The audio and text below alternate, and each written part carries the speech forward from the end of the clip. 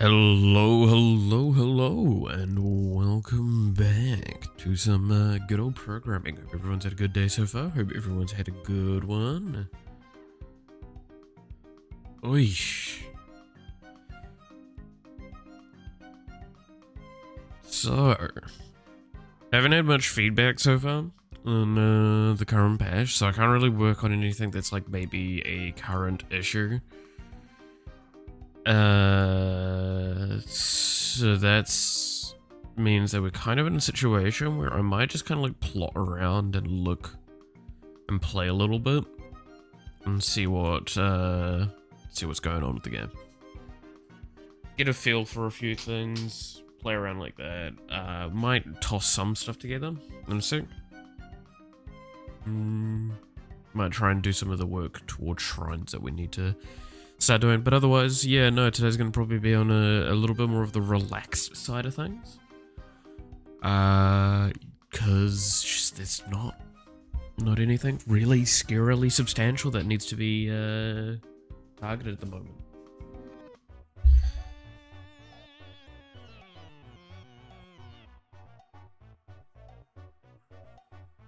Yeah. You know what I could do? Let me go check my asset stuff, because I want to see if I got something finished or not.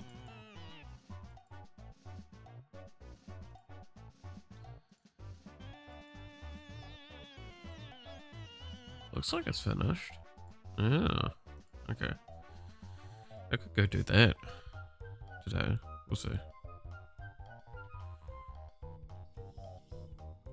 Who do I want to play? I kind of want to play someone that's not Iron Mouse for once. Not because I dislike Iron Mouse, but just because I feel like I've been playing her a lot.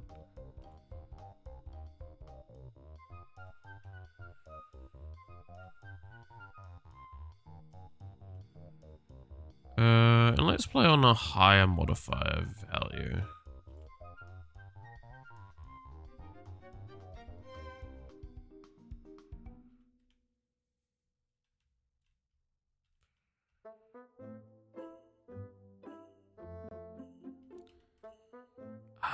Wow, that is...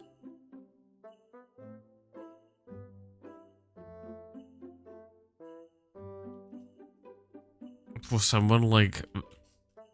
Yeah. It's gonna be a rough beginning, but like, holy shit.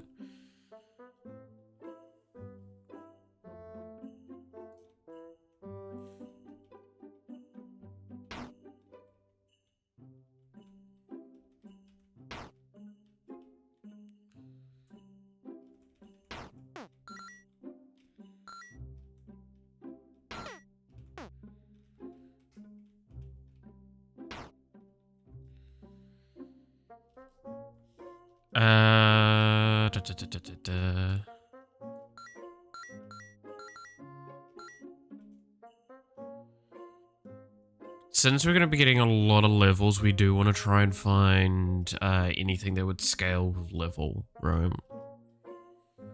Or scales with like end-game resources. Demon Umbrella is definitely one that scales like quite well into the late game.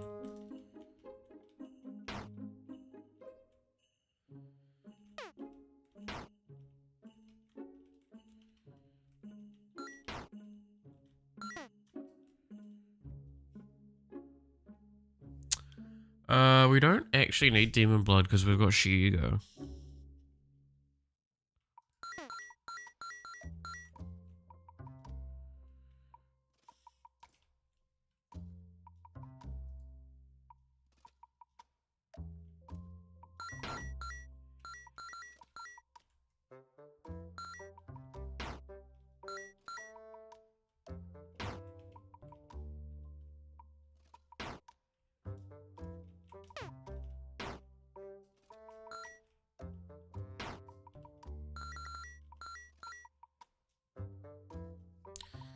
Okay. Gushing also scales pretty obscenely.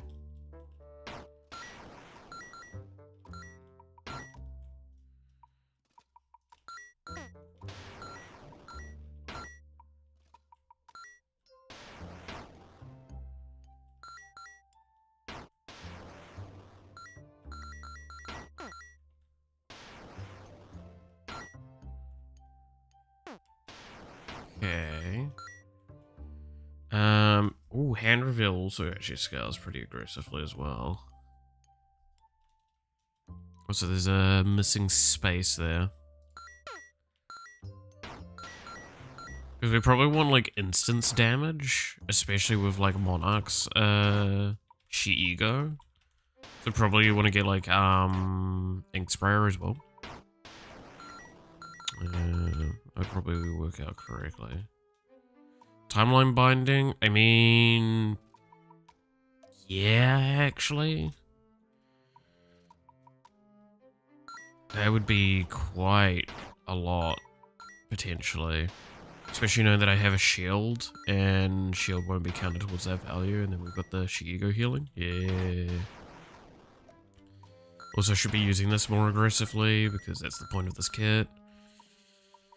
Kumichao, don't really want. I'm just gonna actually level that up further. I actually made a comment about this on, like, my deep dive, on Twitter I did. Where I'm actually kind of, like, conscientious of the fact that, like, area is pretty common of an upgrade that I've approached, and admittedly, that's because I don't... It's hard to explain.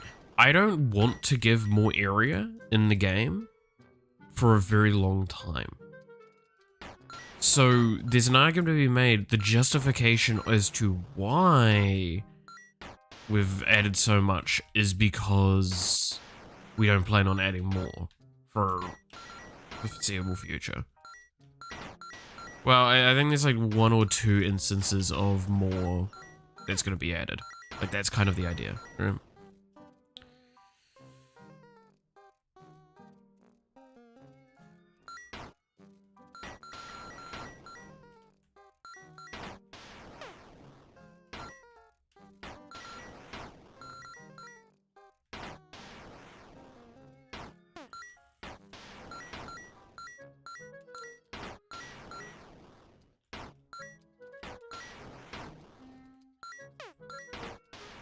Also, I'm not the only one that thinks that that's not resetting correctly. Yeah, okay. So, Monarch's assist isn't got the reset code in it. That's fine. We can resolve that shortly. That is a bug. Don't know if I'm gonna get it done before we leave. So that's probably a bug that's gonna have a hotfix next week for.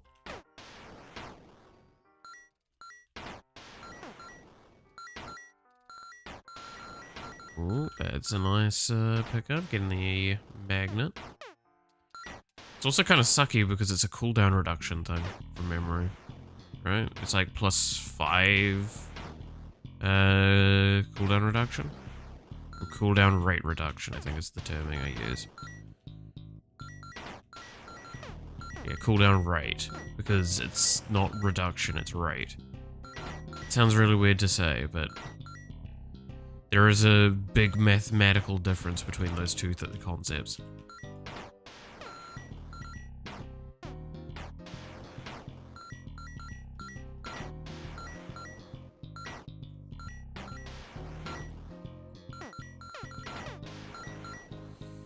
This is not a good boss for Aura, is it? Gonna have to consider that long term.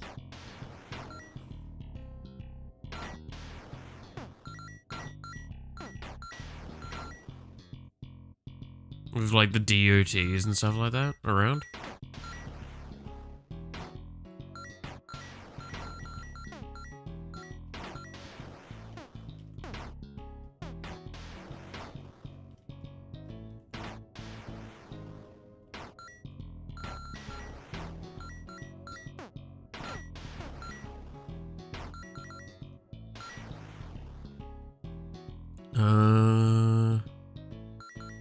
Get more hand reveal, more damage. Like at this point in time, I'm lacking damage.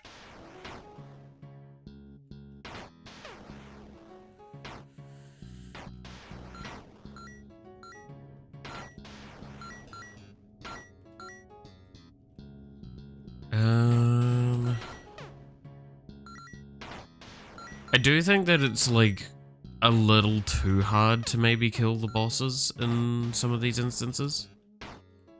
Especially like this. And this is showing me that maybe the boss is a little too hard to kill. Because like, how early it turns up and how much damage I have available to me, I'm feeling like I'm not doing. To be fair, I don't have that much in the way of like big damage things for it. Also, I feel like, no, I think the EX is hitting it and it is doing the damage. It's just so small in comparison to the health bar. Because I calculate it so high.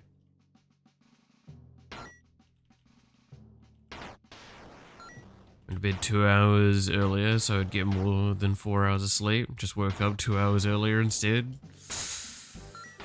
I mean, that's a sign that maybe that's how much sleep that your body wants, right? Which is never a fun time.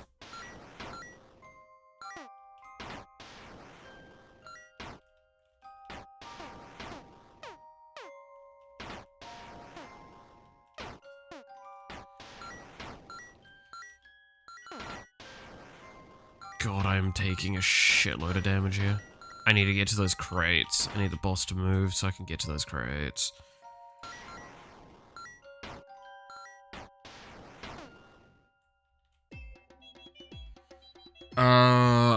Honestly, it's tempting, but no, we need to try and get the Aura Slash further along.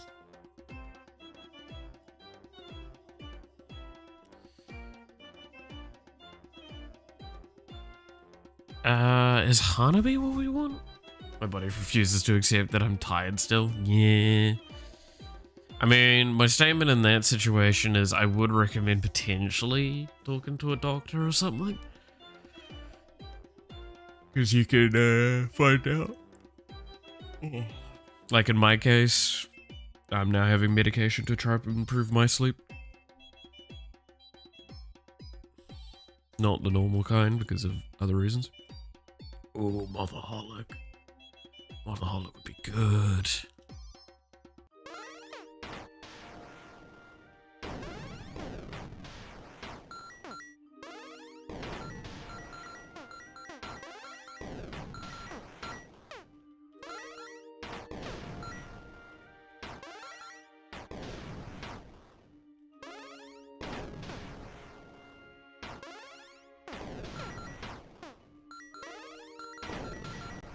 Oh, not Mothaholic, sorry. What is it called again? Moth Goop. I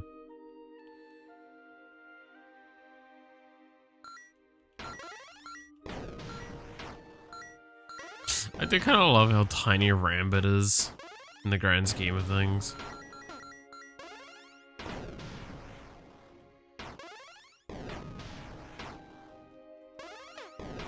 Little Rambit running around doing his best.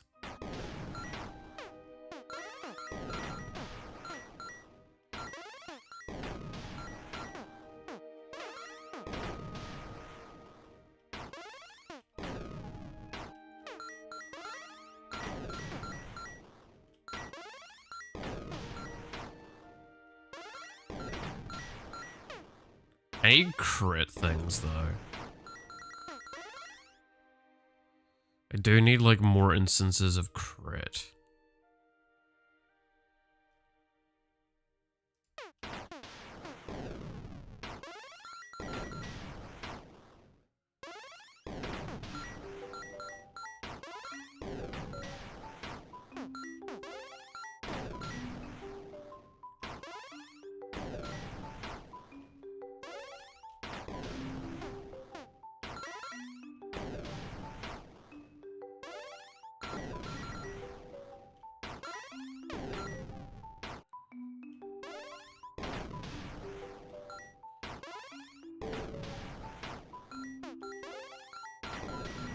Yeah, so I'm getting a feeling that the boss is just too tanky under most situations.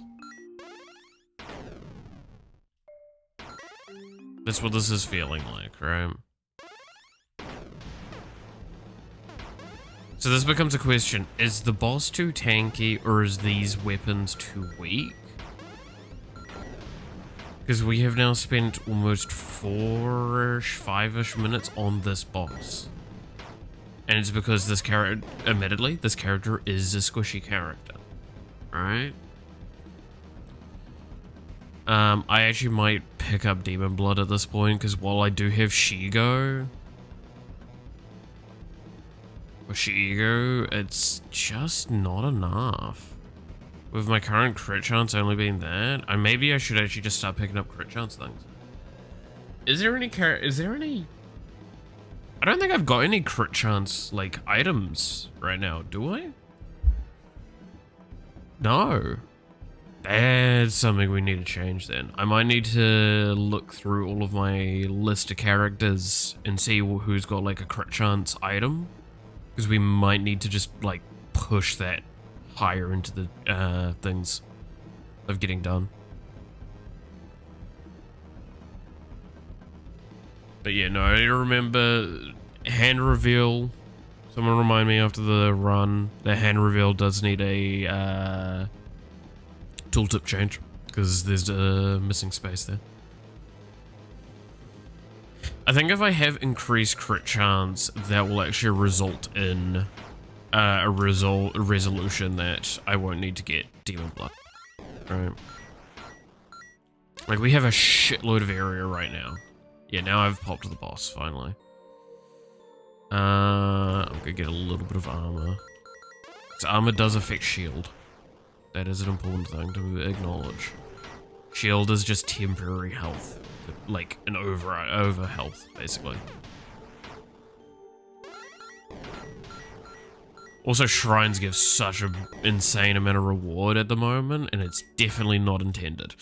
But I'm gonna leave it for now while I'm... Ooh. That's tempting, but I don't know if... I don't know what items I want to, like, clean up the end of this build. Is the thing. Like, what do I want to finish this build off? Reflection would be good, actually.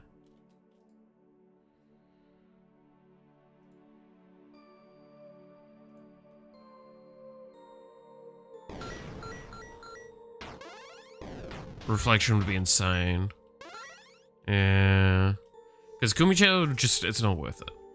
Also, something I'm wondering about, if people that are testing the game, tell me how Kumicho feels in most cases, because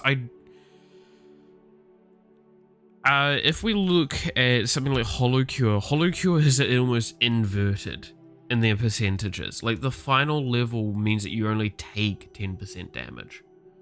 I'm trying to decide if 30% of the damage you take is stored over time is enough for its, I think, final rank. There's a chance that maybe it's just not enough.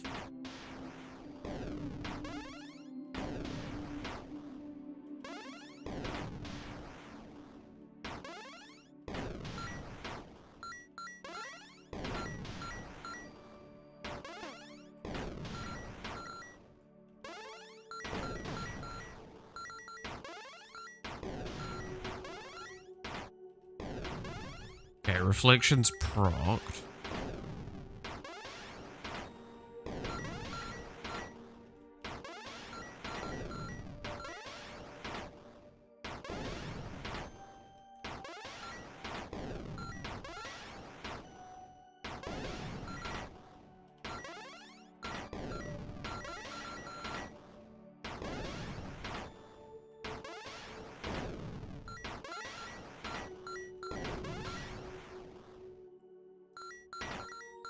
Alright, Aura Slash is now its, like, OP version.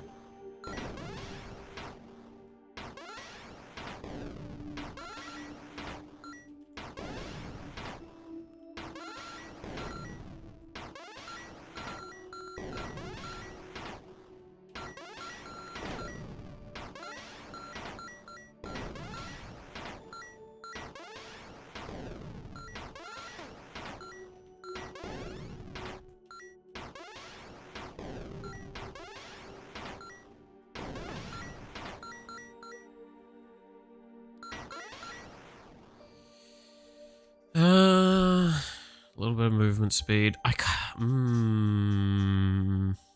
No. I don't know what I want for my last 2 items.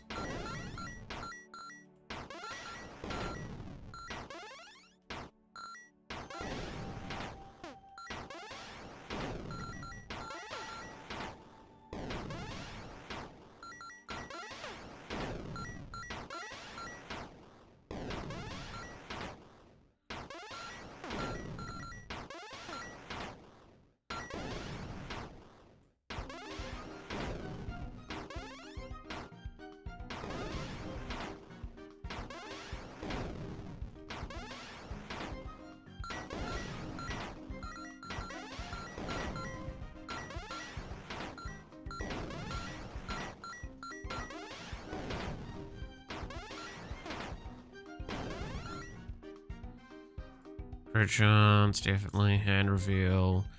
I guess demon blood would be probably worth it at this point. Because it will just be that last little bit of healing for us.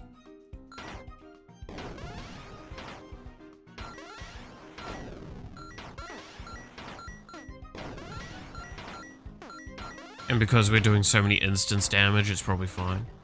Yeah, see, like, this party animal's feeling a lot better in terms of damage requirement, right?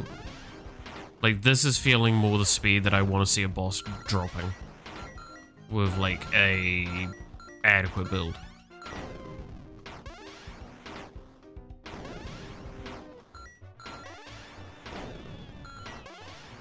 Yeah, look at this area. This is what I mean by, like, I'm kind of wanting to keep an eye on area because I think it might be a little too high on average.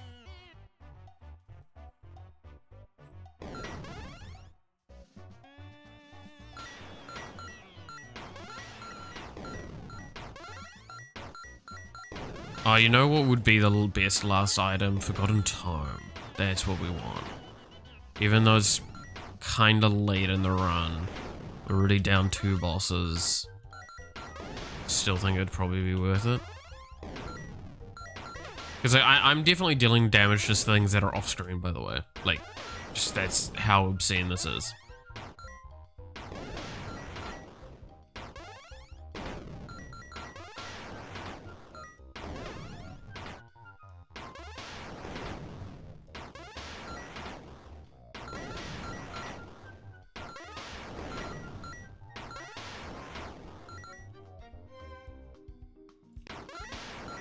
I should start using banishes for,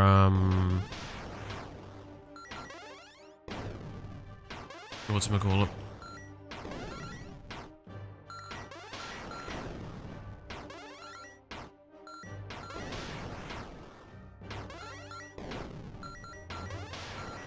The items to try and find Forgotten Tome easier.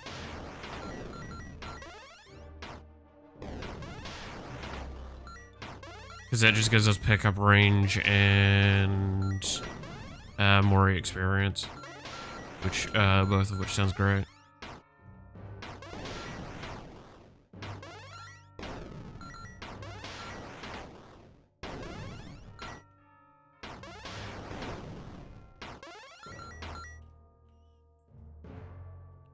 Venue. Pick that up. Can't bin from here, which is kind of sad. More damage. Moth Goop maxed out. There's Forgotten Tome. Forgotten Poem, sorry. Pickup range and experience.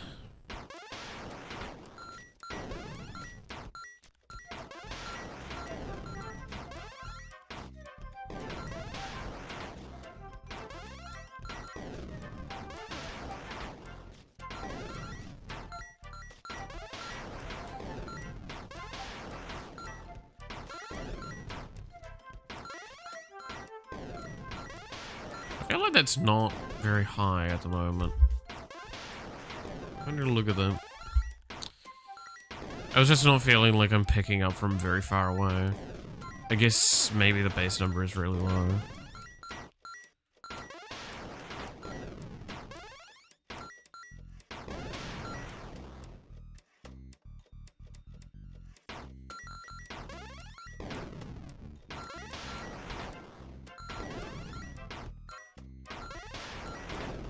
Now keep in mind as well, like this run is definitely an extreme measure when it comes to levels as well. So that's an important thing to keep in mind. Also, bosses do have higher armor in this slightly, because all enemies have higher armor. So that's also an acknowledgement that needs to be made. They're also faster than normal.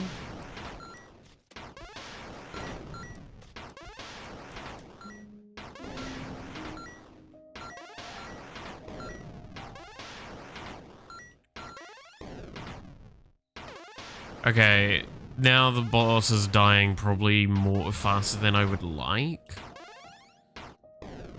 By a little bit. Admittedly, this build has kind of hit like critical mass, so there's an argument to be made there. And the game is lagging a little bit.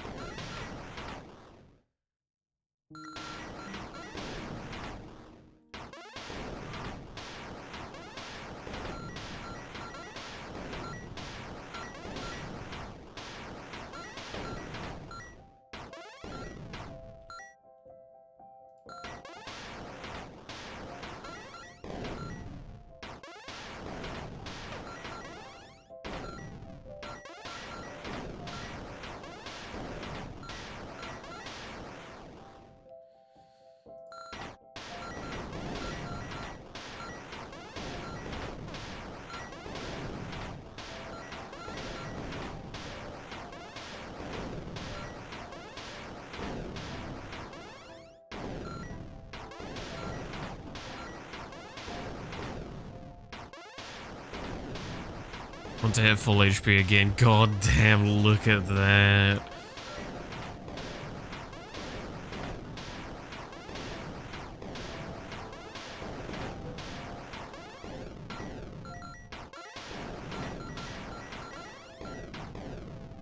That's so much area we're getting from that. Because it's 100%, right? So 100% of our cooldown rate, which is 200%, so everything's twice as fast as it's normally supposed to be. So that's a lot of damage and area ramp that we're getting.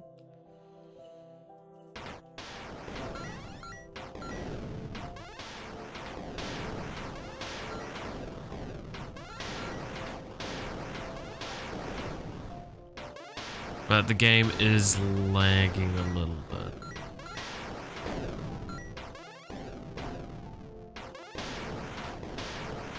I can't actually see the time well because the fucking shield value is over the top of it. We still need to actually like fully adjust all of this to be correct. The player UI is still jank. Since we shifted it over.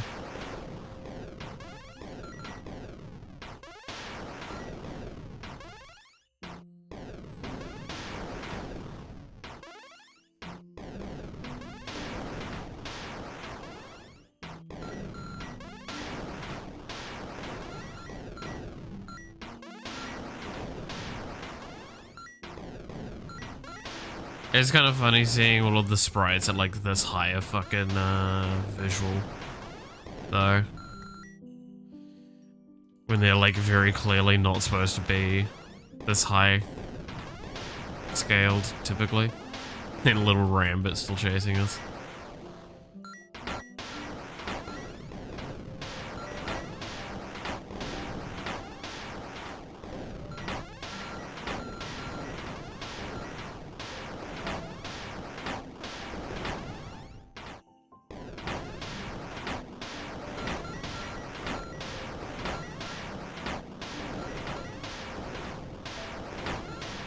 Cooldown rate do I have? It's just, yeah.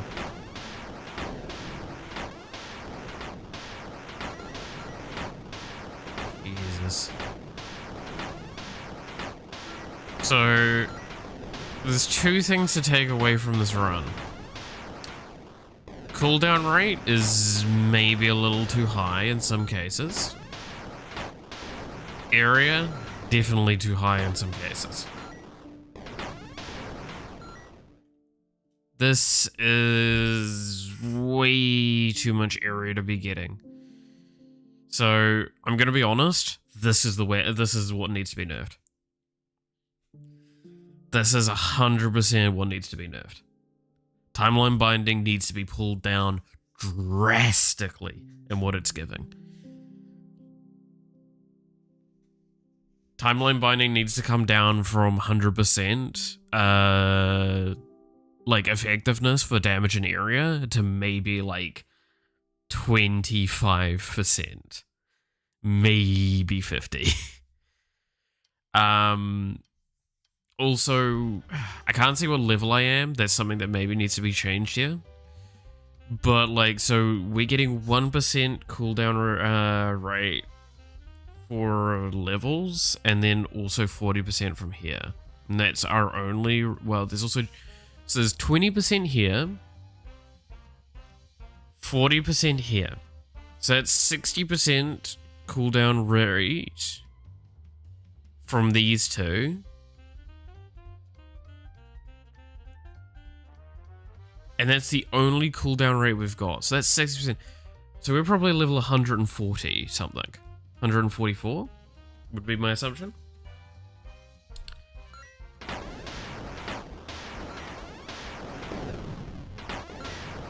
Wait, what?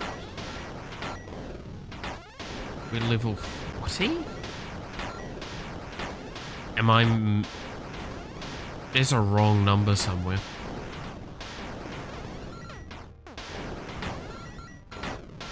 We've gotten more cooldown rate than we should be.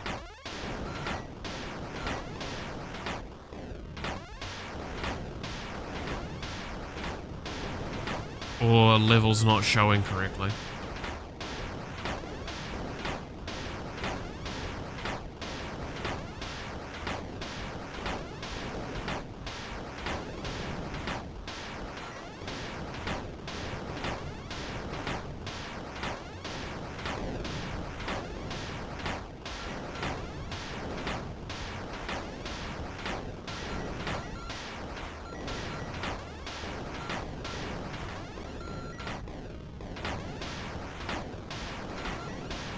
Because if this is the case, I should only be getting 20,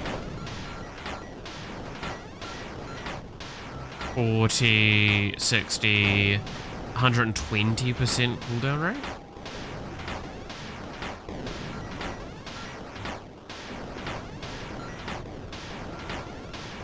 Yet, according to what we were seeing there, we're getting something closer to 100 from somewhere. Though we're definitely getting more than we should be from somewhere. What it's giving it its wrong value though.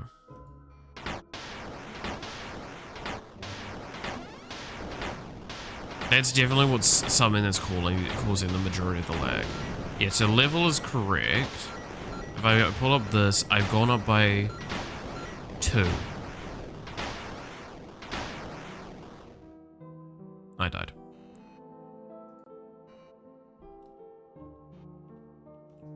And now the game is super fucked.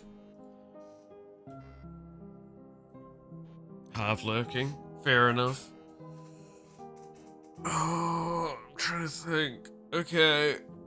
So... potentially...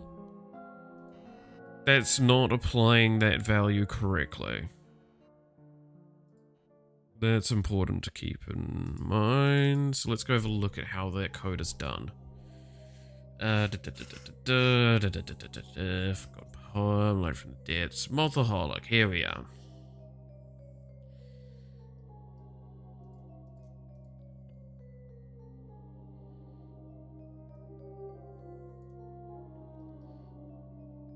So it looked like I got 2% from this.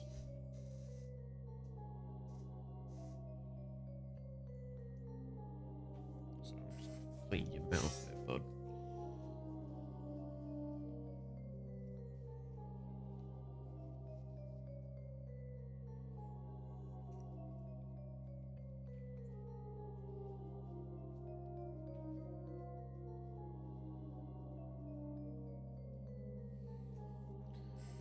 Alright,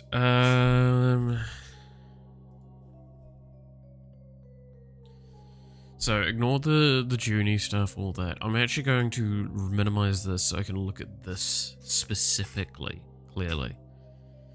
So this should be 1%. This should be...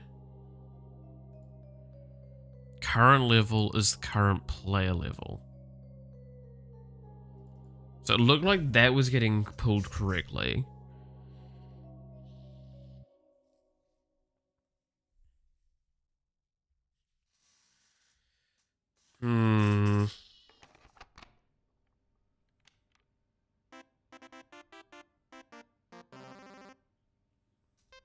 Honestly speaking, this...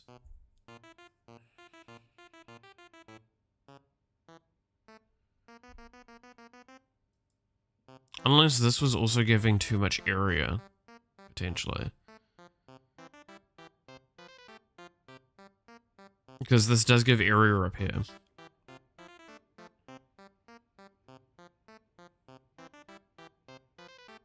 No, it doesn't look like the calculation's wrong.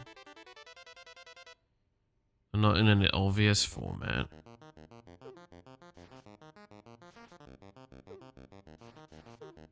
To be fair, I think one of the correct things to do is to actually transition this design away from...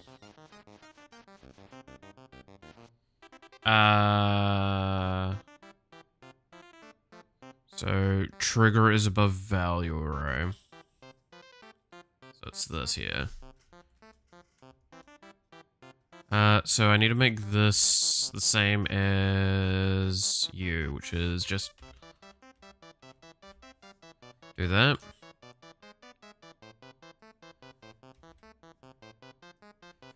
This is probably the correct thing to do, because this is going to probably cause a little less lag as well. What I have just done is I've made this that... No, that's the wrong one, actually. I think it's leveling is the term for it, no?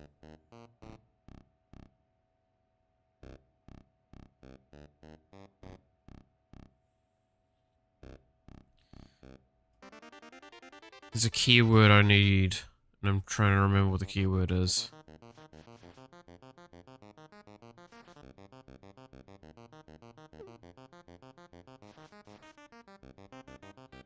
I need to go look at upgrades. So what I'm going to do is I'm going to transition it so whenever we level up, it will do this. The thing. The problem is...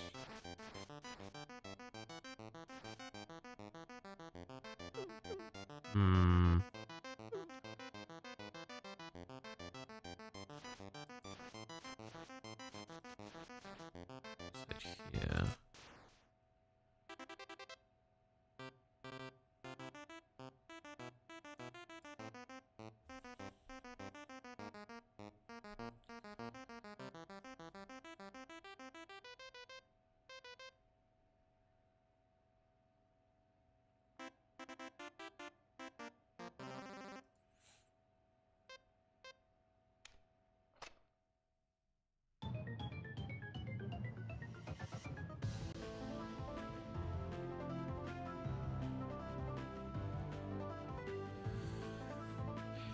Okay.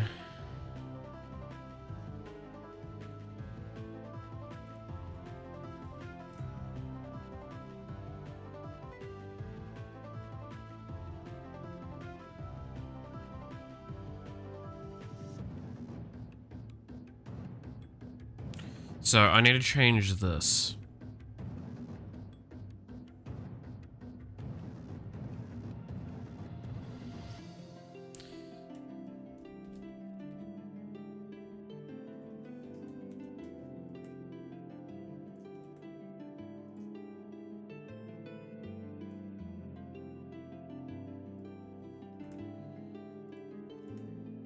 And then we need to yoink this code again.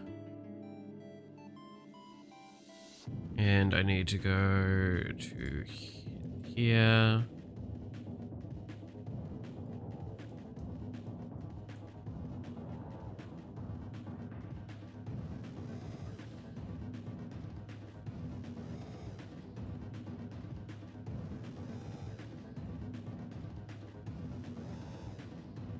No, that needs to not go here. It needs to go here.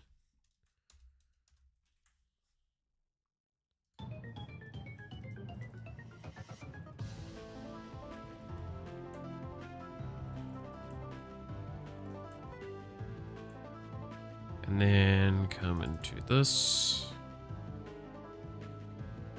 and change you to that.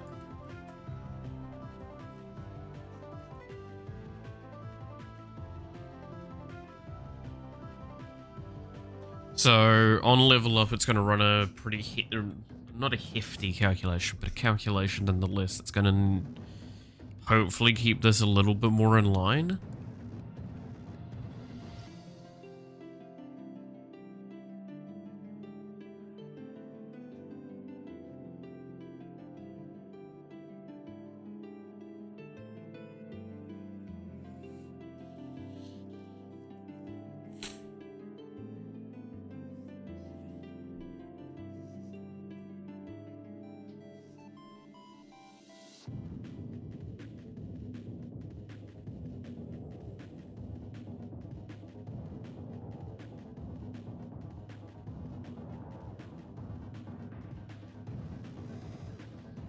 So this value 3, which I think is just amount, starts at 0. When you level up, it'll check if it's not 0.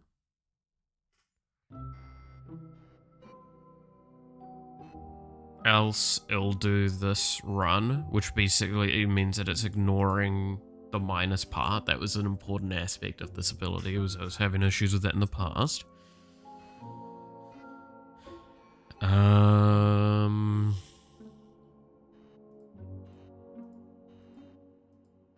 Yeah. I do want to smack timeline binding though, very quickly, because I do think that that was giving too much. Yeah, hey, how's it going?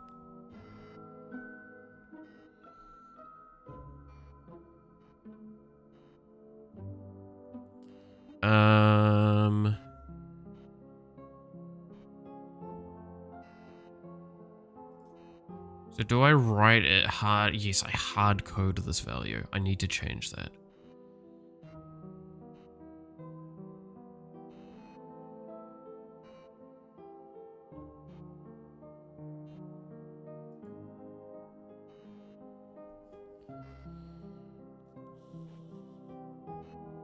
So we're going to change this value to no longer be hard-coded. That's what we need to do.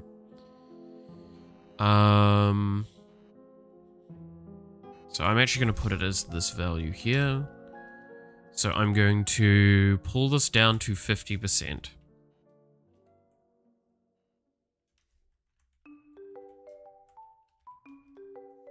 So skill value 0 is what's going to be the modifier.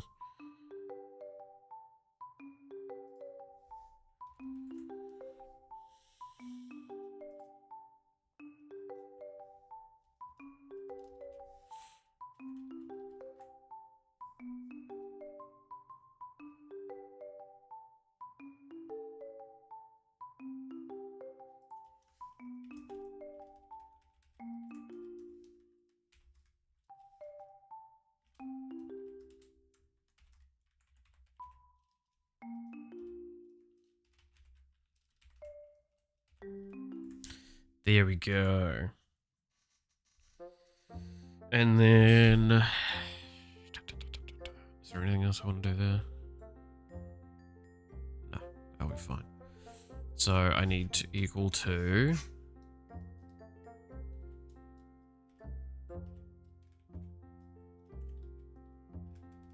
Actually, this would probably be easy enough to do like this. I'm gonna need 3. So I'm gonna need that one and that one. Then it's value 0 hash %, I believe is what I need to write in for it. While I also remember weapons, we saw that whatchamacallit, there was hand reveal. You are missing a space here.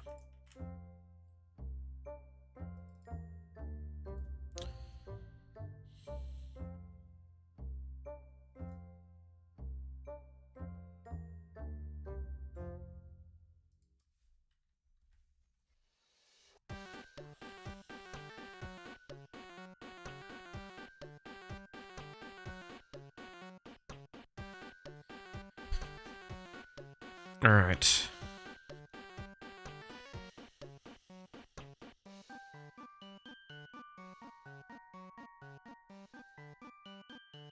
$10, $15, 20%.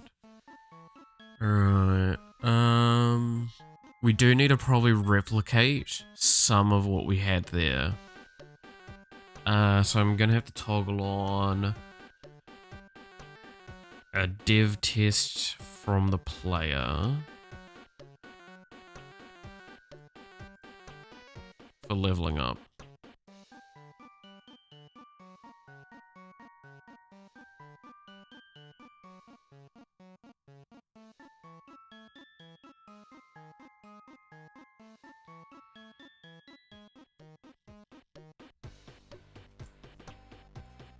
So we can just get a little bit of control over what we need to do.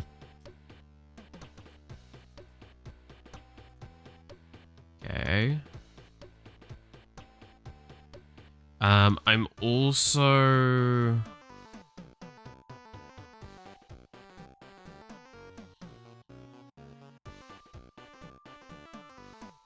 Yeah, it'll be fine. There was one other thing I wanted to hit really quickly while I remember, and I feel like I may have hit it once already, and I'm gonna probably just hit it again now quickly.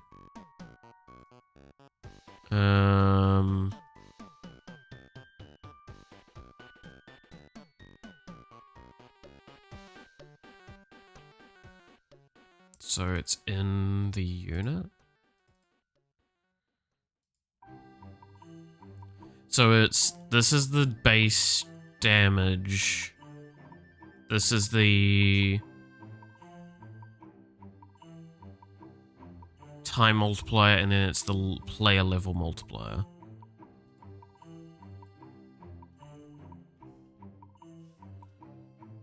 So this is every minute, basically? Yeah, to every minute of multiplier.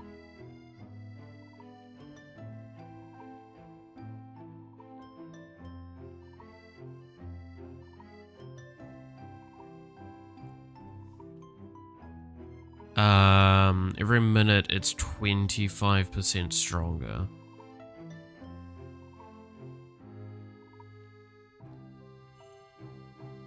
So at 10 minutes, that's 2.5 times the base value for damage. At that seems a little too much. More reflection.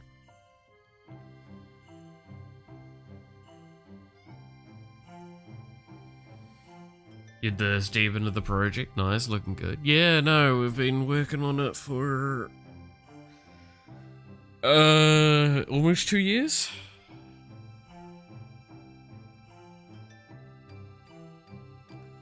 I'm trying to think. Yeah. It seems a little too much. More than I think on this.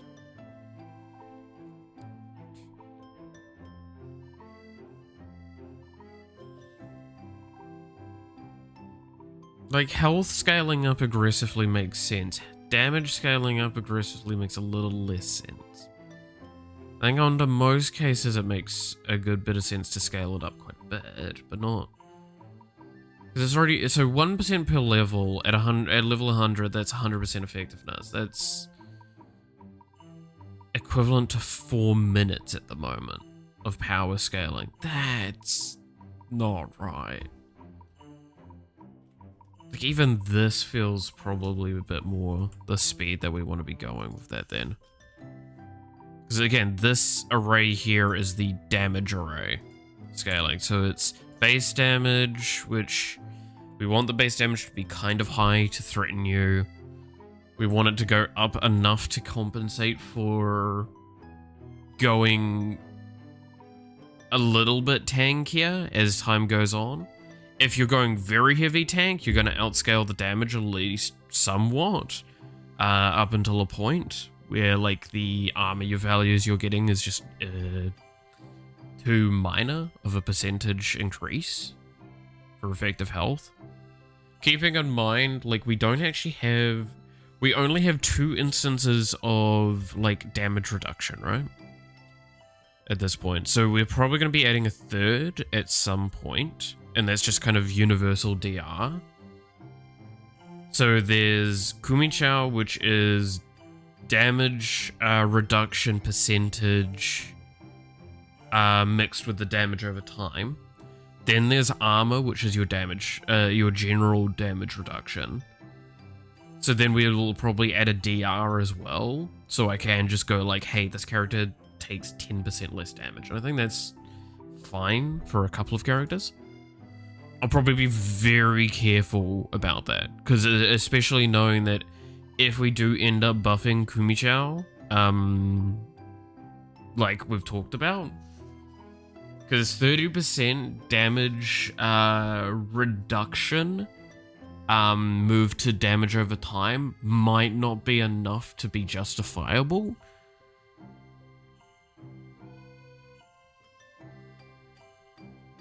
I think it's enough, but maybe it's not. We will see.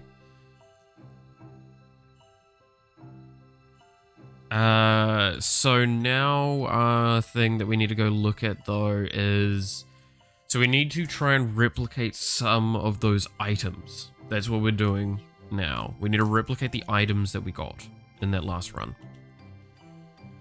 to see how it looks in terms of some of the stuff. Oh, also we need to fix compounding timelines. Alright, so let's get rid of her inherit stuff.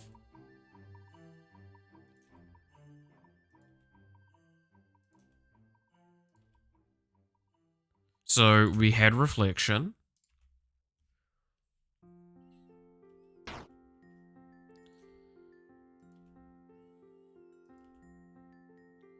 We had Hanabi.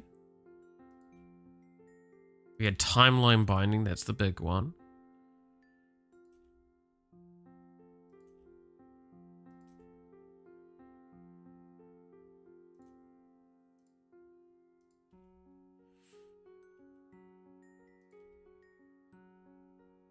Mothaholic. Moth Goop.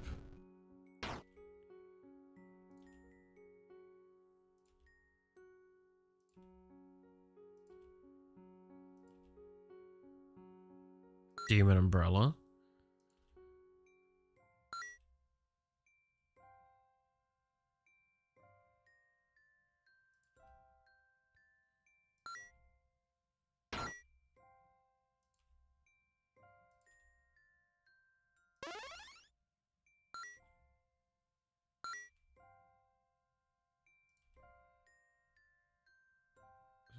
Sure, a little bit of increased damage.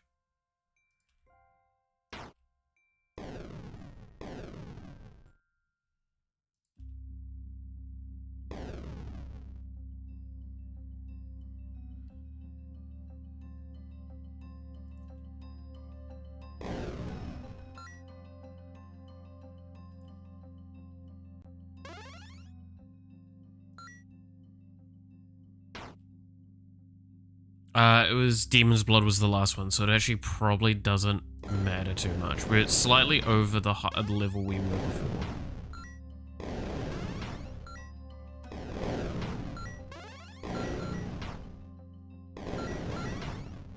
So if I look at this now, the cooldown rate is significantly lower.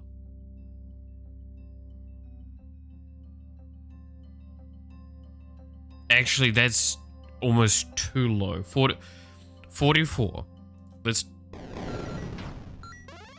That means Multiholic's not doing it correctly. 20%. 20%. And that's triggered, so now that's 40%? Yeah. So Multiholic's not giving the value correctly.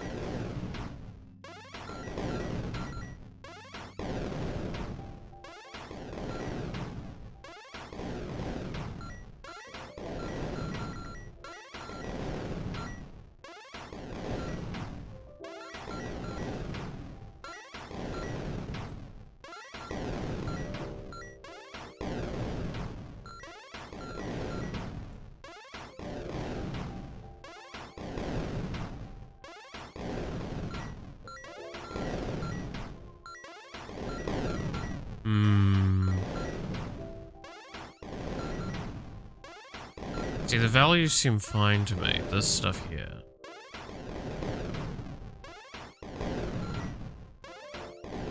Level 60. Results in 89.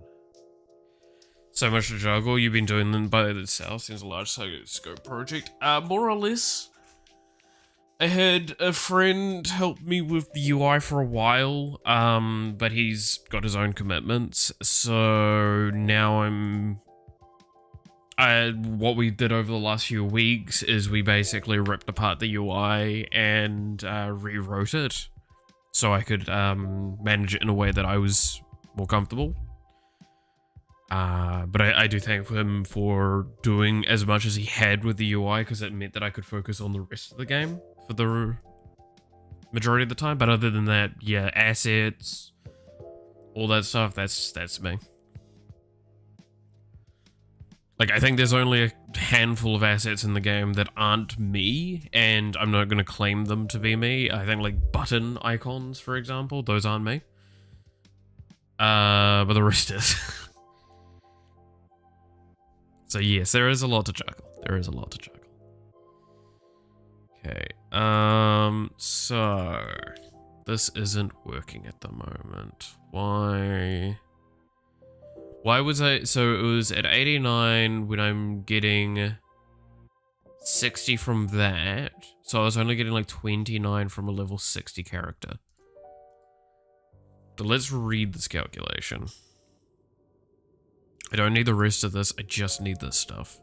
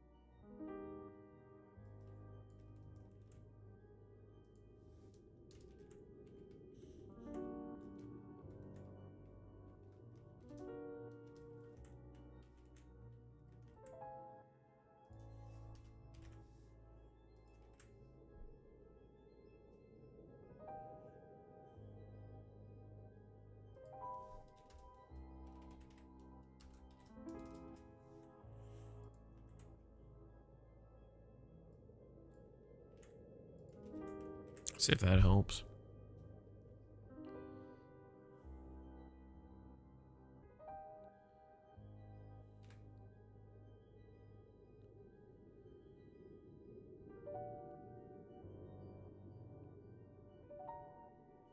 Hopefully that, like, I mean, there's a few things I need to track, and it would be smart if I did. I don't think anyone was paying attention to whether or not it was actually increasing per level correctly. So we know it's Junie's item doesn't seem to be working correctly.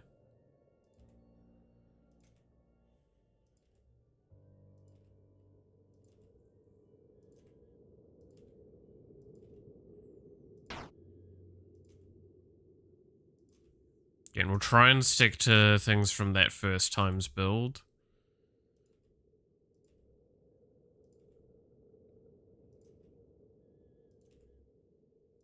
Prioritizing the items where we can.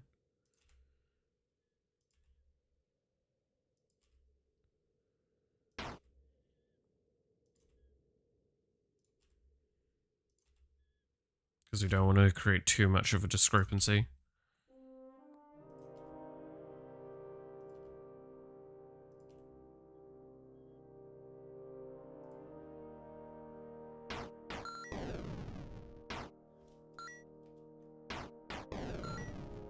Interesting.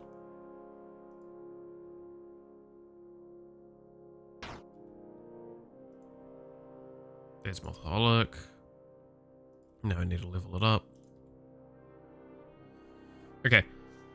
66. We're probably getting 20 from this. I don't think Reflection's triggered. So that means we might be getting 46. So if we level 46, we're level 49. We're missing 3%. I'm just gonna stay here because we'll probably get the passive kills, like the kills pretty passively.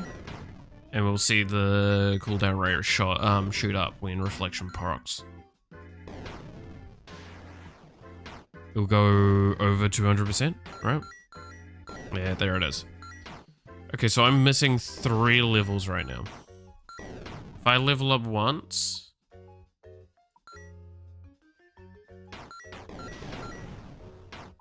I am missing levels. I'm missing values here. If I click this now, nothing new. Area is 5, so I'm not actually getting anything from Motholic. Like, at all, at this point.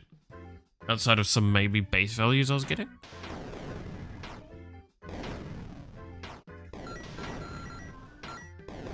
Because I'm not getting any area, but I'm getting a shitload of movement speed, which...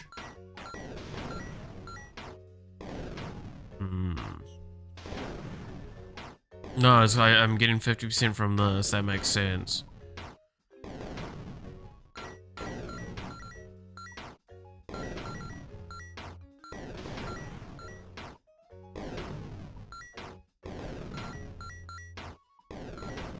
Okay, cooldown rate's not coming through fully incorrectly. Also, I just saw...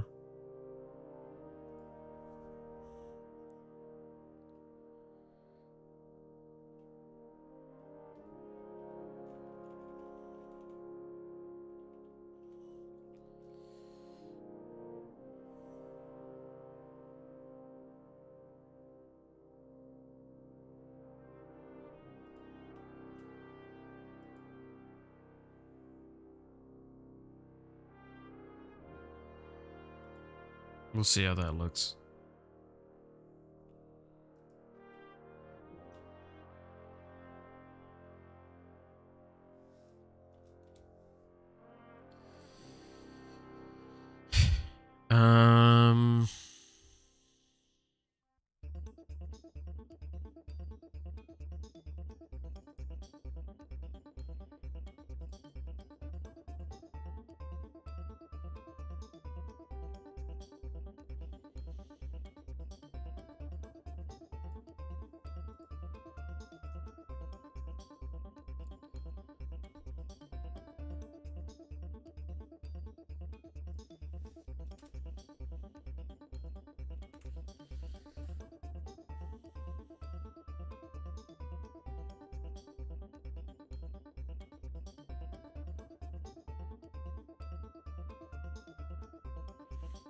Okay, so I have a way of checking this then pretty easily.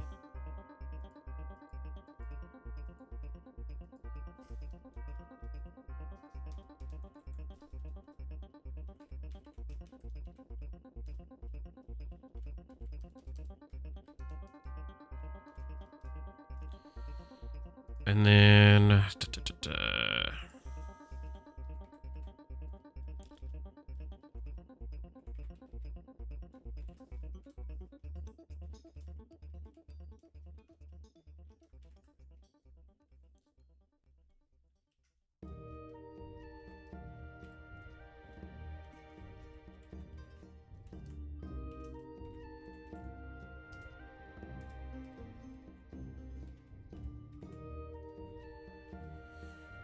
Value.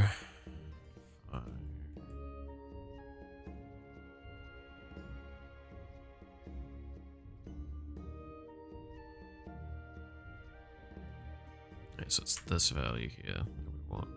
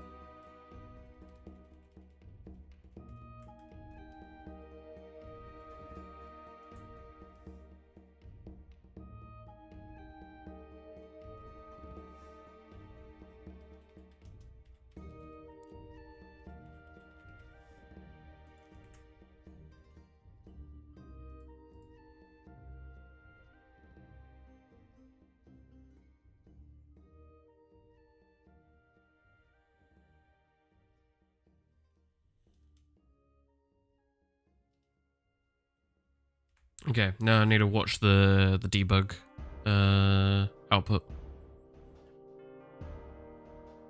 It was going to take a drink.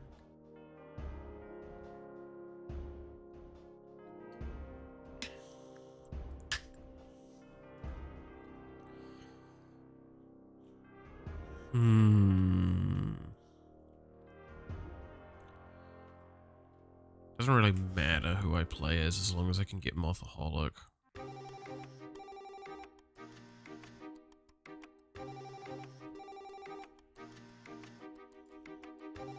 There we go.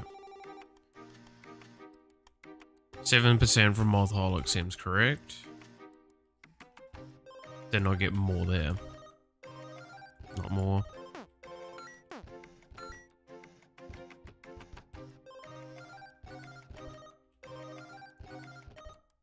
Yeah, so it's not re-triggering.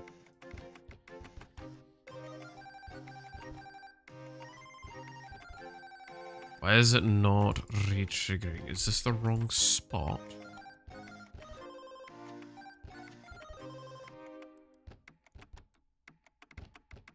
Icon something value.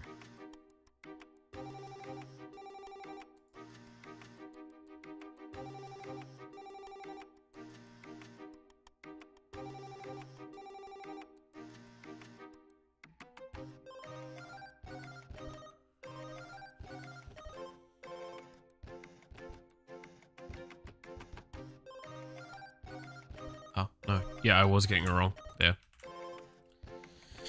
Tracking so many weapon stats and abilities that all interact, very ambitious. Looking at this reminds me of one of my favorite RPGs of bugs. Good luck. Yeah, it does have that. I mean, there's a reason why I'm just playing a little bit of it right now. We've had a recent release, and now I'm just kind of like going through and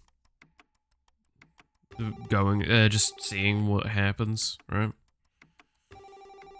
Okay, this means this should now trigger whenever I level up if it's in the queue of things. So again, I'm looking at that debug menu in the very bottom there. So we're looking to try and find...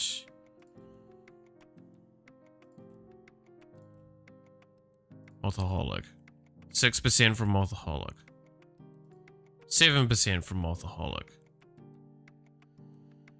Is this correct?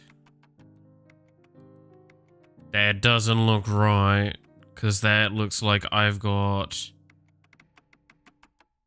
19%. That's 27%. That looks like it's adding it. Now.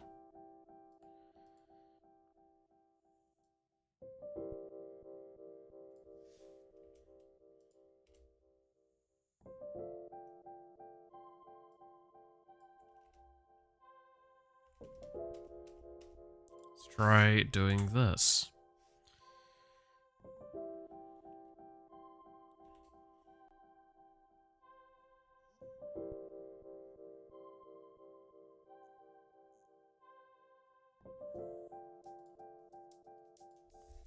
Oh, that's why.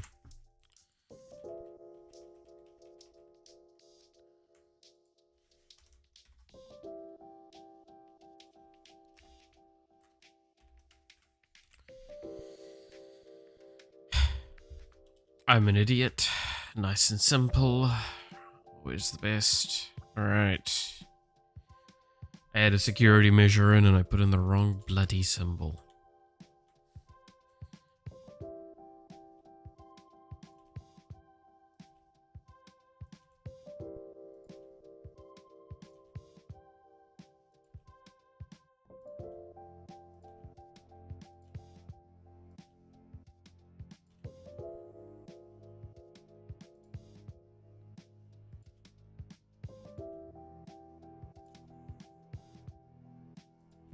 Going for things to level up fast so we can try and find it as quickly as possible.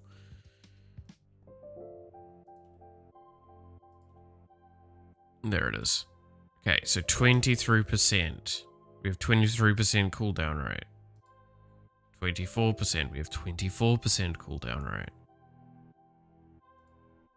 25. 26, and now if I go into here as well, so this is giving movement speed, so we've got 26% bonus movement speed from that. What is Iron Mouse's base movement speed again? Fuck, I can't remember. I can look later. But 29, it seems probably right.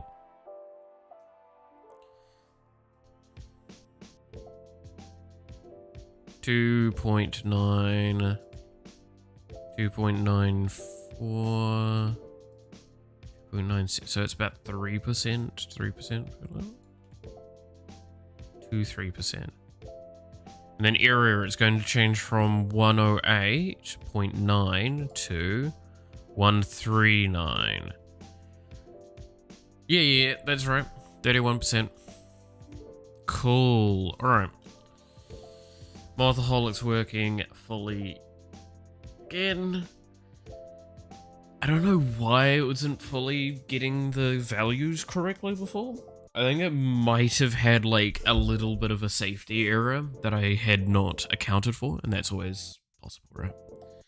And then yeah, timeline binding, getting a massive nerf. I'm gonna have to kind of start writing these down.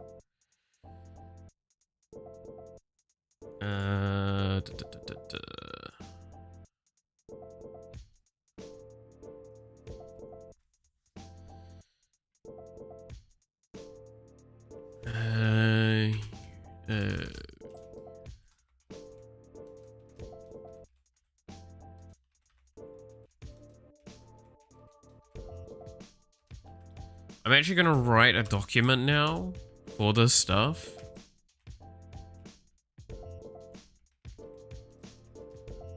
So I can pull it when we go for the next update.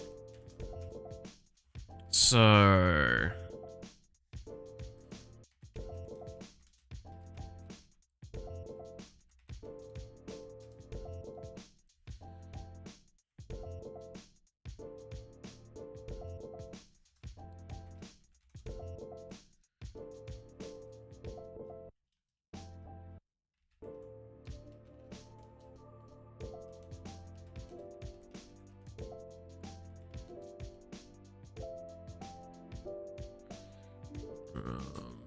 timeline binding from 100%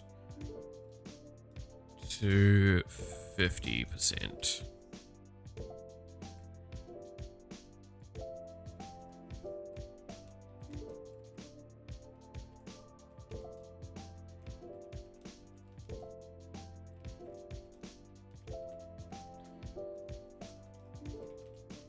Now, another bug we did see was compounding timelines didn't work.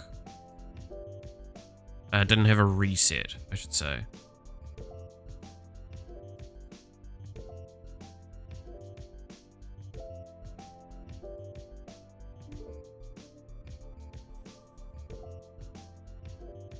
Okay, so it is inside of her unique code.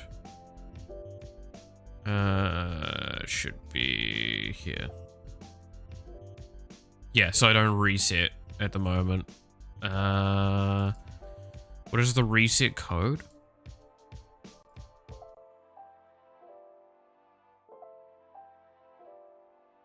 There.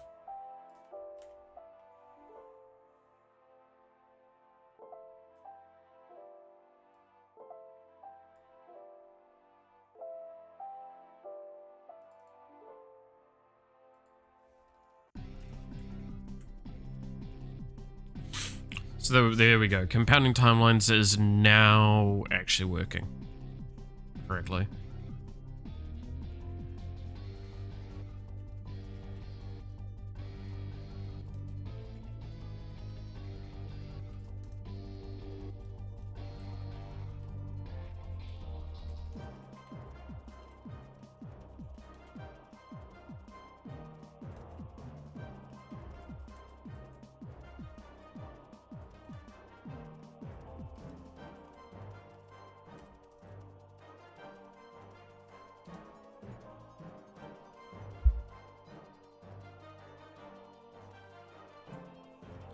Actually, I'm going to move the multi-holic statement from balance changes to bug fixes.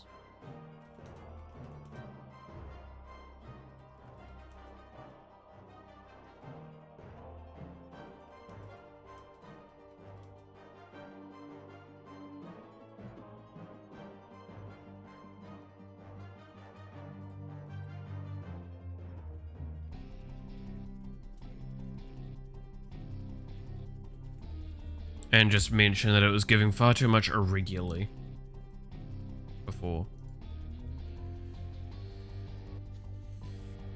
Cool.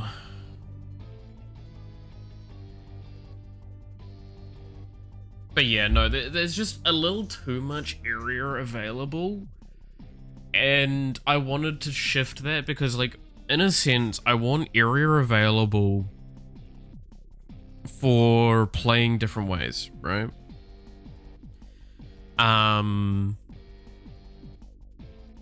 So at the moment, if we pull up paint, so we can kind of like have something to visually look at while talking about this statement. It's always a good way of doing it. So there is kind of... There's a few different builds at the moment. There is kind of like the how do I describe it? There's the tank. There's the bruiser. There's cooldown. And then there's like scale. Now this isn't the only ones I ever want to do. This is just what we've got at the moment, right?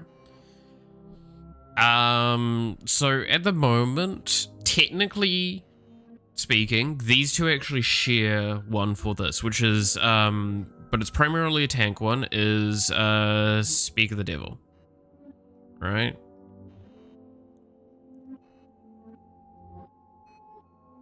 Which is Iron Mouse's item. So that item gives armor, it gives area based on health, area, and health regen. Gonna hang out for a while. Always good to see you now. But yeah, so that's what the tank area ability is. And this carries over into Bruiser. That's fine. Cooldown. That's where we get timeline binding. Right? Whoops. Which timeline binding gives area and damage based on your cooldown reduction, cooldown rate.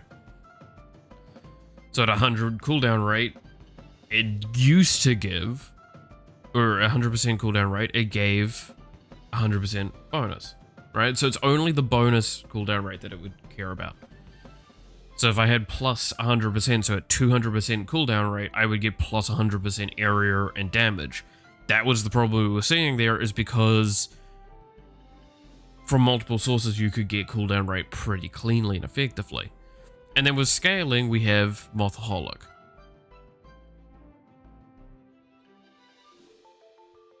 Alright?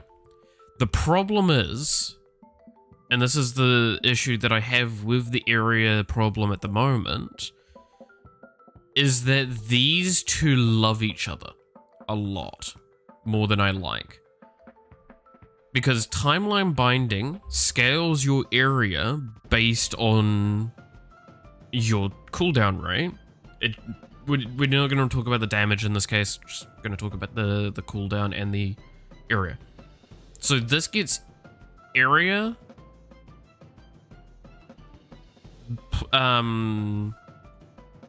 plus from cooldown. Right? Mothaholic per level gives you cooldown. Whoops.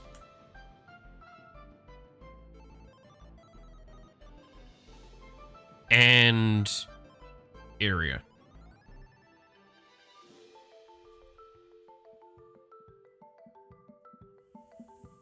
I feel like this would need a spreadsheet. Honestly, I probably should start setting up spreadsheets for figuring out, like, what abilities should affect where and all that. Like, what fucking Warframe has for, like, its power strength, duration, range, and all that. So you know what affects what. But point is, this is the problem. Is that was where we were seeing this overlap is too consistent of a way of getting this stuff. So that's why we've nerfed timeline binding down from 100% effectiveness to 50% effectiveness. This should mean even with these two in conjunction, it's not obscene, and without them together, it should still be fine. Because it means timeline binding still likes you getting that extra stuff because it will push your values up just that little bit more. But realistically now, without including Mothaholic, there is only about 60% cooldown rate that is available in the game. Not including compounding timelines or anything like that, right? If we're just talking strictly the items that exist in the game and stuff like that, there is only 60% available, and one of that is conditional. The other bit of it is already on timeline binding, and that's 20% of it. With that being the case, this leads us to a nice situation where on a cooldown build that doesn't get Mothaholic, which you do have to spend a slot for, and a few levels, and it does require leveling to get it, so you do want to probably have, like, Forgotten Poem to really optimize it. This is only getting 30% damage in area, and I think that's an adequate amount. With this, because it's only 50% as well, it means that you're only getting 1.5 area from this instead of 2 area, or 2 times area. That was the issue, is you were getting 2 times the area from this and all of the other bonuses. So again, timeline binding makes Mothaholic more valuable when it's active. That's the other problem, is it needs to be active. Timeline binding does still have the condition that you have to be at full health. That was always the intention with it, is it was supposed to be a way of kind of limiting its power ceiling. The problem was, it was too good. That's what we saw in that first run. Me and maths, yeah. So, hopefully that change should drastically improve the feel of that kind of pace of combat. And it should mean that, like, area stacking isn't as potent. Which is good because, like I said, we don't really have more area coming into the game. Like, if we go through our current list of characters, right? So, of the ones that we're going to immediately be working on in the near future, there's no area bonuses in Matara. Cinder, I don't think, has any area bonuses. She does scale of area pretty well, though. Mume has not got area. She is all about, like, damage and, cooldown. Yeah.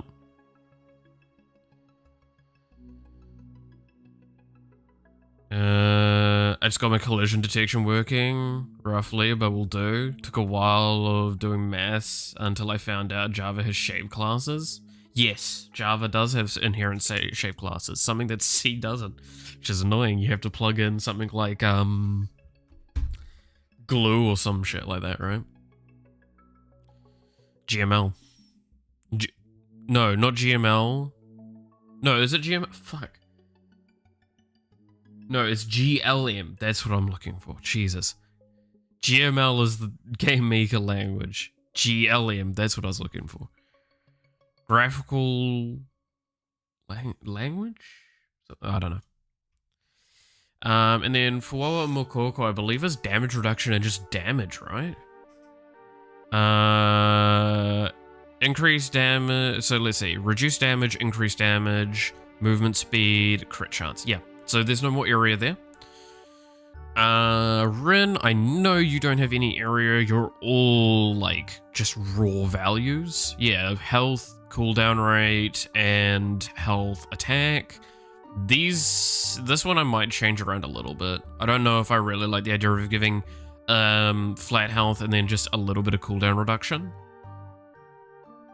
Because this is just 5% cooldown rate. That just is only 5%. I could turn this into damage and make that a little bit more of a linear evolution. Because it's going to be giving health and damage with its bonuses. We'll see. I think Melody might have area. I know she's got pickup range. No, she does not have area. Cool. Onigiri is more pickup range. Yeah, because that was the big thing. I'm actually a little concerned that I'm going to be nudging cooldown... nudging pickup range too much with these two. That was a concern I had.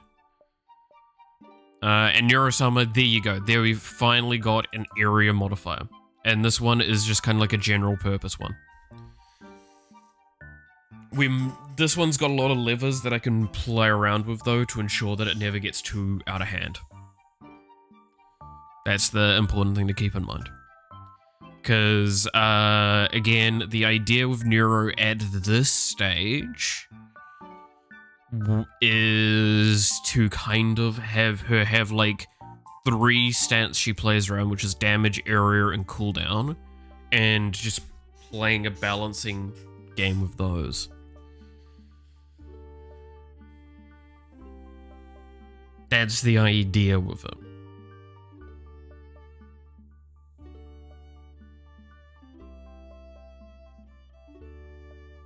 Whether I'm successful on that or not is up for debate.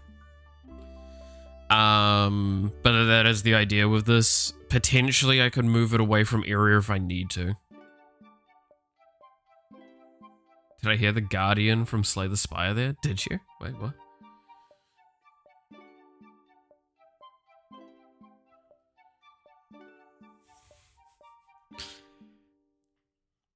I'm trying to think.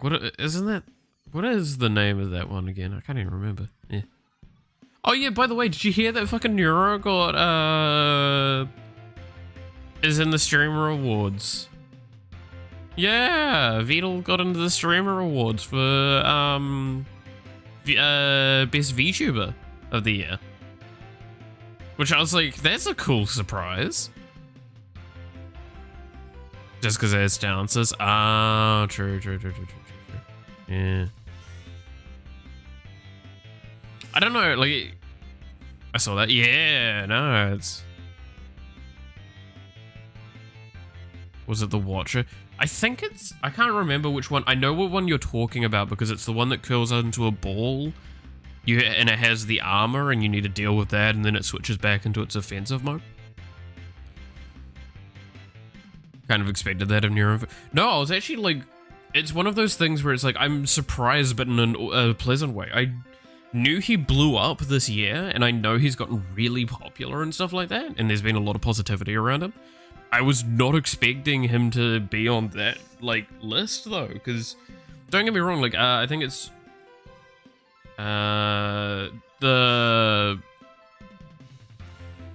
what is it? The Guardian? Oh, no, okay, yeah, you mean, the automaton looking one. Yeah, I think it's the Watcher. Not the automaton, the other one. Yeah, the purple girl. Yeah, I think it's Watcher. Because she has, like, it was a calm something and something. Yeah, that one, right?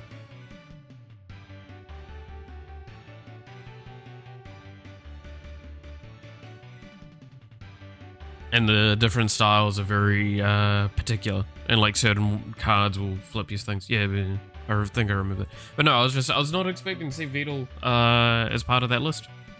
I really wasn't, and I'm really proud that he did. Calm, Wrath, Divinity. Divinity, I remember the best because there's like, that's the one where like if things go well, you've won the game just easily.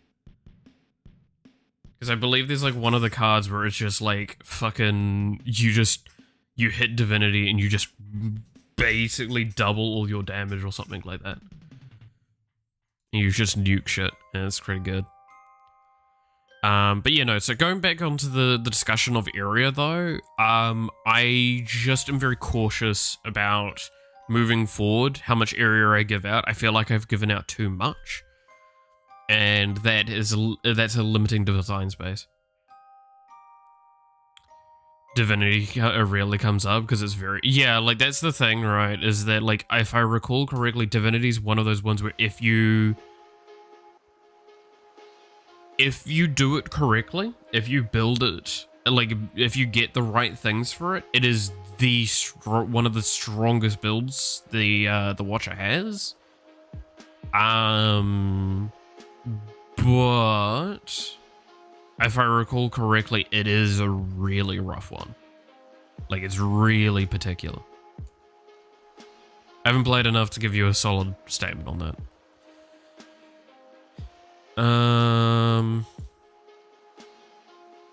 Yeah, for sure. Yeah, like, I'm pretty sure that was the intention of it. Is there any other characters I can even think of that I would have area as part of their, like, mechanic? Like their mechanical kit? Not really.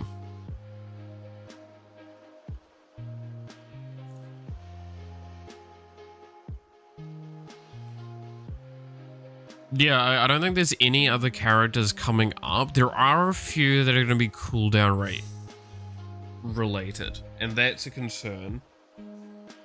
Because we need to be careful with cooldown rate as well. Cooldown rate is another value that can have compounding interest. Range area. Yeah, so again, Vampire Survivors, think on area like that. Area is just, it scales the item up, right? The area of effect of each things. So the size of the weapon. So it's because there is pickup range, and I've already talked about how like there's a lot of that coming soon. When in the next 2 like major updates, I'm probably gonna hit all of my main like pickup range characters. Mume is insane with pickup range. Melody is a lot of pickup range just because she's slow, and then Onigiri is a lot of pickup range in an aggressive format as well. So I'm probably not going to touch pickup range as much as possible moving forward. Just kind of not wanting to, again, trying to avoid compounding values to a point where like, oh look, here is like more area and more mechanics around area. Well done. I'm now at a point where it's like, oh well, I'm just going to build area. I want to give some uniqueness to each character. There's a reason why, like, even though, in a sense, filtered, Neurosama's item is very linear, it is kind of a, like, it makes it so there's a balance game, right?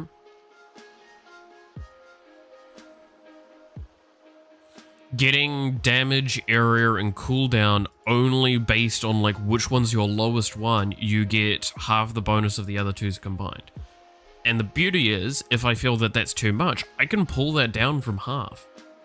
Because that's just going to be a percentage, right? So instead of saying half, I can just say 50%.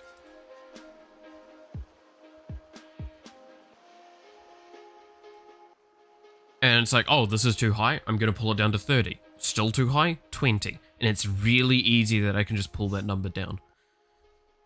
And I'm fine with that being, like, even if it's 10% in the end. Because I think that's an adequate, like, that's an acceptable value. That's the benefit we have with something like this. Because it's a very easy balance tool. That if I ever see it get out of control, I can just pull it back very quickly. To be fair though, again, Neurosama with her passive, is like, kind of meh, I'll be honest. I might change her passive. I honestly, there's a consideration to swap, her ability and her passive around. I don't know. I will see.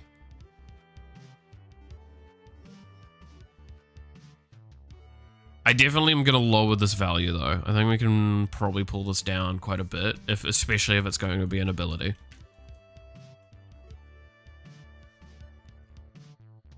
Actually, 10, 15, 20.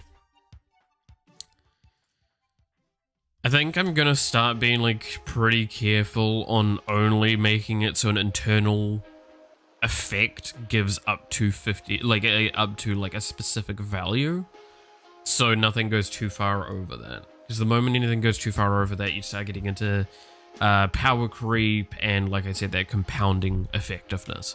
We're already going to be having like synergistic problems eventually, which I'm fine with for the most part. I actually like, again, this is the thing. Could I make this game easier to balance overall by taking a very different approach? Yes, I really could. There's a reason why holocure is actually a much easier game to balance than this is. Because in that, the only thing that's unique to each character is their ultimate, their main weapon, and their 3 abilities that you get. That's it. Sure, they have base stats. That does matter a little bit, but that's it.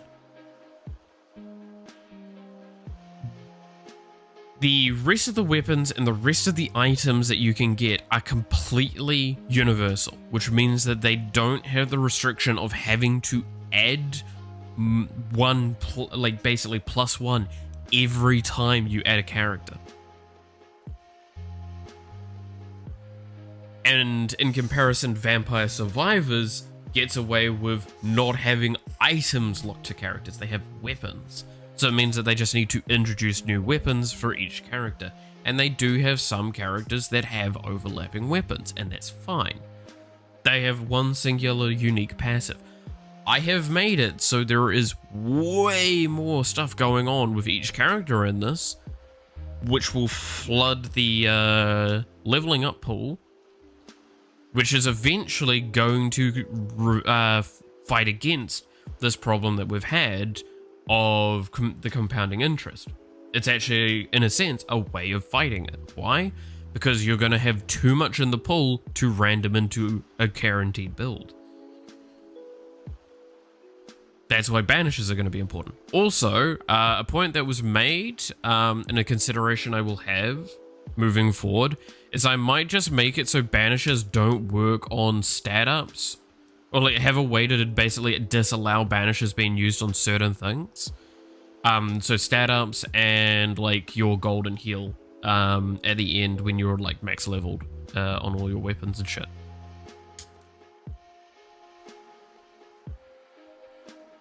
Right? Like I think that might be a solid system to implement. I'm not too concerned about it right now. Oh, that's interesting. Keep saying those magic words, wizard man. Yeah. That is how it works for a lot of this, right?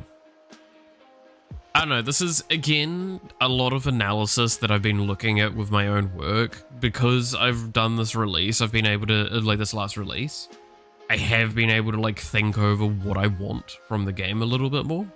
And with the next holocure update coming out very soon, it has been a good opportunity to kind of like think about that game as well, because I've been playing a little bit of it in my free time again. Which has been really good for remembering what I thought was good about that game and what I think is bad about that game. And I'm not saying the game's bad, I'm just saying what is good and what is bad about that game.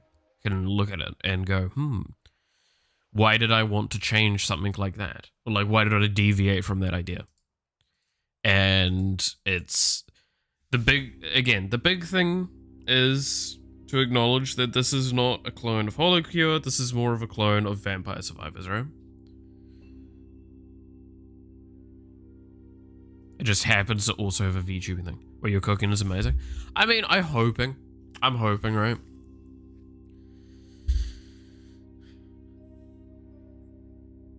I genuinely, in the nicest sense, I really, really hope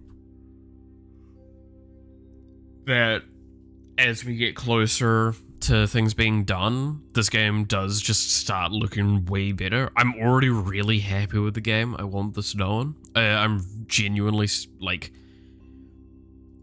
if I had an offer given to me tomorrow to stop doing this and work on something that I'm more passionate about, I would take it, sure. But I would be able to look back fondly with the time I've spent with this game. Now, mind you, that's not likely to be happening. I'm not likely to get that kind of fucking offer anytime soon. And they'd have to pay me damn well to make that a good, a valid thing. But that's kind of that point, right? It's like, if I stopped working on this now, I could walk away happy. But I want to walk away happier. So that's where, like, the design stuff is very important. So I did talk briefly about there might be something I might work on today, and I'm thinking I'm going to work on it now. So let us work on something. I'm going to have to do some art quickly, though.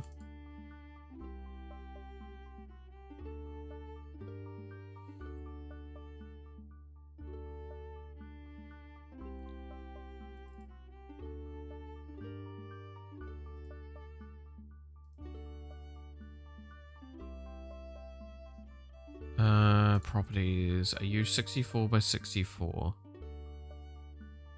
I can't see you from here. Just open this up quickly. Yes. Have some shaders with randomly having fog, sunshine, subtle effects would help a lot. But it's something work. Yeah, I mean, that's a big one, right? Because, like, I've talked about this before. There is actually a proper grass system available to this game. It's already in and everything. Like, the shaders, the vertex shader and stuff like that for it all is in there. I actually have it fully functional. The problem is that, like, the clarity became quite rough with it.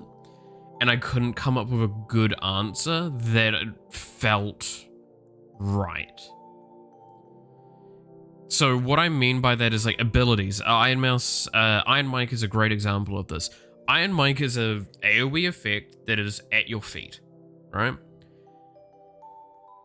If I have the grass, how are you going to see it? It's going to be under your feet. So it's going to be under the grass. Because, yeah, it is fully, like, 3D-ish, well, 3D in a 2D space, right? But it's grass that would move side to side and move away from the player when they came too close. And all that sort of stuff. And, like, it looks great. But it's just... it meant that a lot of abilities became very hard to see. Now there's an argument, do I just make it so I draw the ability over top of that? And it's like, okay, one, that's going to be a little bit of a nightmarish job. How it is, right? But it also just becomes the situation of like, would it look good for an effect like that to sit above the grass, but have the player sit below the grass when necessary, so they could be knee high in it?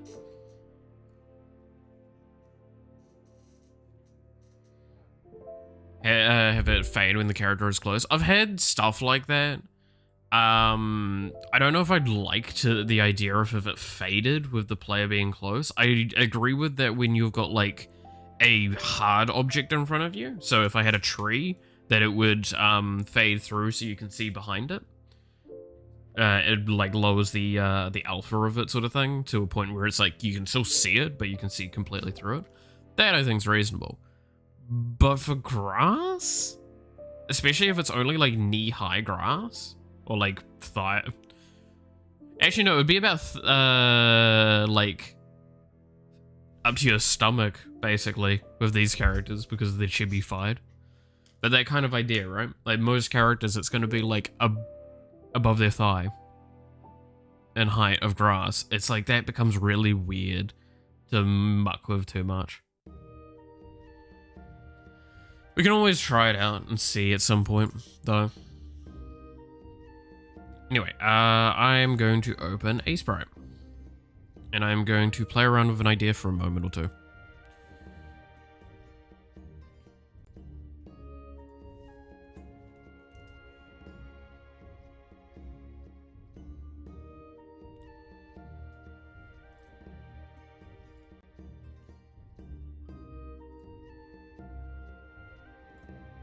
Oh, I do need that open, but I need that open on the other window.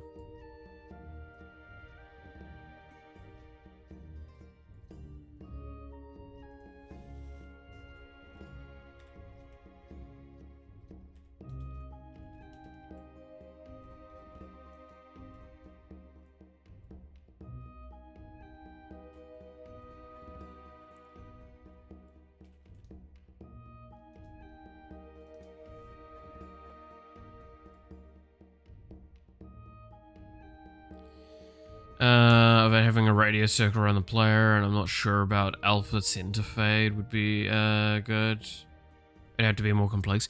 Yeah, like it's just there's too many elements to it, right?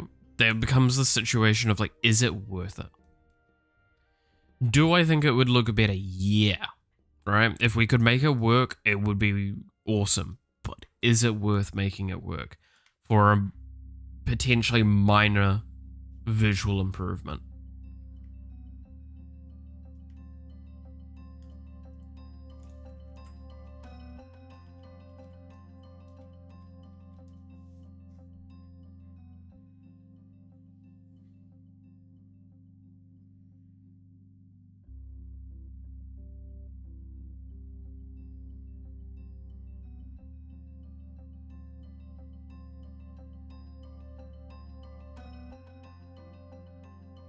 Very much right. Yeah, like that is the hardest part of it. 100%, right? That is something that a lot of people underestimate when it comes to programming. It's rather the is it possible, it's is it worth it? And it sucks hearing that. Because that is an argument as to like fucking something that got brought up, right? Was how someone was trying to use this as an argument of laziness on a AAA game. It was for one of the recent, their recent Star Wars one, the Star Wars like Bounty Hunter one. That game, someone was trying to make an argument that the devs were lazy because the water physics were kind of on the like simpler side. And then they compared it to like an indie game that had a lot of water physics and stuff like that going on. The thing is, that's not laziness. That's correct allocation of time. Could these developers have done that? Yes. However, the developers you're comparing to, they custom coded an engine to handle those water physics and handle that infrastructure going into the game. Why? Because it was integral to the game. You were comparing a game where you were underwater in a sea base with water around you to a game where you will see water maybe at least a single-digit percentage of the time. What is more valuable? Now, I'm not going to say the game was good or anything like that. There was issues I saw with the game. But that's the point, though, is that... Also, most indie devs don't really count their hours. Well, it's just like that as well, right? I will not deny that to an extent. But it's just, it's more this aspect of this game is based around water, this game is not based around water, and you're complaining that the game not based around water doesn't have superior water physics just because it's a AAA game. If you wanted those water physics in that game, and then you'd have to request all of the other things that would kind of follow along, so better maybe plant physics, all that stuff, you have now like more than 10 times the work for that game. At that point, is that worth it, especially for a AAA studio where their desire is to make money for as like reasonable amount of effort as possible, if not lower effort as possible?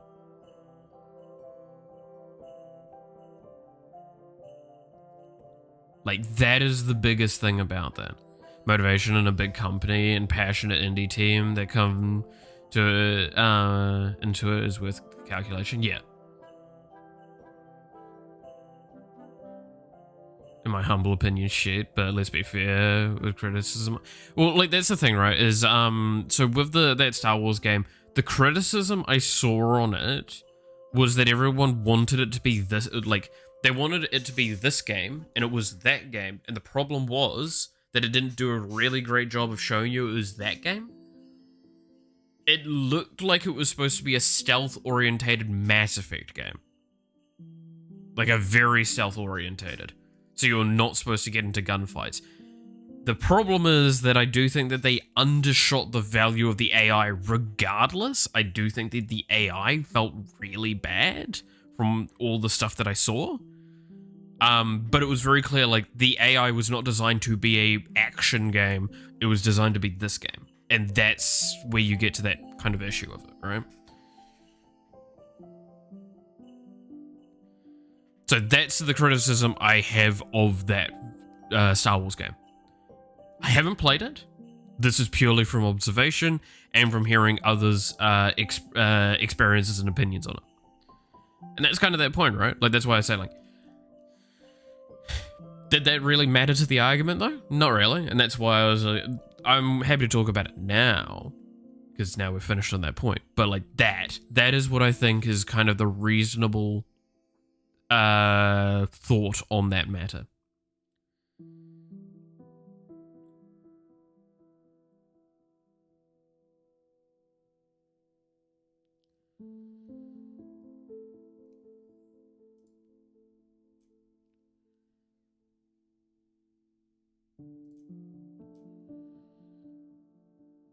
At the end of the day, though, the important thing is to try and, like, figure out what's valuable for your game and what's not.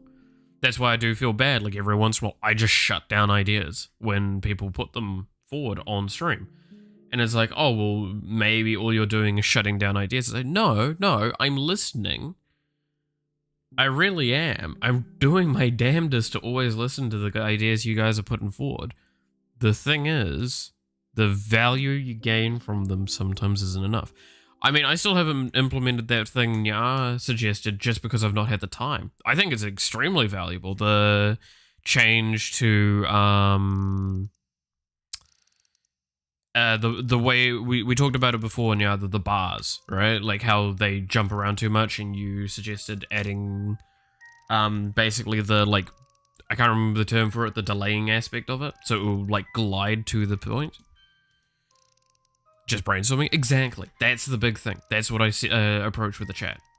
I approach y'all as brainstorming. I don't approach y'all as me do this or you do that.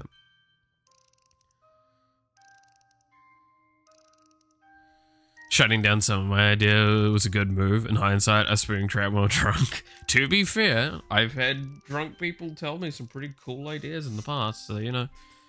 You never know. You never know.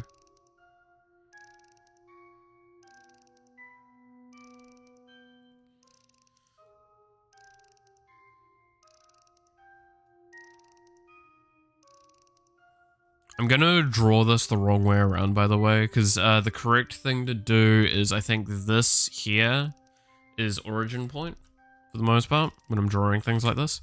Because you have to realize this side here is actually 0. So this is technically forwards when drawing sprites for Game Maker. The C language was created by a bunch of hippies doing LSD. Yeah. This is the thing. Stupid ideas come out of stupid places. But some of those stupid ideas are fucking genius.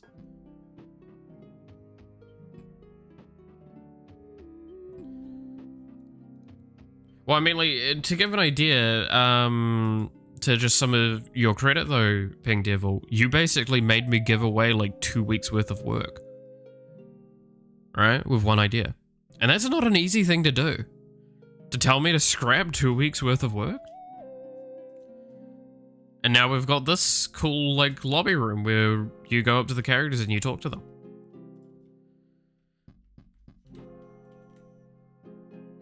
Right?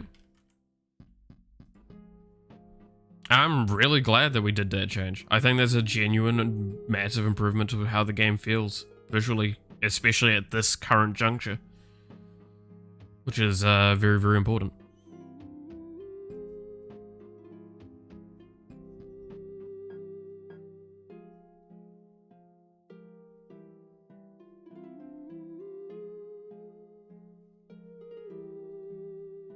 Long live the disorganizers. Yeah, exactly.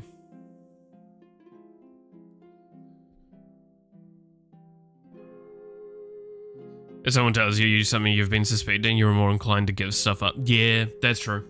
I mean, like, that was the thing, right? It's like,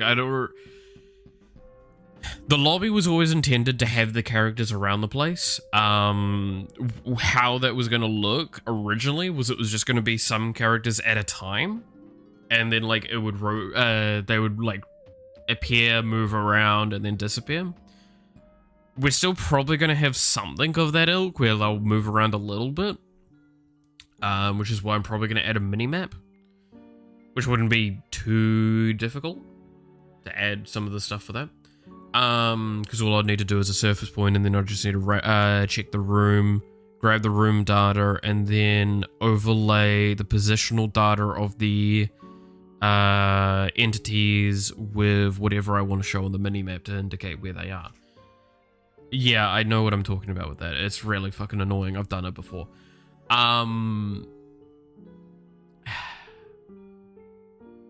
But at the end of the day, it is a question of, like, what do I actually want from it all? And that was a good point, is that I always kind of like the idea of the interaction with the characters. So yeah, no, it made it a lot of sense to kind of add something like that. By the way, just random off topic, does anyone have any good ideas for what is the particle effect of a kind of a slash jab would look like when we're talking about, say, a mandible and it's like swinging kind of like this in front of you? What it should look like? Because I'm thinking kind of like this. It's going to be mainly triangular. Because we're kind of mainly just looking at the dust trail that it's going to leave.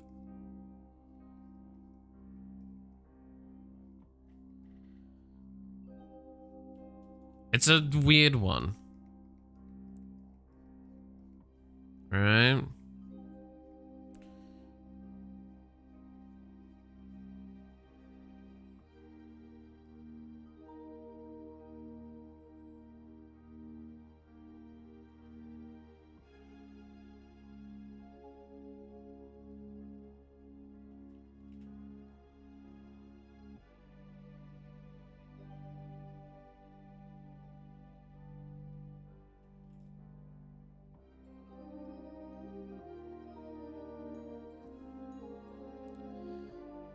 Like that's not quite that, but like that idea, I guess.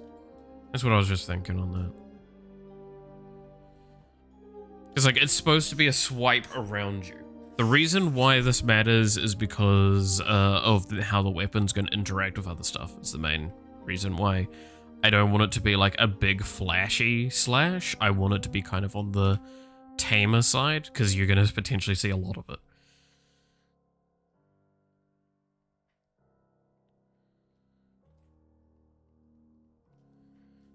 I'm trying to think if there's any animations anywhere that would give me what I'd want. It's like, the only other thing I would think of is like the arm reaching out, having a little bit of stuff.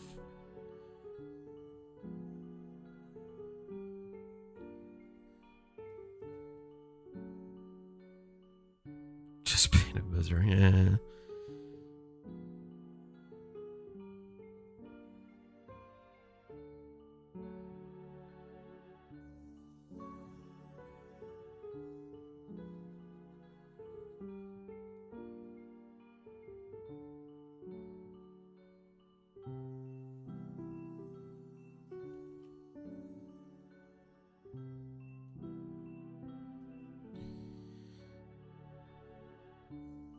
Let's see.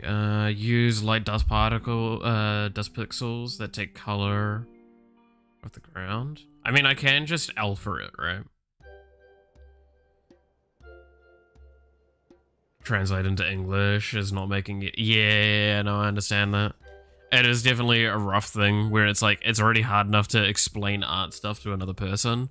It's even harder when it's not your fucking native language.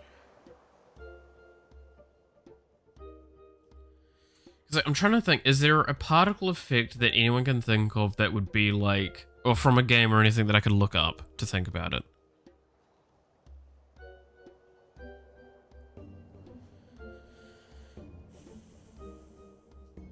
Because there's an argument to be made that it's just like straight up a line coming out like that as well. So it's like this instead.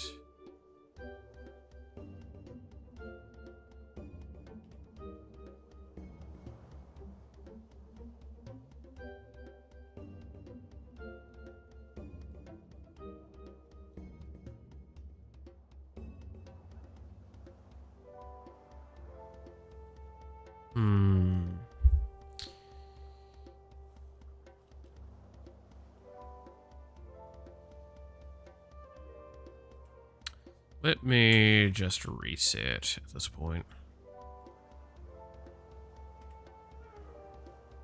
I speak Java. Nobody wants to speak Java.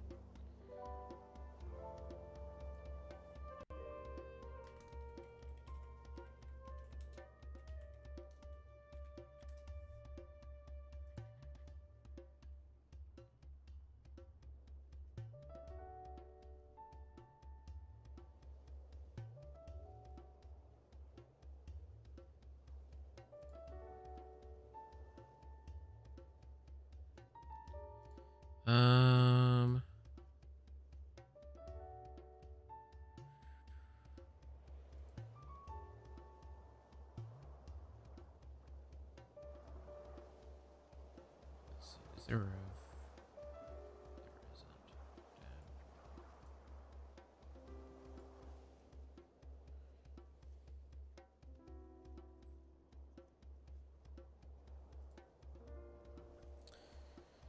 What if I then took this... Again, I'm going to draw on the wrong way for a moment. I can rotate the thing later.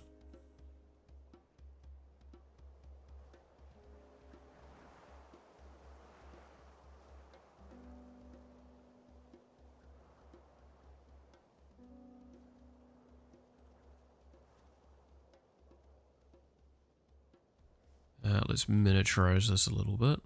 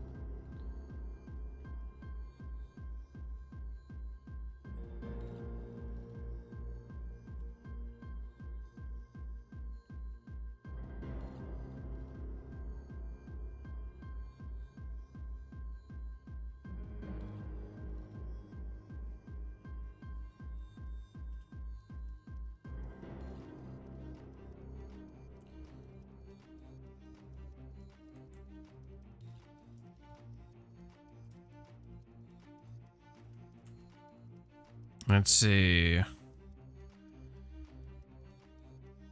Yeah. And then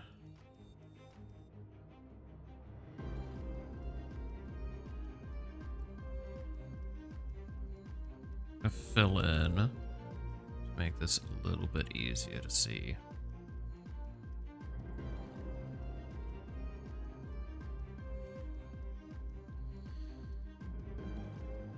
And then I'll play around with a little bit more of this. So it's kind of like that. So erase some of this. And I'll center point it in the middle instead. So it's a swing around.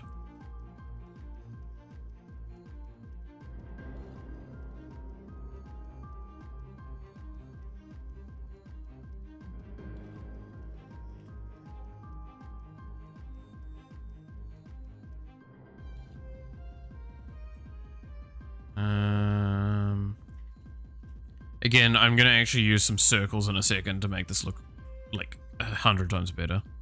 This looks fucking god awful currently. He's fueled by hate for art. Yeah, I am kind of fueled by hate for art, realistically.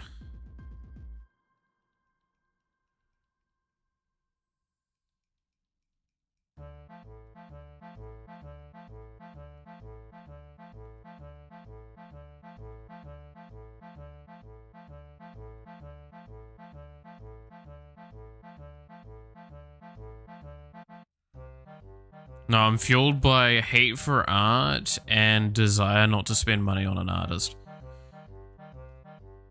Those are my two main fueling points.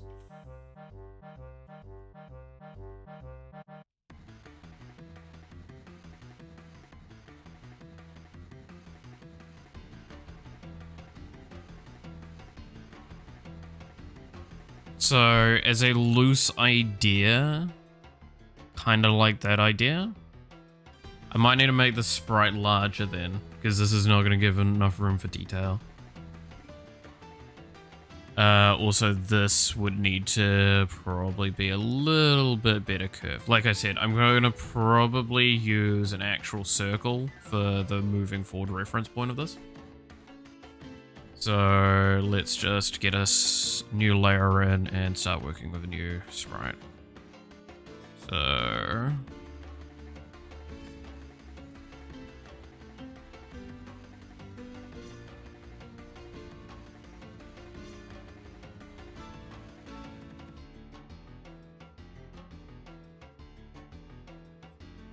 there we go. Actually, let's just G. Give me continuous brush white.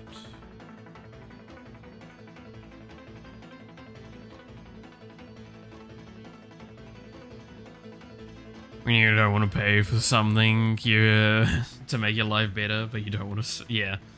That's the thing, right? It's like I want to get an artist. I really want to get artists, but also I can't put money into this project like that.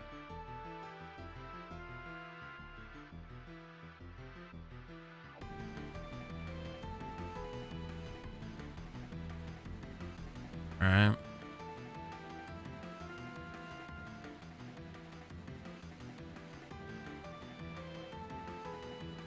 I wish I could put money into this project like that, though.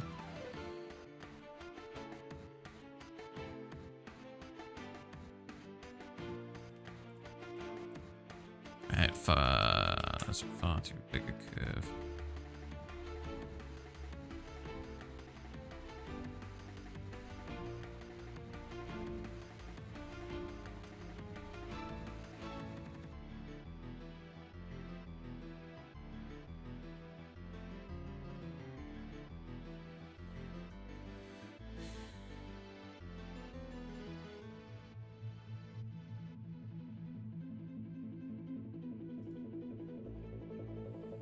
Okay, and then I need...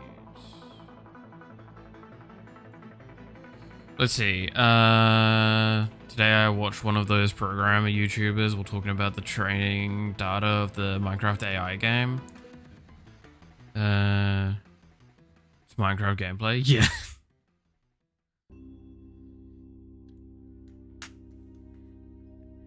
It's insane how much Minecraft gameplay there is now on the internet. I'll be the artist. He's just too broke to give me even the spare change. I really am. Dude, I'm actually really excited. There's no nice way of saying this. I'm really excited for this trip because it means I can stop saving up for this trip.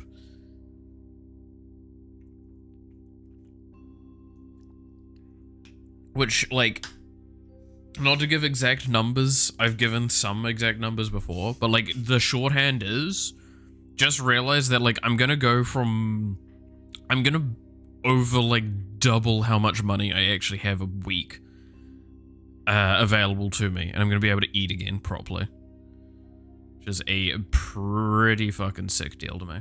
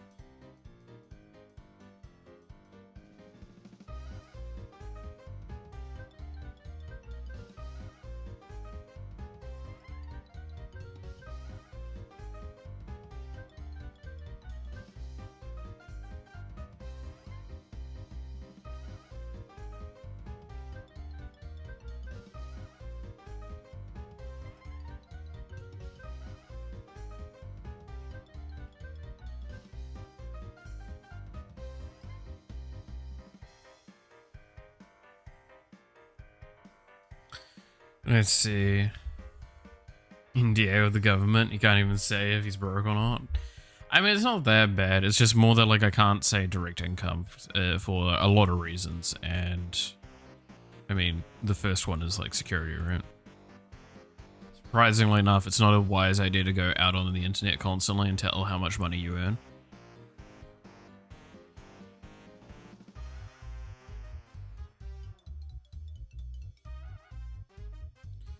Yeah, I need a bigger sprite palette for this, so I'm actually gonna do a scale up now before I get too far further into this.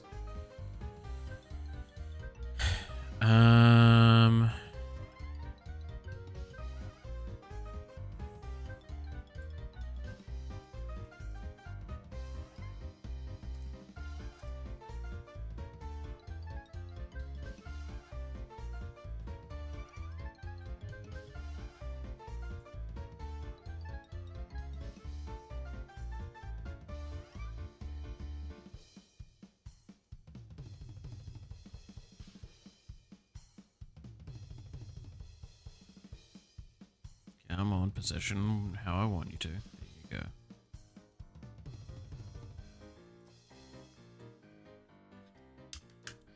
Alright. Can I finally know what this icon will be for? Oh, this is a animation. This is a attack. We talked about it earlier.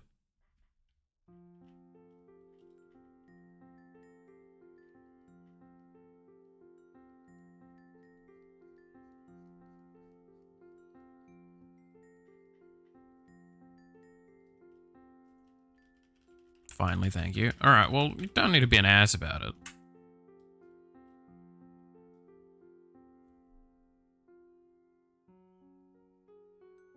I could make an argument that, well, it's your fault for coming in late.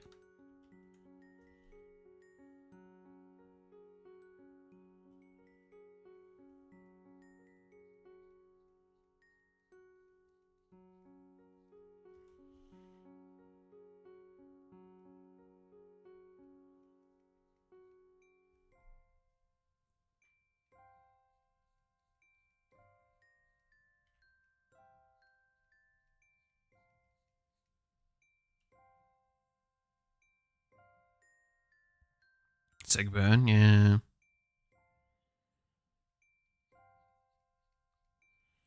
Exactly. So this needs the sharpening point.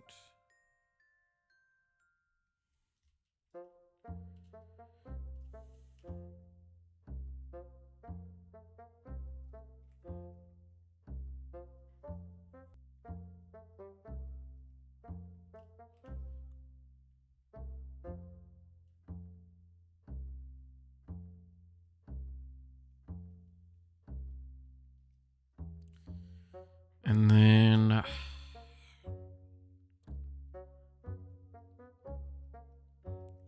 kind of almost want to make some sub-circles for this.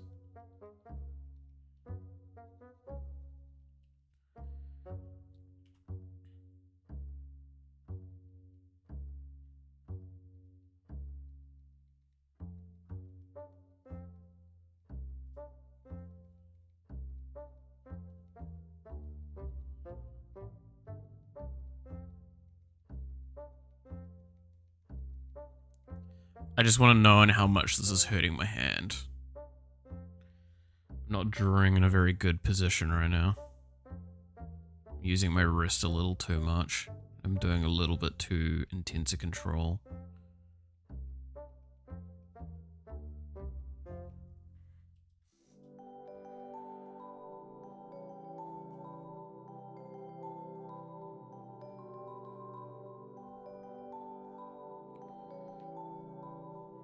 I changed color by accident because I repositioned my fucking hand.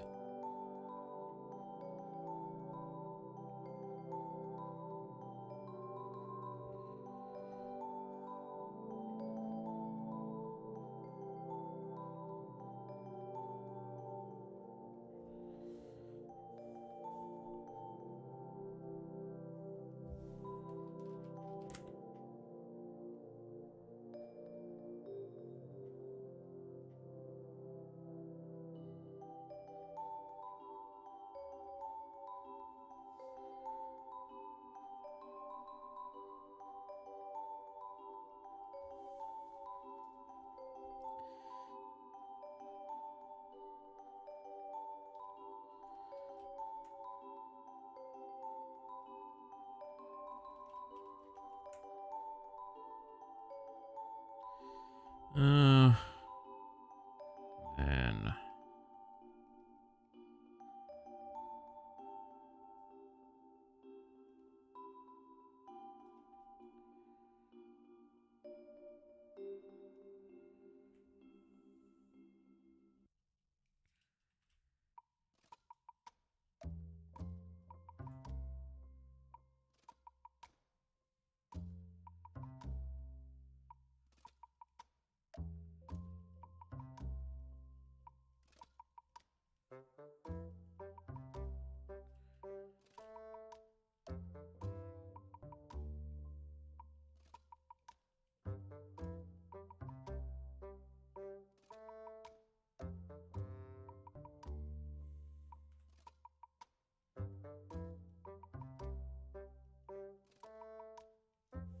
tail too thick? Give it time.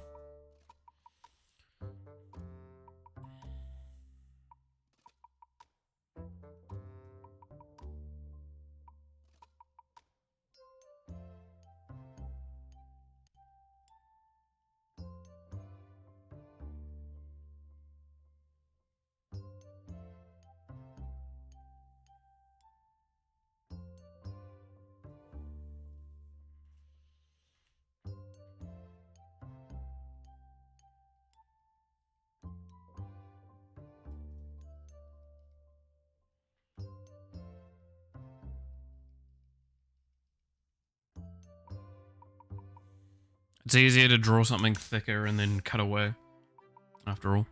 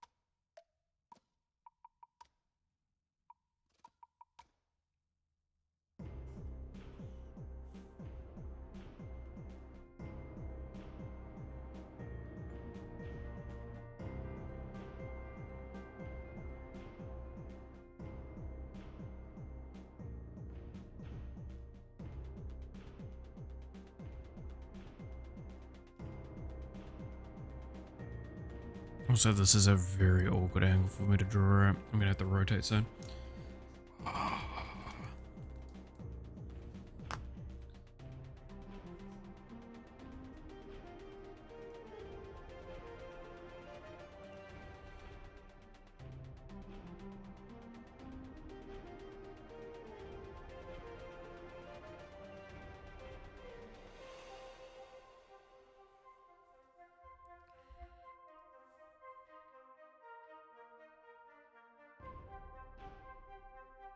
Get rid of the blue for now.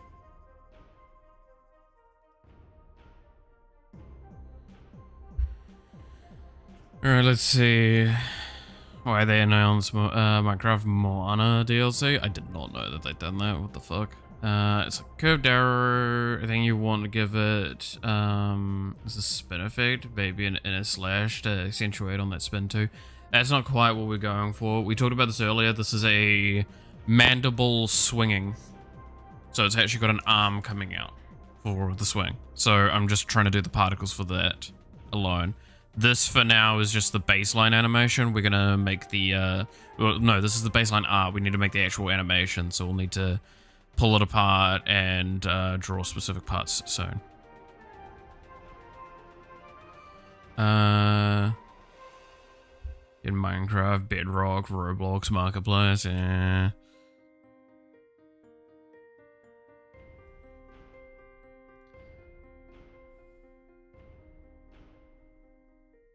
Not ready for the kids, yeah. Dude, I love listening to like parents that I know that have to deal with like the fucking shit sometimes from that.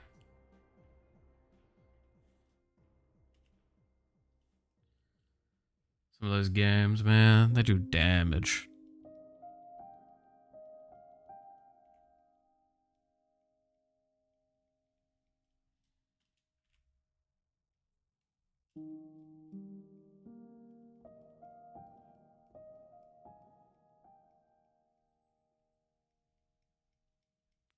Oh, I'm not gonna speak to any spoilers. I'm saying this now, but I did watch Act 1 of Arcane yesterday. And god damn, they cooked. Like, holy shit, it looks good.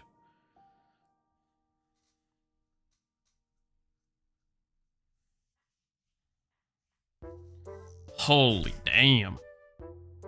Has me very excited.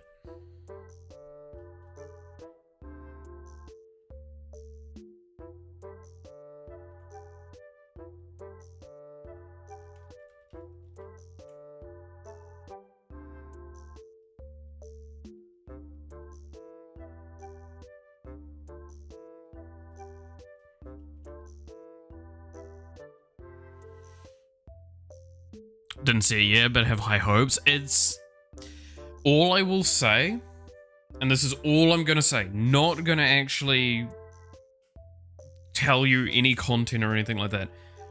If you've watched season 1, you'll remember that season 1, Act 1 was really slow, quite difficult to watch in some regards. It was one of the more rougher parts of it. It was a lot of setup. Then the second one, boots hit the ground, we're starting to run. It's pretty intense. Third one is Usain Bolt at that point. It's fucking insane. I have heard rumors that this season has a similar archetype where it's like slow, medium, fast, or intense. Thing is, it's still Usain Bolt speed in the first arc. It is, I am scared to see what happens next. And it is insanely good. I love it so much.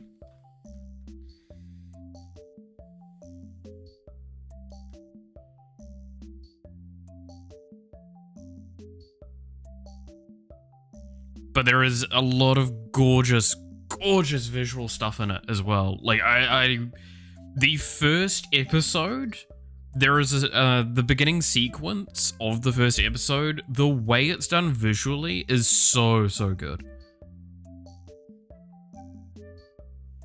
He's better than math, even though it's 10. Damn, that is a hell of a fucking moment, that is.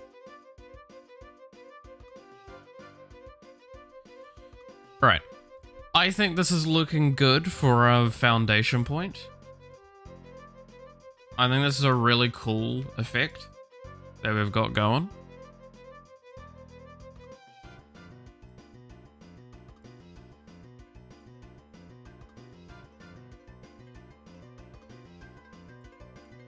So now it's to do the fun part to this. We need to rip it apart. How am I going to rip this apart?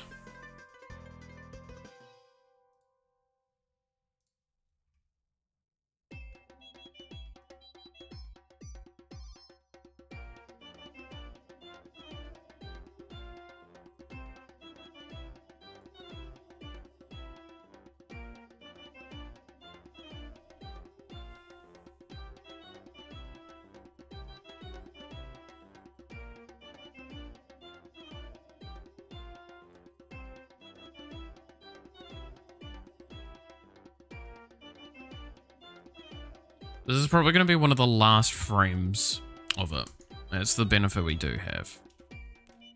So we just work backwards.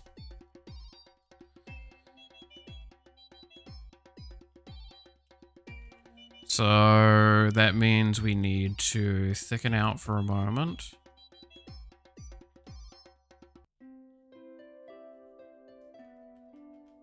Oh, not over there.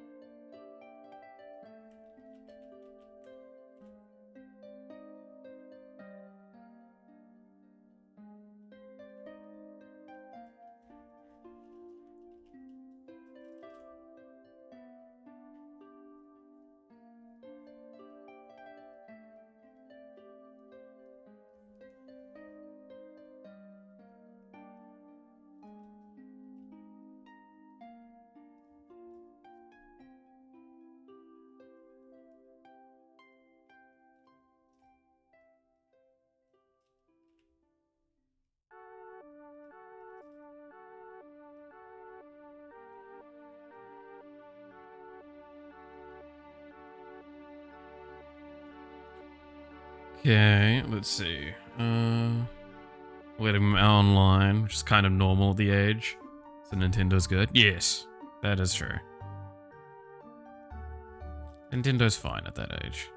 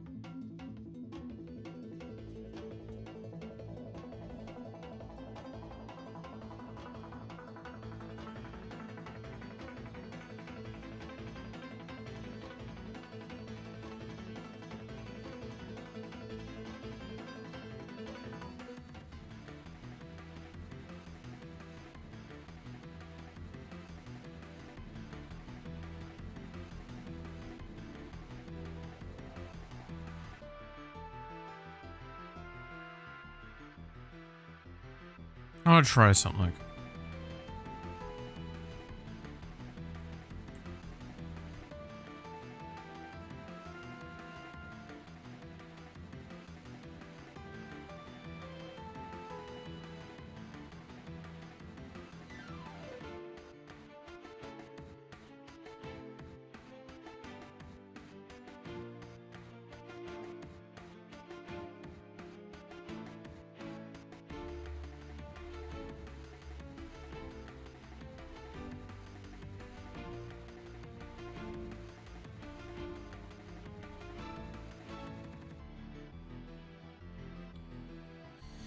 Let's see, I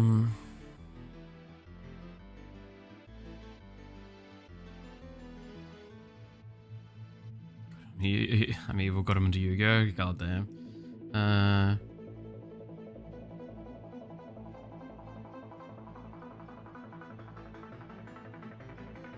Minecraft in my first MMR.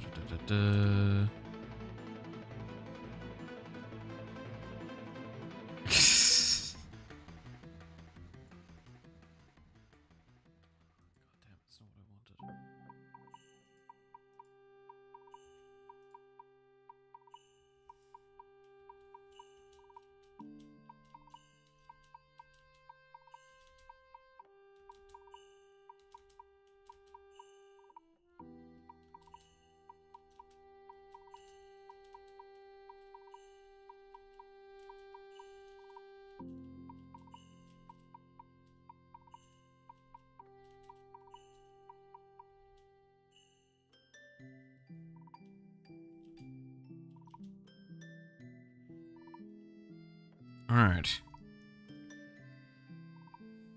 That's the phase of a focus, man. Yeah, I may or may not be going into ultra focus mode.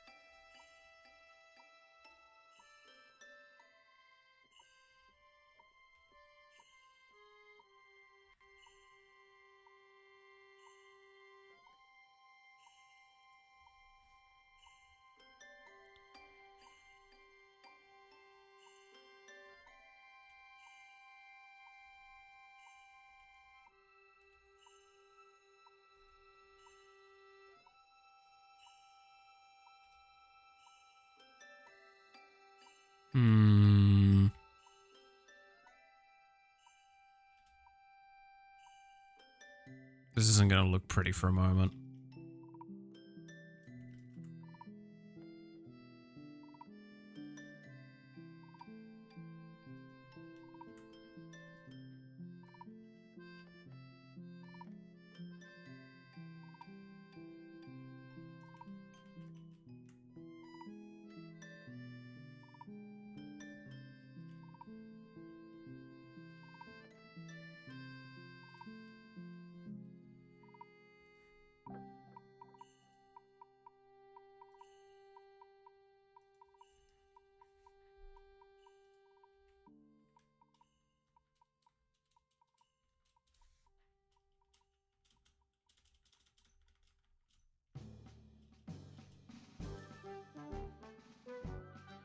Okay.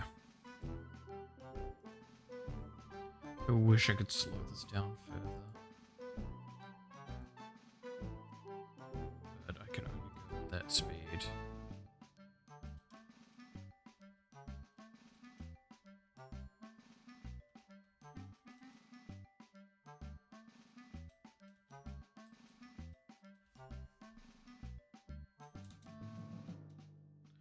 Okay.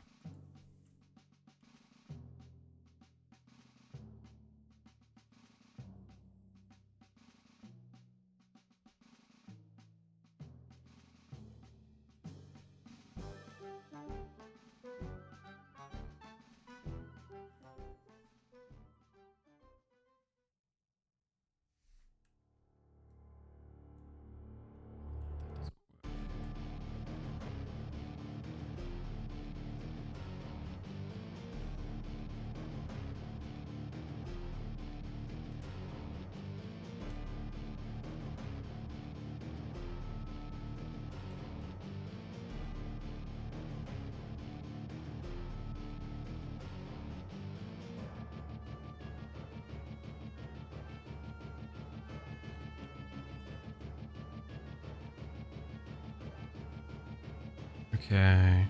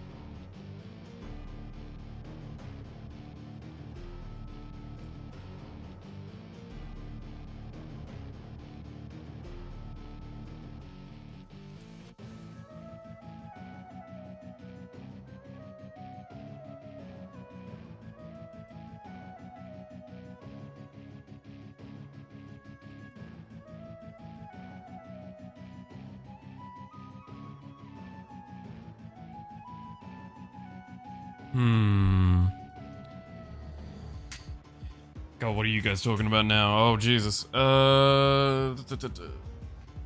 not having a Switch, but my PlayStation time's changed.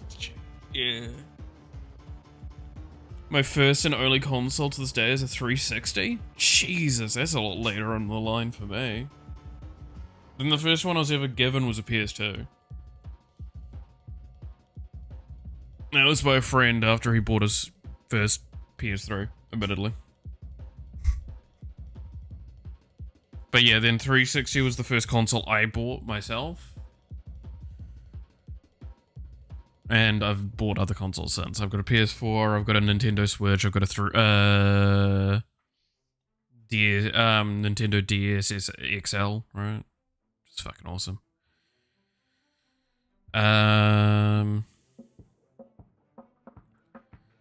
Oh, no, I mean, like, if we're talking family PC, that's a difficult one, right? Because, like, if we're talking the home PC, the first PC I ever had, we're talking very old. We're talking fucking, I mean, yeah. Things being measured in megabytes would have been an incredible experience. For my first PC that I ever lived with. It was almost all kilobyte shit. 2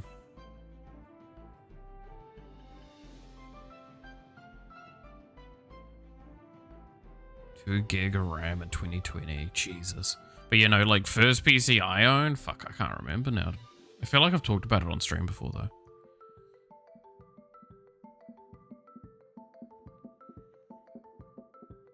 Some Macintosh too, Jesus Christ. That's a, yeah, that takes me back.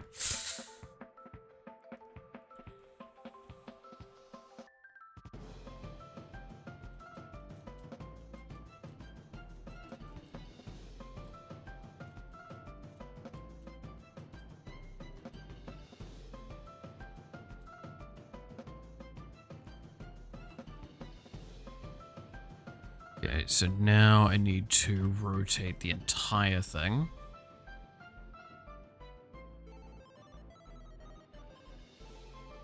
Probably here.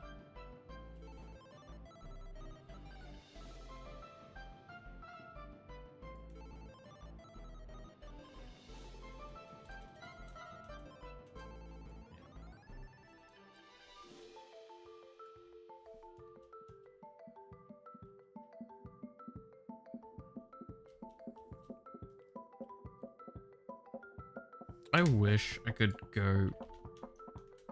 Fuck, I had it.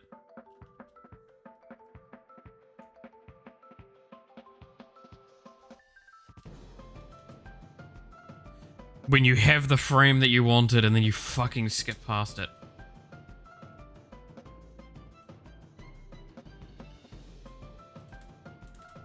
There, got it. Alright, it's been built, summer 20, added 16 DR4. And, I mean, at the moment I'm chatting with a mate to do the, like, sorting out doing a new one, right?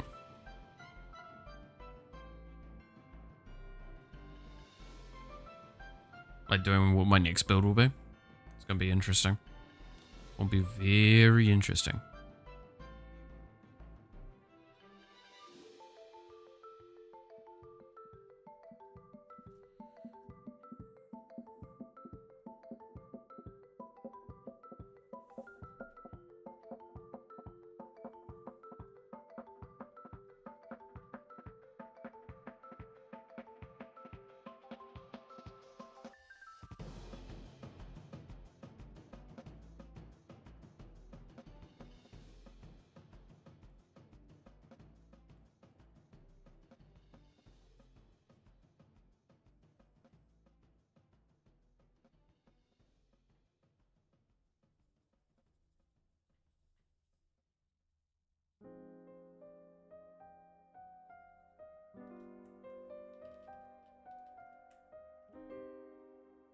Keep that one, keep this one.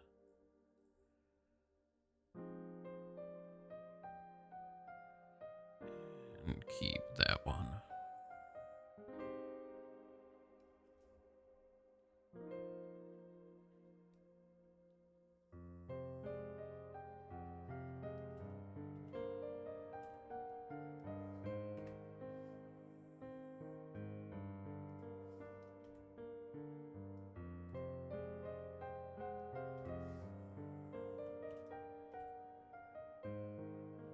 The piano sounds so JoJo, you know? Oh, can I? Okay, I'm gonna put my hand up here. This isn't a huge spoiler, but this is a mild joke spoiler at Arcane. I'm gonna hold my hand up, mute, and when the hand comes down, the spoiler is over. But again, it is non-important and it doesn't impact the story. It's just a funny JoJo's joke. One of the characters all right, ready? And now. There's a character in it that gets Golden Experience requiemed, and it's really fucking funny. You'll understand when you see it. Alright, there we go. Moving on. I've seen it, so it's fine to me. So you know what scene I'm referring to, though, Nya, right? Don't say anything about it, but you know what scene I'm referring to. It's in the 3rd episode. Golden Experience requiemed. So good. That's exactly what I said to my friend. It's so fucking funny though. Like when you see it, it's just like, oh yeah, no, that's that. JoJo has corrupted too much of our minds. It's like, is that actually what this is? No, but now whenever we see that, it's a JoJo's reference.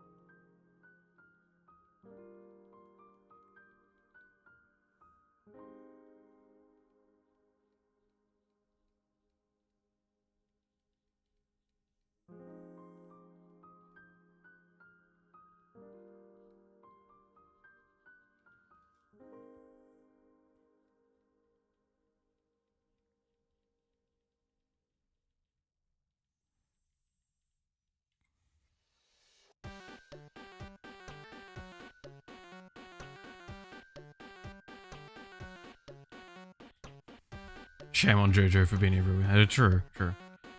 Am I a VTuber fan? Yes, indeed I am. I am very much a VTuber fan. Sorry, I feel like I'm not responding. This is why I say I don't want to do art on streams. Because, like, I get so fucking locked in.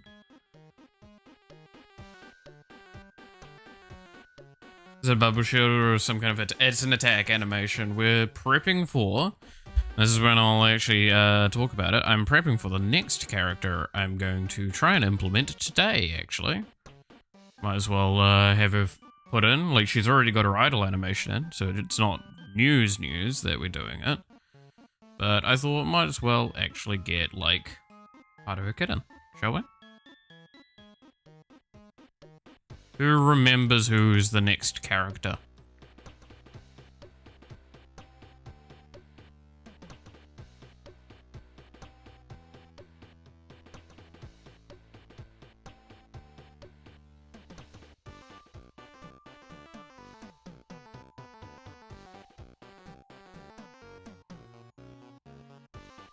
So that's why Mark's. Oh, shut up, Moxie.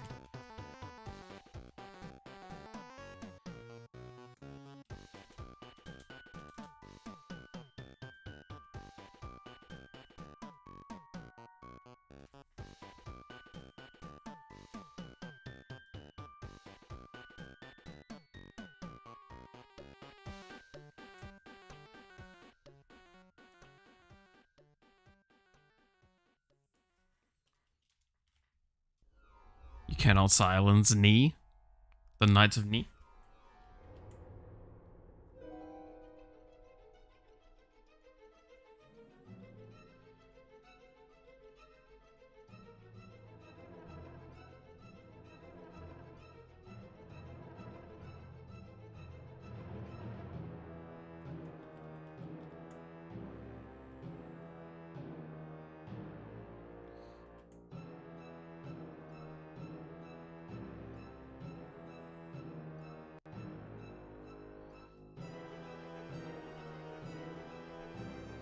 Ni, exactly.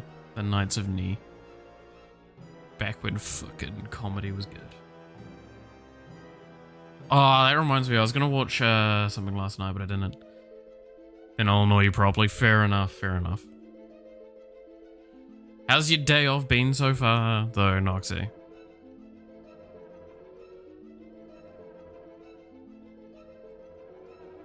Sleeping in? I assume.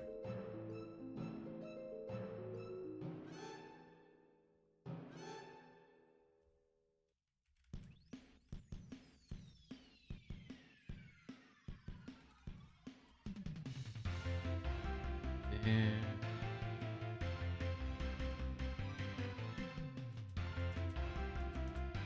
That should be all we need to do then. That.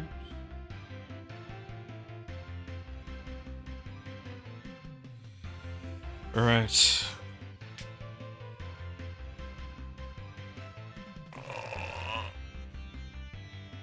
Are we asking about first owned games? God damn. Super sus wike marks. Hey now. Hey now.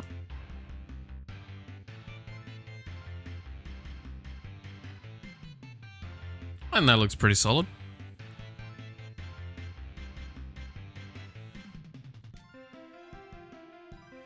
What do we think?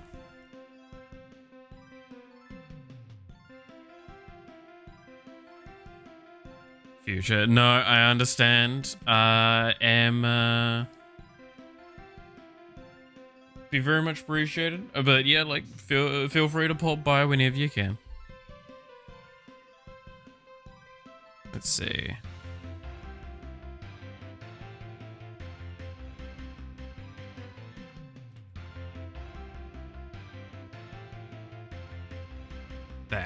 That there is the only problem I see.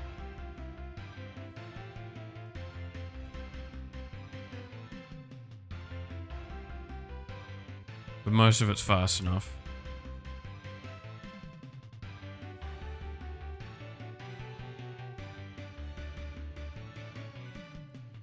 So, an additional frame of this.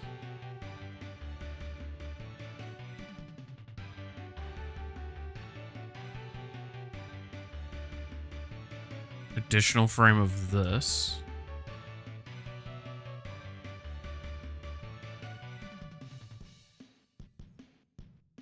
First game I owned was Pokemon Gold. Got it from sister. Oh, that's a good first game. Actually peak fucking Pokemon, man.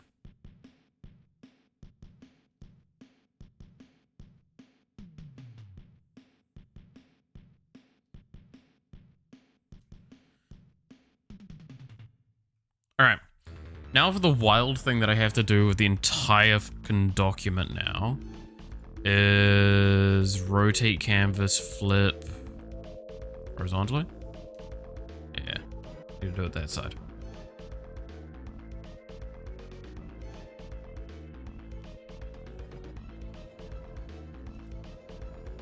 Alright, let's save this damn thing.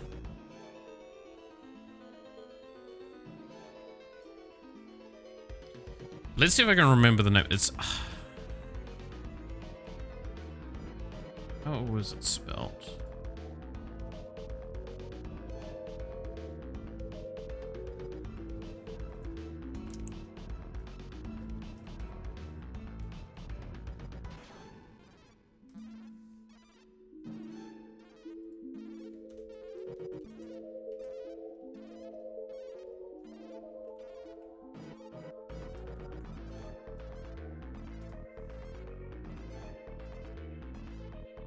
I think that's it.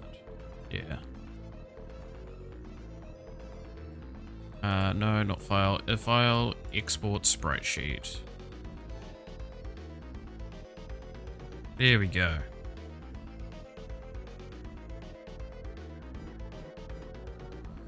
The body pillow. Oh, don't fucking complain. It's not even a good weapon either, so people aren't probably gonna pick it very often. It's just a funny one. Honestly, it's mostly for gag. Like, stuff. Alright, let's start designing this next bloody weapon. So I'm going to yoink one of these.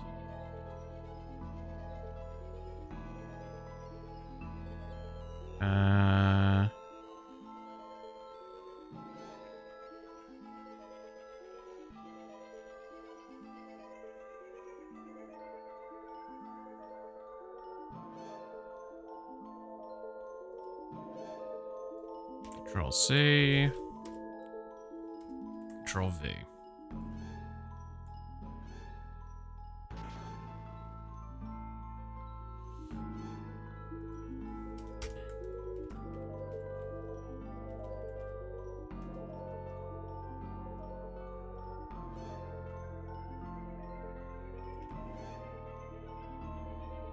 Do I capitalize the others parts of them? Yeah, looks like I do.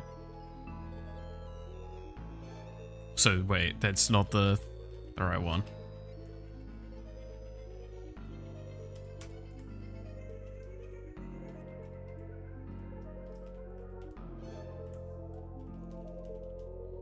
All right.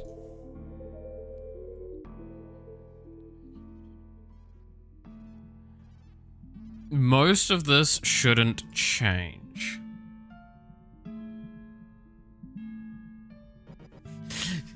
That, yeah, I've used that joke so many times as well.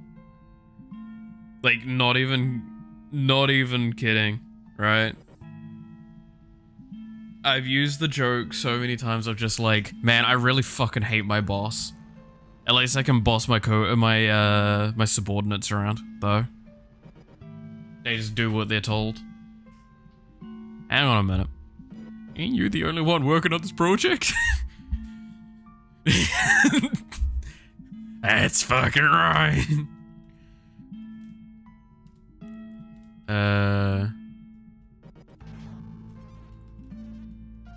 Do that, and now weapon components.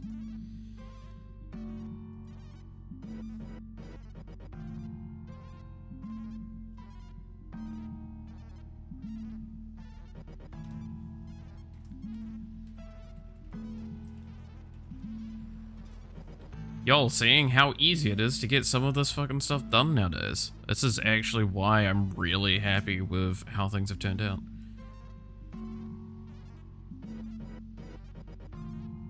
Import strip image.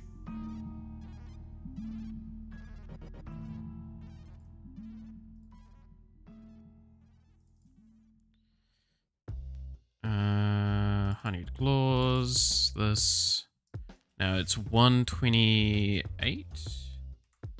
128. Convert. Yes.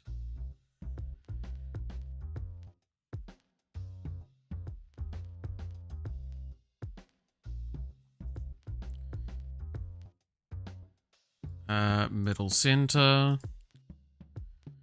Collision mask. Now, how do I want to... Do we think that's a good enough collision mask? I think that's a solid collision mask.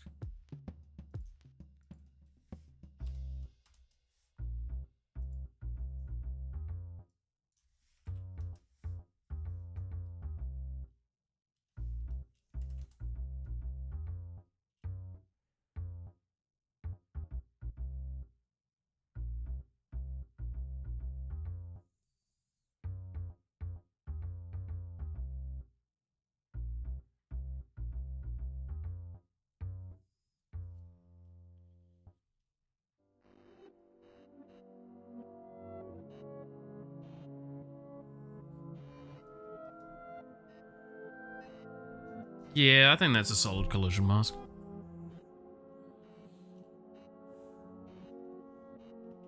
And I think that's a solid frame speed as well for it. Keep in mind, this weapon is the main reason we want to have it, like, kind of on the far side.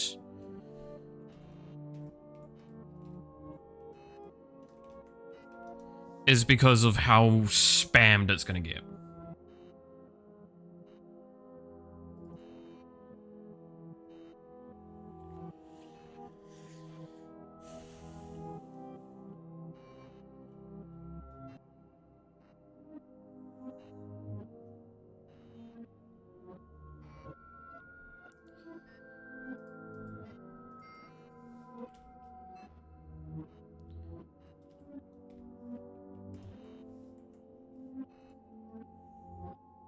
Alright, honeyed claws. Now, how do I do the part that I want to do?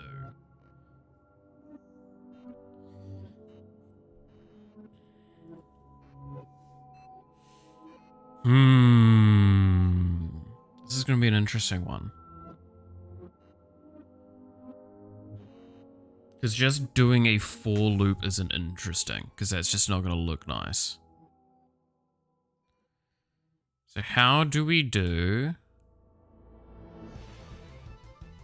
minute delay for some of these? You don't get minute delay, you don't care. We're looking for ink sprayer.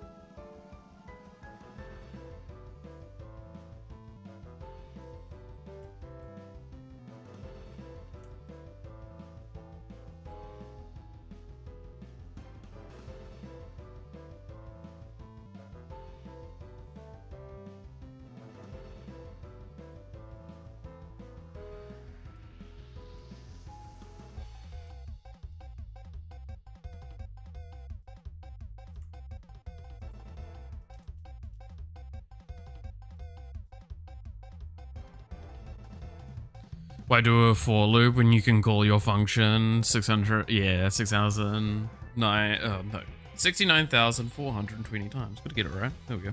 Yeah, numbers. No, what I'm gonna be doing with this, and this is where it's weird, is because I want to have a mild delay point between the two of them. Right.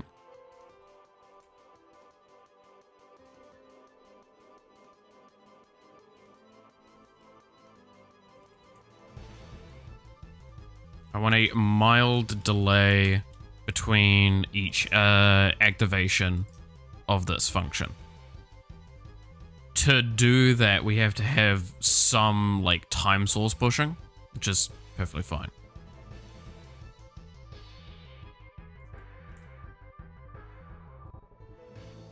But you can't recall the same thing, because if we try and recall it, it's just going to loop. We have to make a unique function on the case scenario.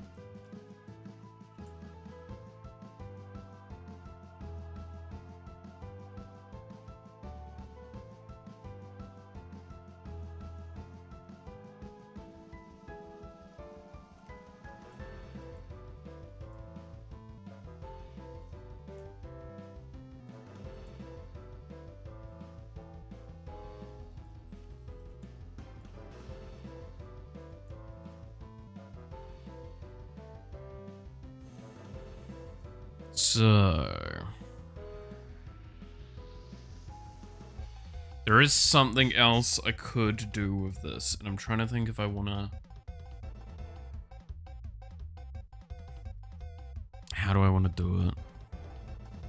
It would be Y index flip. Yeah. Oh, catch you later, Nya.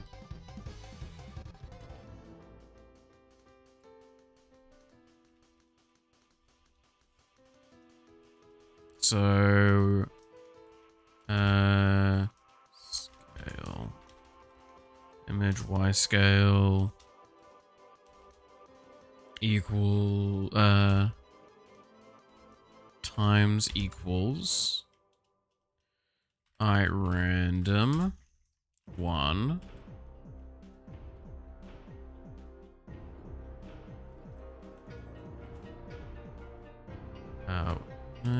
Otherwise, -1. So this will randomize which way it should swipe, is the idea.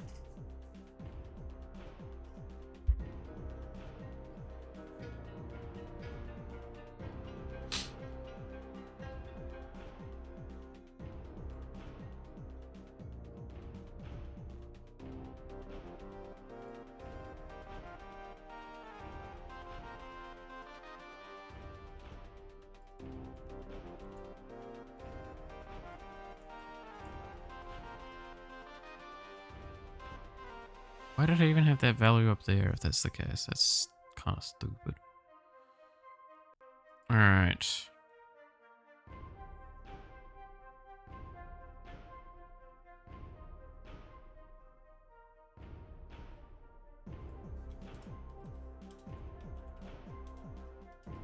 Weapon 21. God damn.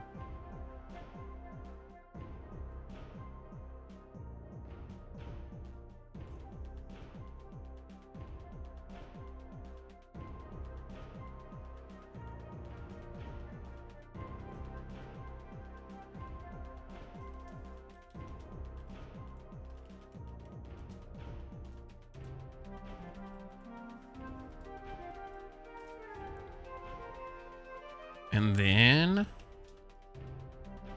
are we ready for seeing who it is?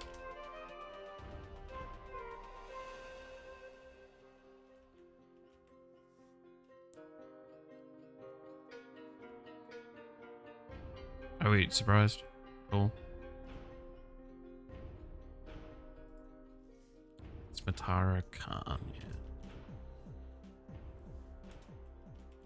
Like I said, she's been in the game for a while, just not actually functioning.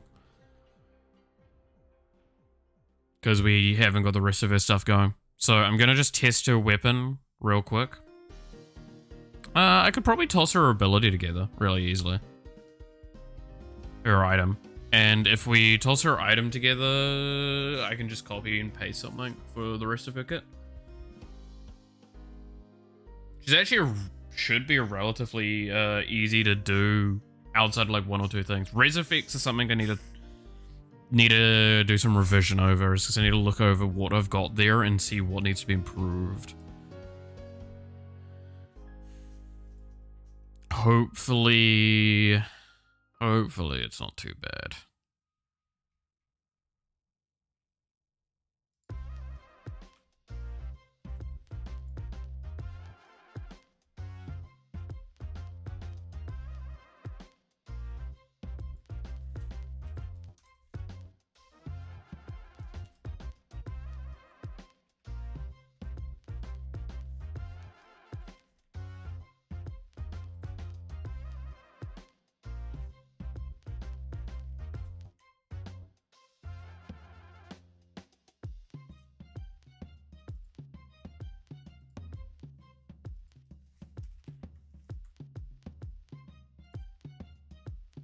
So, one of the things I do need to double check, because I do have it. Cool. She should have everything available to her then. No?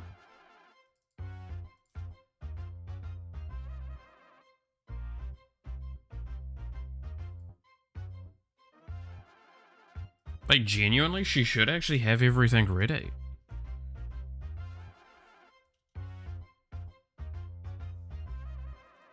Let's see what happens.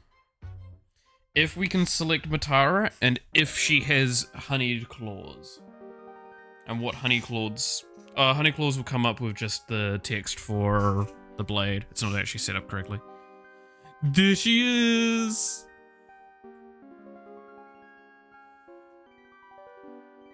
Oh yeah, she hasn't had her color set up.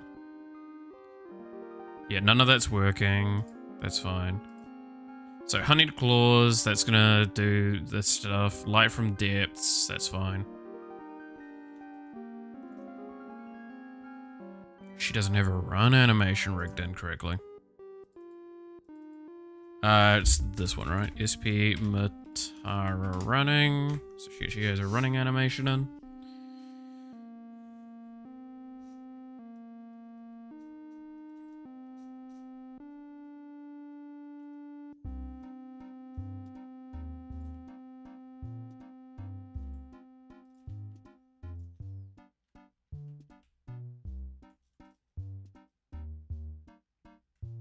We saw it for a second there.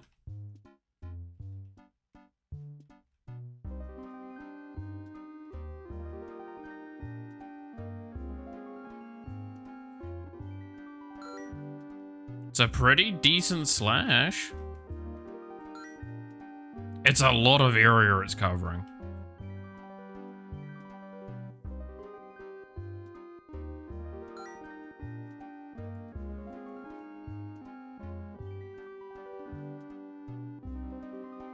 So let's see. It's slashing from to the right there. To the right.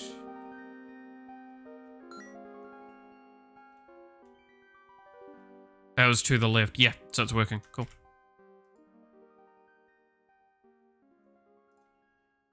Honeyed claws is functional. Cool, cool, cool.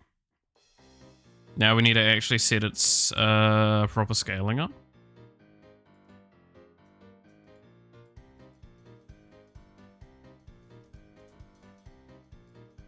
So we'll need to set up its description and its scaling. Area-wise, it can probably come down quite a bit, actually, base-wise, because it is just a larger sprite to begin with. Amount 1, 6, fine. I'm probably not going to have any more values at this stage.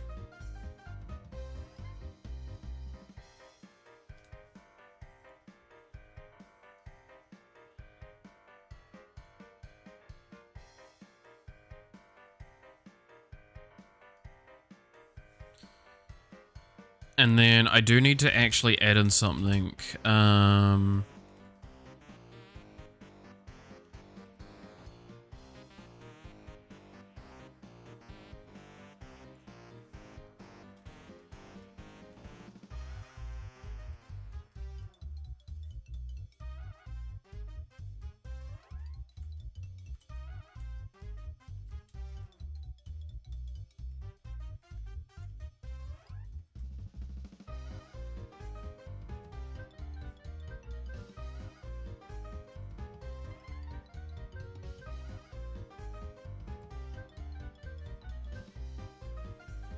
should be what we need.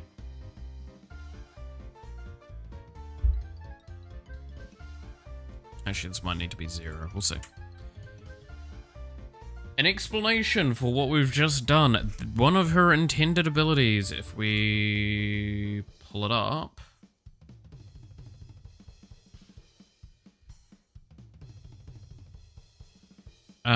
So, Honey Claws, swipe in a direction, the amount of time swipe is affected by amount. That's what we're working on with the thing, and we're going to add in a sec. Her item, really, really easy. It's just going to be bug, which is 1, 2, 3 amount. So we actually now have amount scaling into the game. You can actually obtain more amount. So now we will test that properly in a lot of cases. Passive, Metamorphosis. Yes, it's really weird to say. When killing, have a chance to fire off a single attack of her main original weapon, and then kills grant permanent damage and health, stacking up to a set amount of times. Now, you might wonder, why is it capped? Simply put, this passive is already insane. This is a very, very strong passive without the scaling. I need to put a cap here. It's just too good otherwise. It's an unconditional free acquisition of some of these resources. That's a little too good. That's the simple fact of it, right?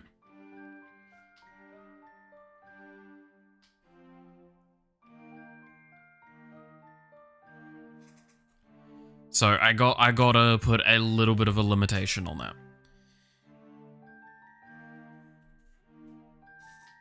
I think that's understandable. I mean, we have a lot of infinite scaling as it is. The idea as well is that she's going to... You can stack... Like, that's the thing. There is infinite stacking damage already available. Just think about Matara with Booby as her assist. I genuinely think it's probably going to be her best assist. And Booby having the infinite scaling attack damage, that's way... Like, the thing is, it's way lower percentage-wise to compensate. I don't think it's actually written in here, is it? It's not written properly. We can launch the game really quickly to show, right? So if we go into the game, we can hover over it because Iron Mouse says Booby is the assist. Booby is insanely good as an assist for a lot of reasons. So if we hover here, Crown of Hell, gain 0.03% damage from kills and heal every 100 kills. That is the thing you need to consider. We're giving her 1% per kill and health. It's going to make her insanely powerful, which means that she's going to scale really solidly, which the reasoning behind this, and you might yell at me for this, whatever, it's the idea that I give her a weaker power floor and scale her up with that. This is my way of giving her way higher stats, but behind a requirement. Is it the high bar requirement? Fuck no. It basically means, like, we're probably going to change the values on that a lot. I'm probably going to reduce the values and increase the stacks. Or I'm going to make it a chance-based thing. What my thought was originally, and I might actually do this, is I might make it so it's kills with the passive.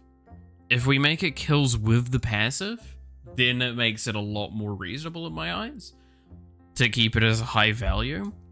But the idea is that genuinely it's like after like 1 or 2 bosses, maybe you're fully stacked up and you're just set.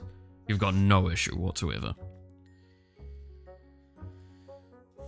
So because of that as well, and because of the passive, we are lowering the damage a lot.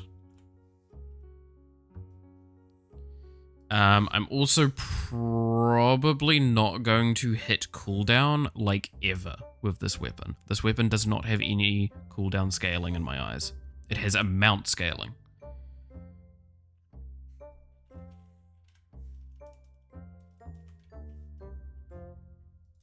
So I think that's genuinely probably stronger.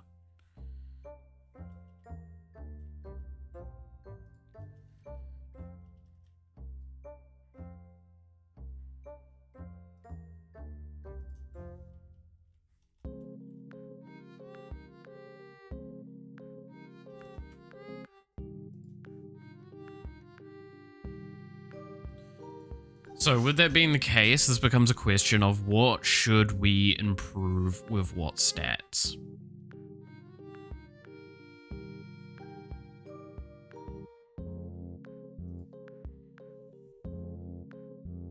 I'm going to give it a lot of high-end damage at the top end, because again, we want the weapon to be a scaling weapon. Matara is a scaling character. She is...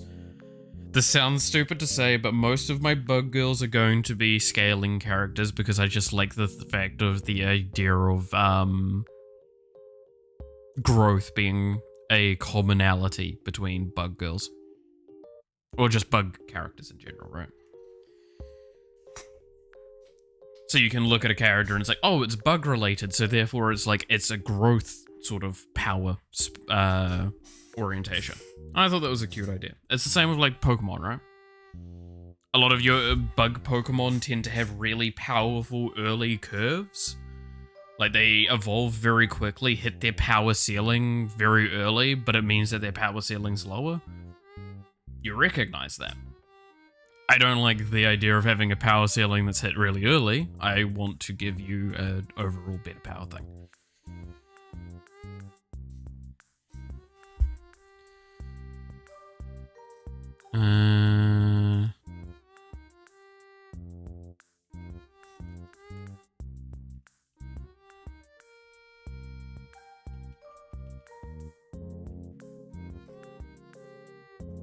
So how would I do the text for repeats?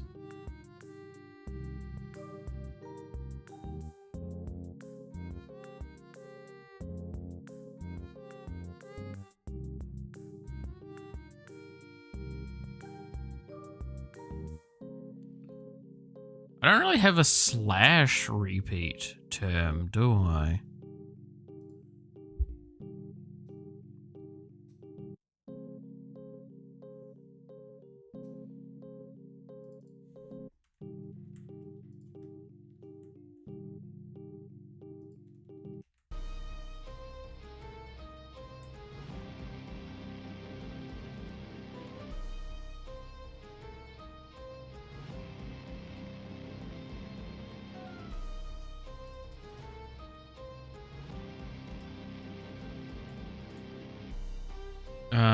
Value. What is it? It's value 3, right?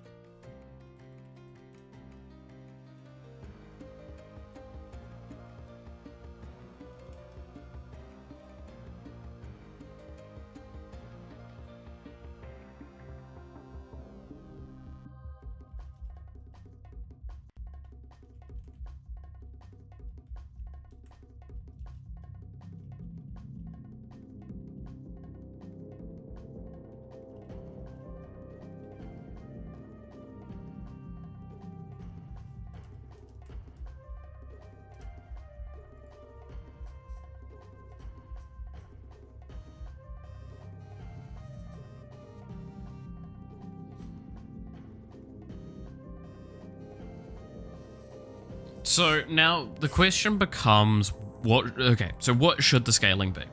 I've said I don't want to touch cooldown. I think cooldown should be replaced for amount, because amount is the enabler for this weapon. Maybe we give a cooldown reduction like here. And it's just like a half second. It's a small cooldown reduction, but a cooldown reduction nonetheless. Just to give like a little bit of that. to the weapon. So now it's a 5.5 second cooldown with its scaling. Its damage will be 5, 8, 9, 11, 13 base. That's a lot. That is a lot of damage. Baseline, especially for the fact that it is that 13 damage to 3, 4 times by default. And then 7 times when you consider her item. That's gonna fucking delete shit. No, I'm not giving her cooldown then. In fact, I'm actually tempted to give this more cooldown just because of that argument. Yeah, this is getting more cooldown, like, immediately. Holy shit. But I'm gonna give it a little bit more spread out damage. And I'm gonna lower that damage. So now it's going to be 12 damage as its point of call. So 12 damage every 7 seconds, repeated potentially 7 times. That's still a shitload of damage. It's a lot of fucking damage.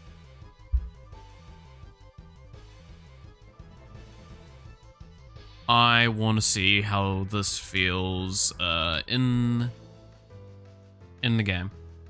I'm just gonna go in and level up just this weapon to see what it looks like, because I kind of want to see this swiping all over the place, because it's gonna sometimes come from the same direction, sometimes it's gonna come from a different direction. That's the cool part of it,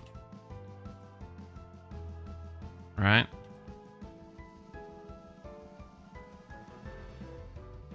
Hello. I have... Yes, value 5. That is a good point. I don't have value 5 existing anymore, do I?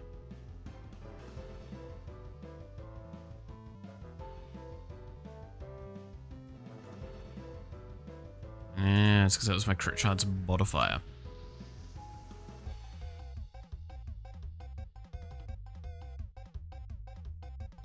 Again, that was just because I copy-pasted it. That's it.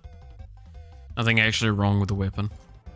It's because we copy-pasted it, and when I removed the thing, it didn't. I didn't think about improving that. So we want. We don't really care about any of these because they're not going to actually do anything.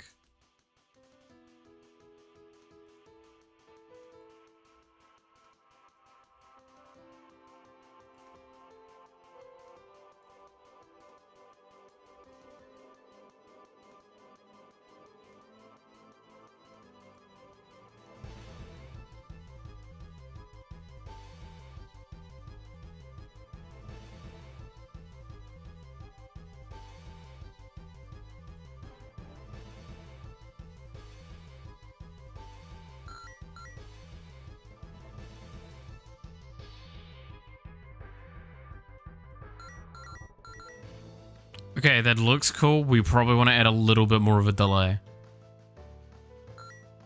Alright.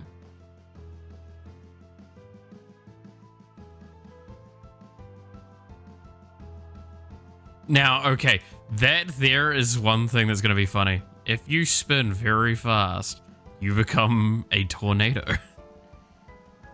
I did know that this would be how this works. This is a partly intentional thing.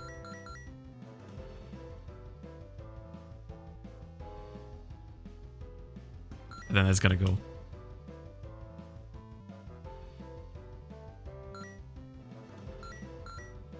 Okay, so let's raise this delay to 0.3 seconds.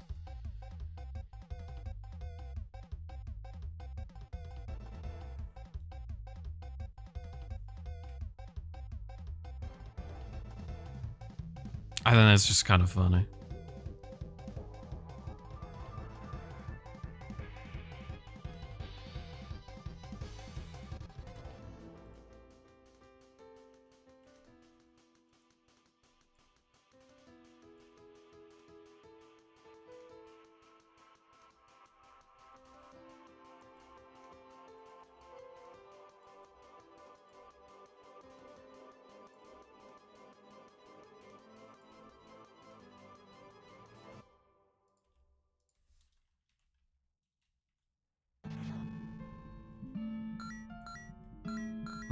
It still doesn't feel like a substantial amount that it's improved by.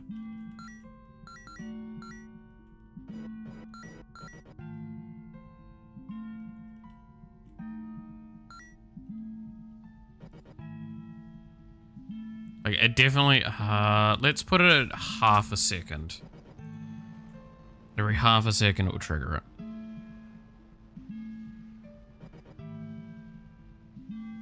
And also, because we're just at a point of just kind of throwing around the balance a little bit, I am going to yoink the thing so I can just do the timeline binding easily.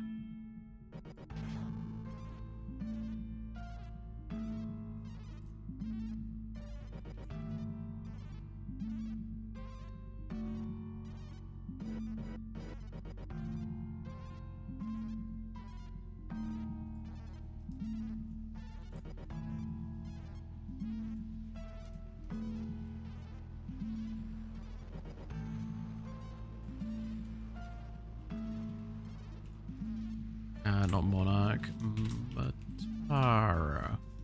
On.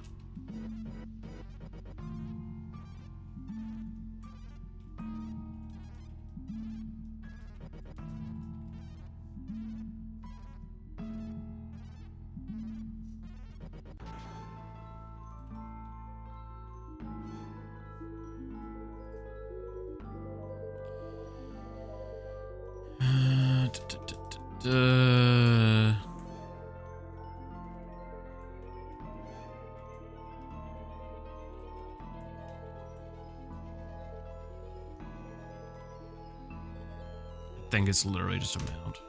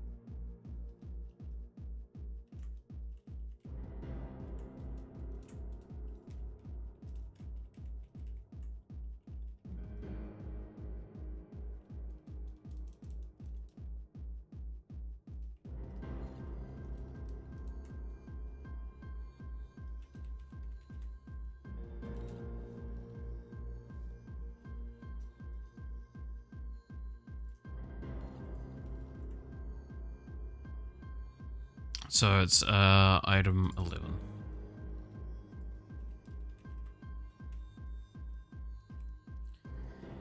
Bug. Bug. Bug.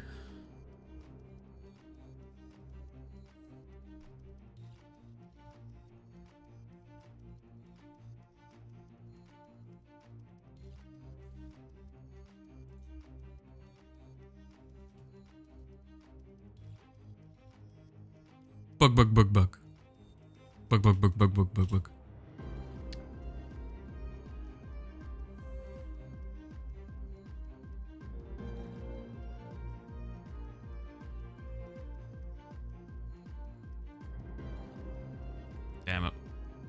It's not just called that? What is it called? Fucking create.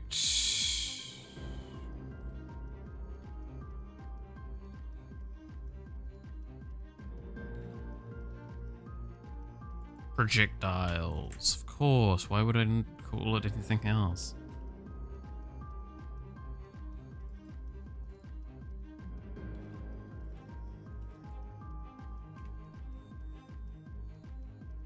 I love hating on myself, man. That's great. So good. Alright. Bug.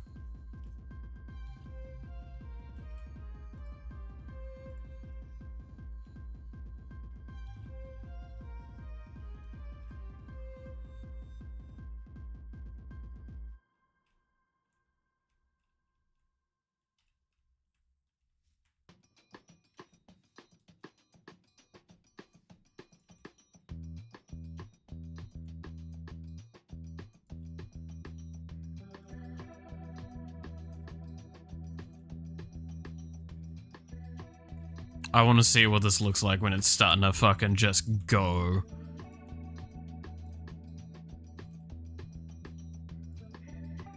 Give me... There it is. Alright, Matara. Oh, that looks as silly as I was fucking hoping.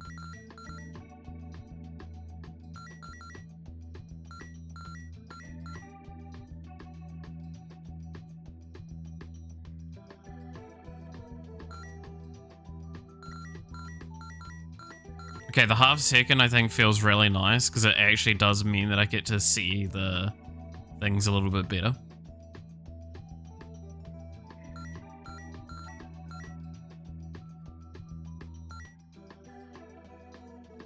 Now, there's an argument to be going, wow, this looks really absurd. Keep in mind, I've just max leveled her ability, like her item and her weapon. Yeah, it's gonna look really good for the first minute of the run.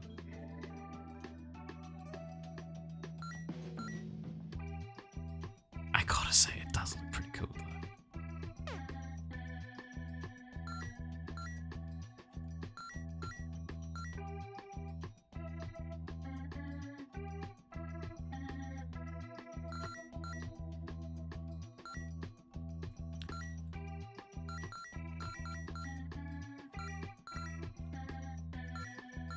Because I want to just say there's already a very clear best, like, other item to pick up.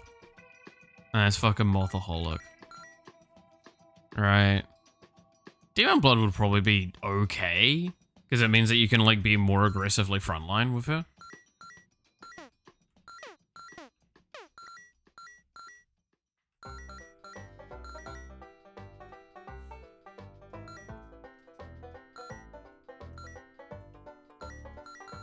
But no, it's God, Mothaholic's gonna be so good on this because Matara's like super.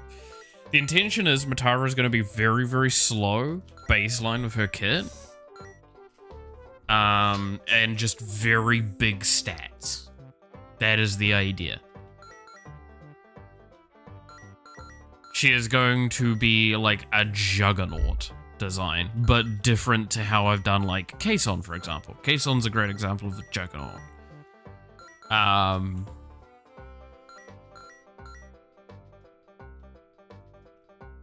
But I gotta say this animation looks really nice when we actually have it like in-game like this. I'm quite impressed with it. It really came out nicely. And I learned some techniques while doing it. So that's a big thing.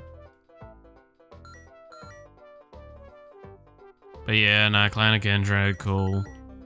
Again, I do not think Vox is her best in slot. I think it's going to be Booby. Just because she's going to scale really well with that, like, further damage and hard killing. There is a question to be made, and I don't know how I'm going to approach this, so don't ask, of when I say kills, am I going to mean you have to get the killing blow, or is this going to be assists, or is this kills for your team? Because, again, we do have multiplayer on the horizon. Very, very far on the horizon, but on the horizon nonetheless. So we need to consider, like, what does a kill mean in this game?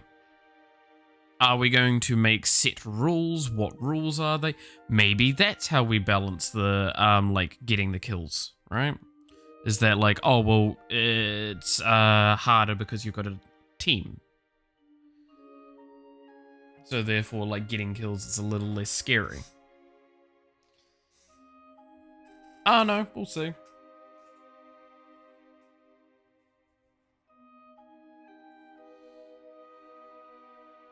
We will see. But I think I'm gonna be back in a sec. Just wait there.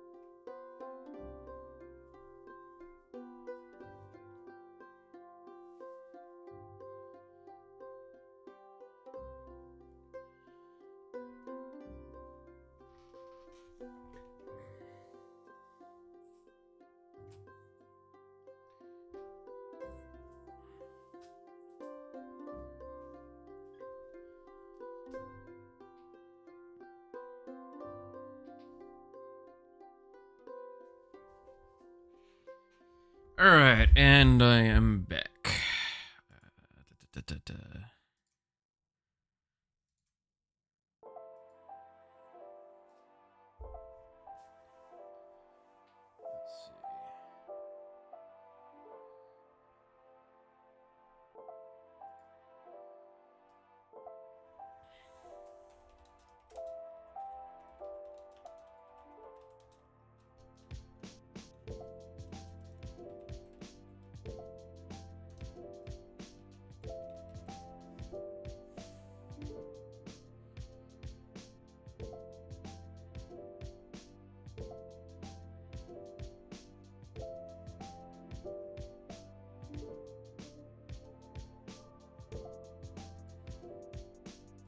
There we go.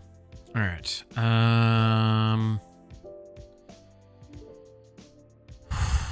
So.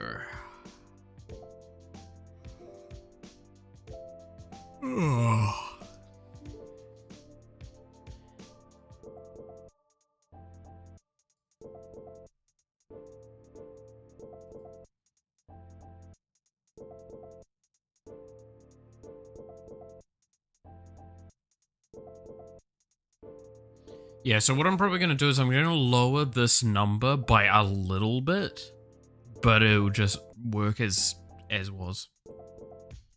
Right?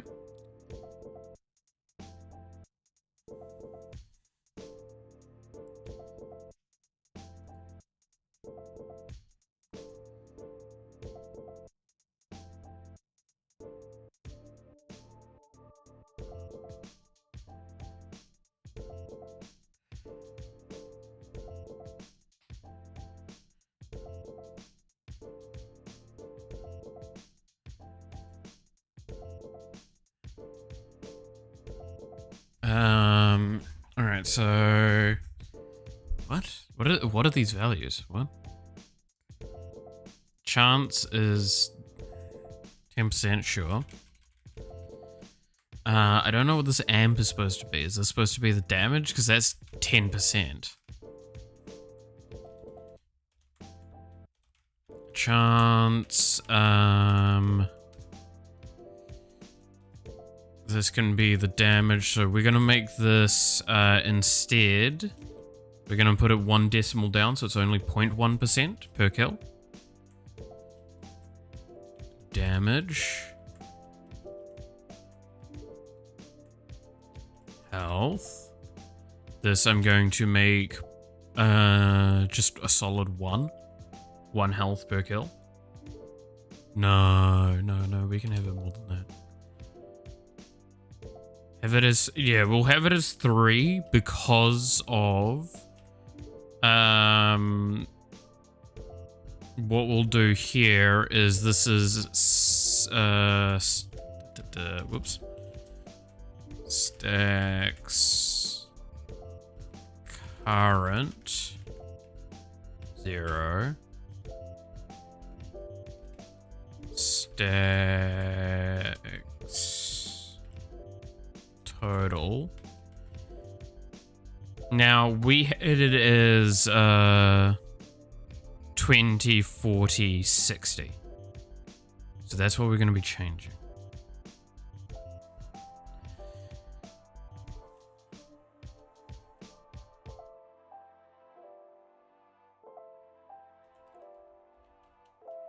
$200 base. 200 stacks base. That's a lot of stacks.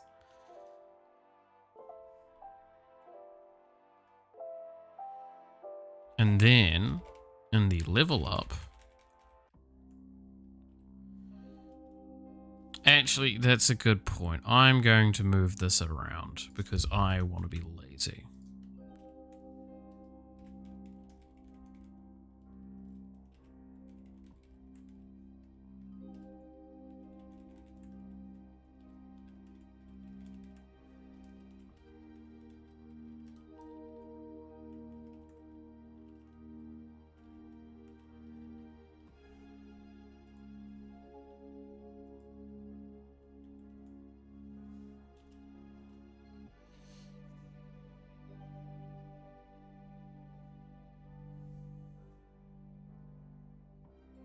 So, where does... I'm going to look at a function to find this easiest.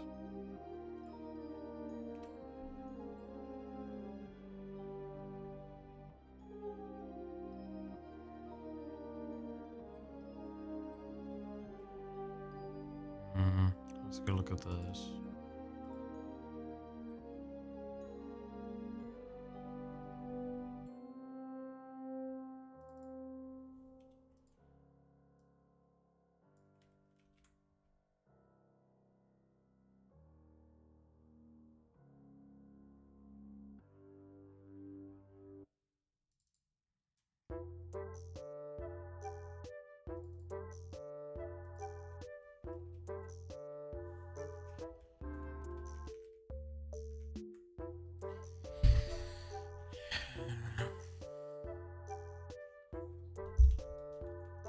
Let's write a function for this, actually.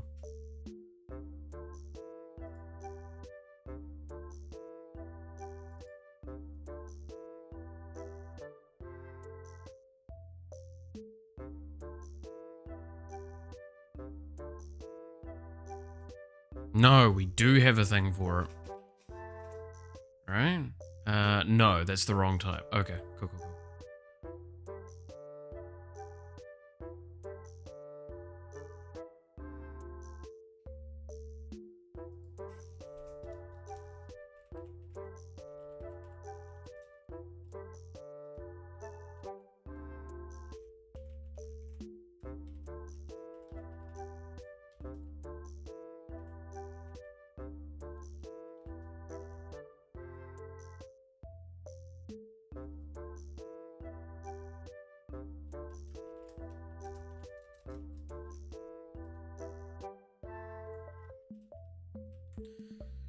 Okay, so name,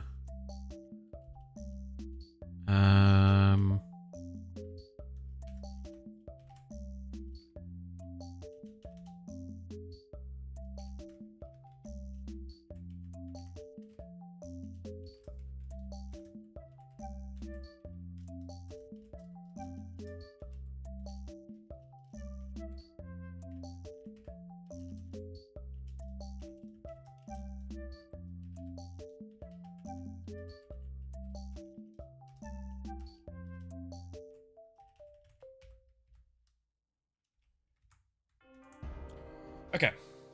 So this is what we'll do, is we'll have a find equipped. For now, it's mostly going to be weapons, right? That's going to be the important thing.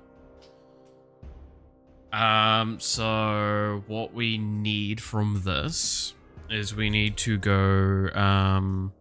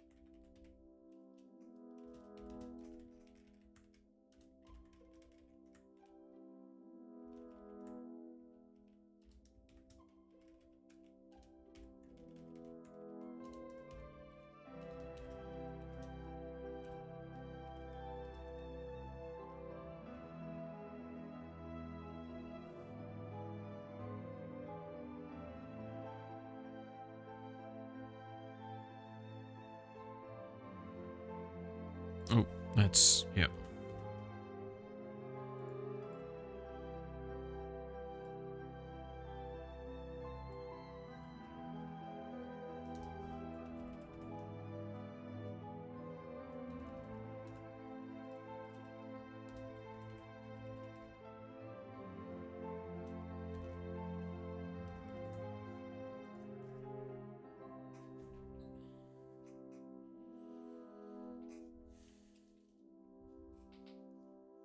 So this is all I should need to do for the moment.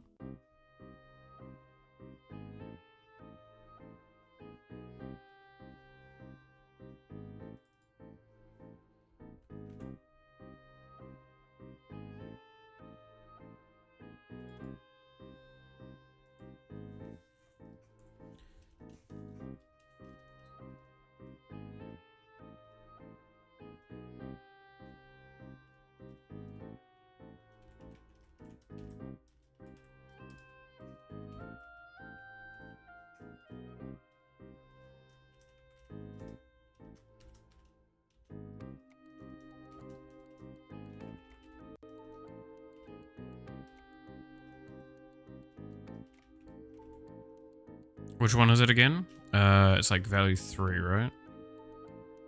1, 2, 3. Ha! Nailed it.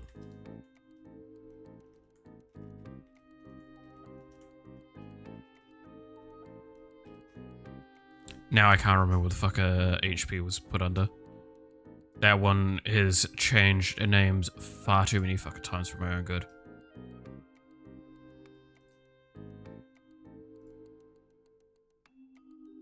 HP max.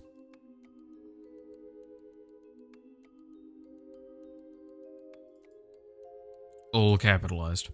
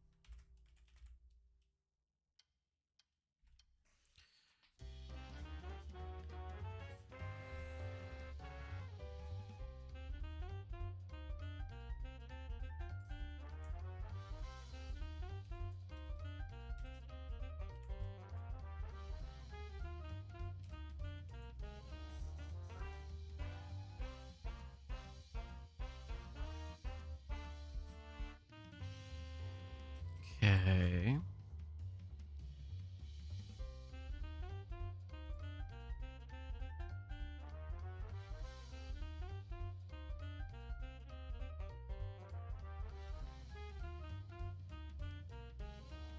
Then, so that should be the honey claws working. We will see. But first we need to have,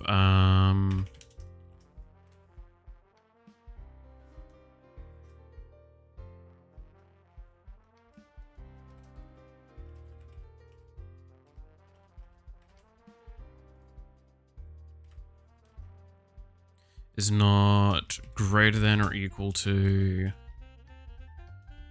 skill dot value 0.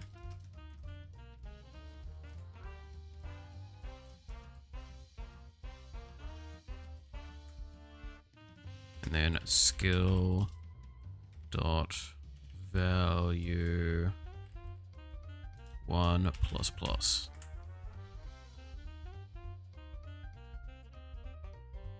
Should be nice and simple.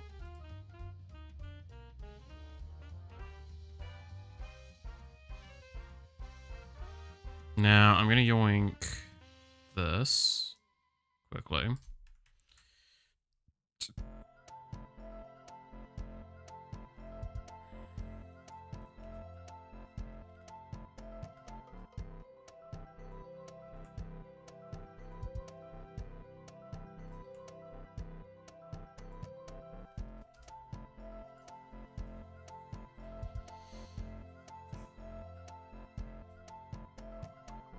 We haven't got any icons or anything else done for this so far, so you have to keep in mind. This is why I say, like, the thing that takes the longest is assets, normally, not, like, actual abilities or anything. Because we're... How far in? We're, like, what? We've been doing a couple of other things, we've been chatting a lot, and we did some of the ad assets today. Matara is... She hasn't had her EX done, but that should be a relatively simple case because that's going to be very similar to Junie's. Her assist is going to take a little bit of time because it's going to have some weird little interesting mechanic stuff to that. And then... bloody... What? Her... ability is going to take... only the reason it's going to take time is because we need to revise res effects, because currently it's a res effect and I'm not sure how well res effects synergize with each other correctly, and are they actually pulling the correct data for them. But this is basically her passive done. We just need to write up the dialogue for it and stuff.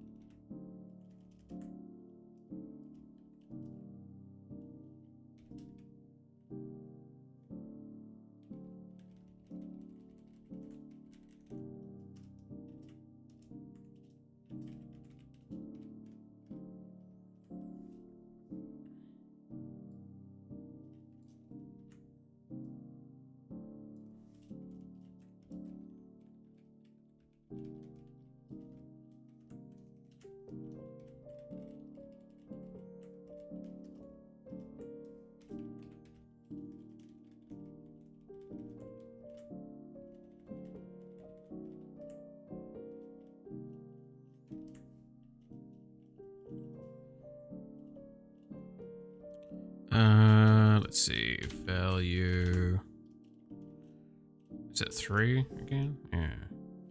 Value 3, hash percent,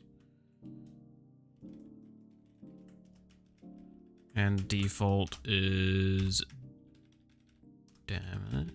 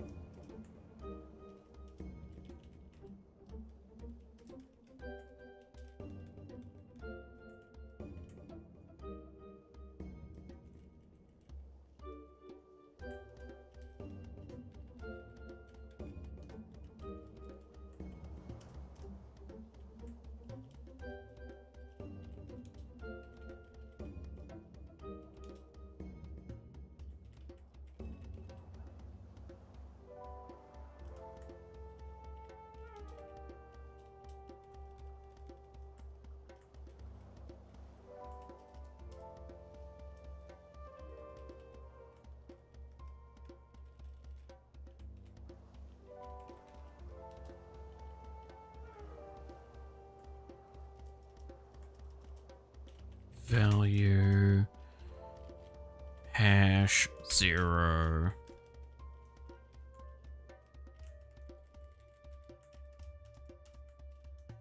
times.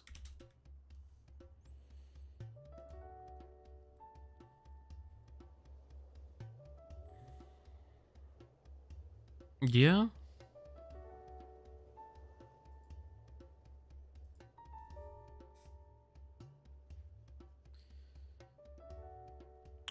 I'm also going to just quickly add in,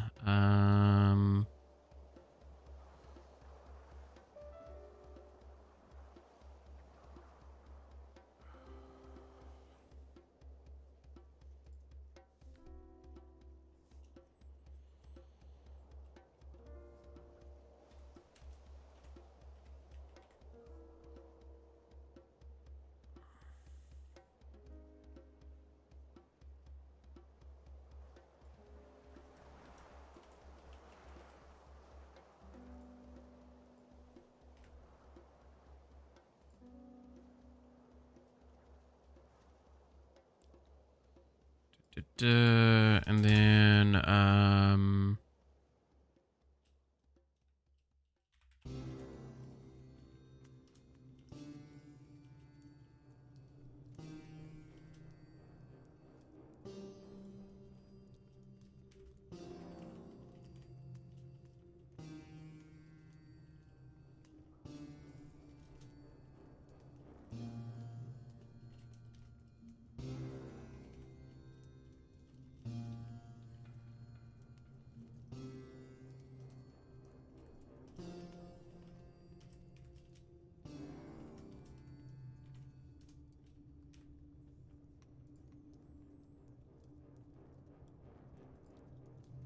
all right, let's see how this looks.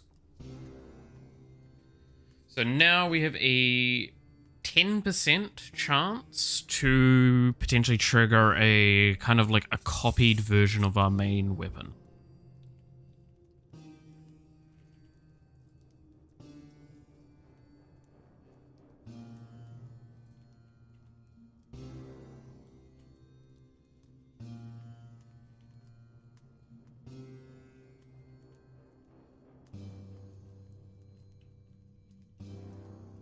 Okay, I've got the things the wrong way around, that's fine.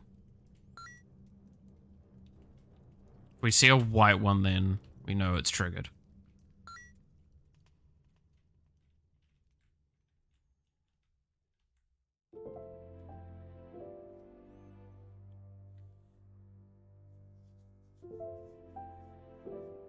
Okay, value 0 was the wrong one. Cool, we know that now. This is 1, and then this needs to be...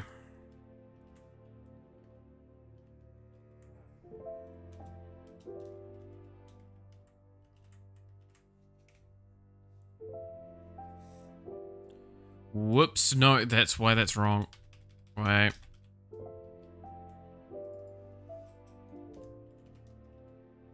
It's recast that we were supposed to be checking for. I was having it as caster. That's bad. My bad.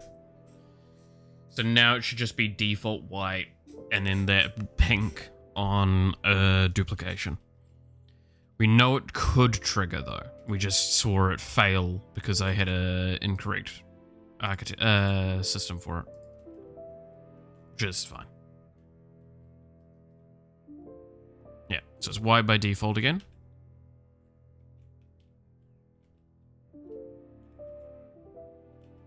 So we just need to kill something.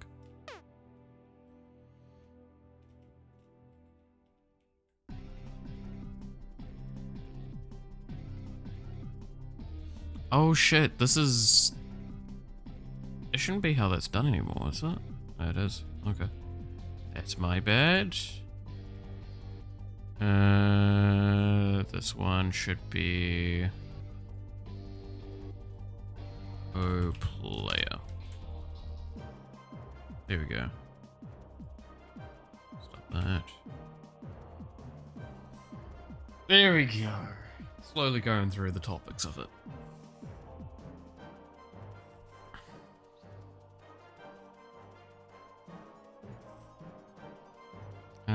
Move to Matara.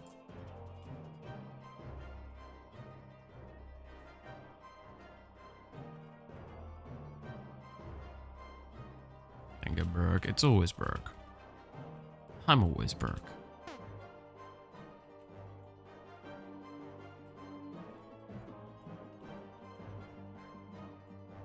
No, no recast there. It's fine. We saw a recast there.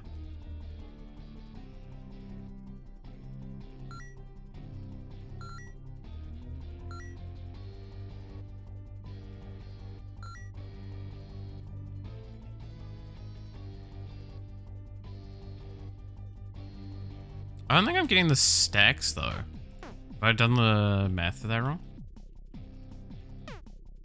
Clearly. Ooh, that looked nice. Okay, I saw a little bit of what I was actually hoping this build will be able to accomplish.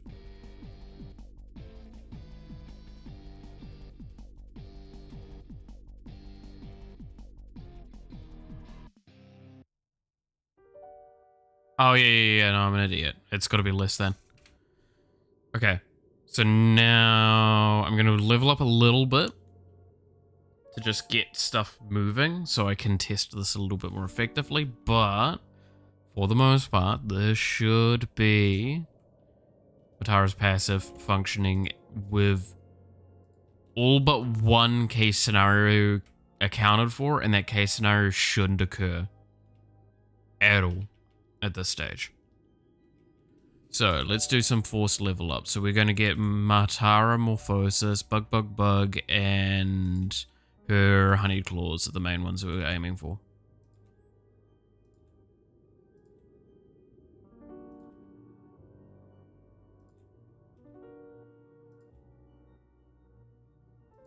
Cool, doesn't matter anymore.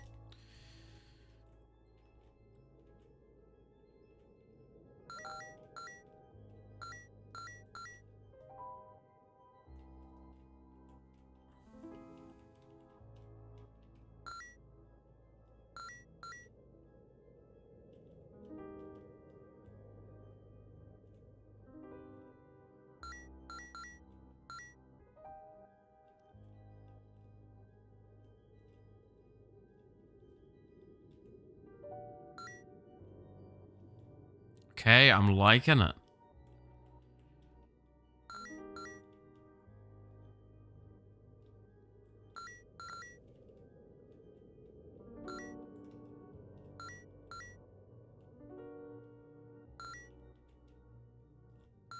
Enemies aren't actually spawning fast enough to like make use of how potent this is. Like, this is actually that good.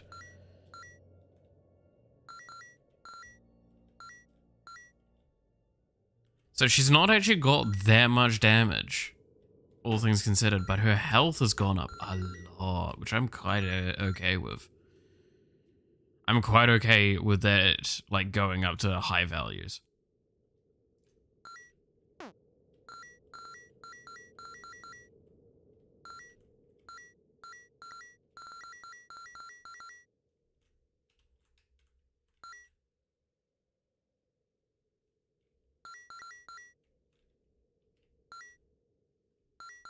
I'm wondering if on kills triggering in situations where it shouldn't be.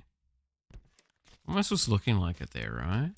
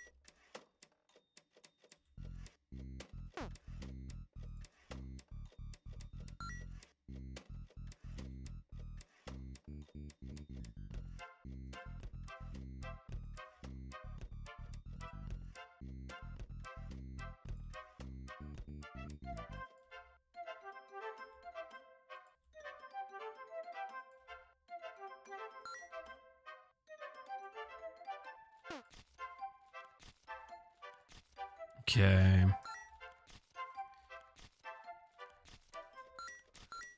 So this is probably like closer to what like a late game build for Matara will look like.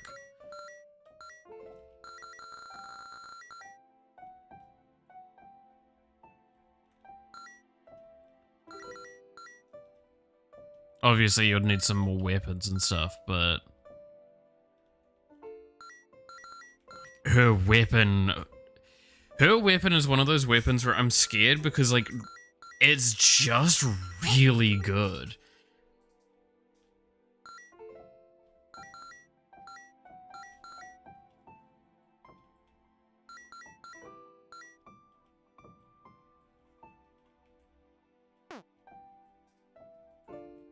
And because she's going to have, like, much higher health values than, like, the average, thing, like, Speak with the Devil is going to be really good on her.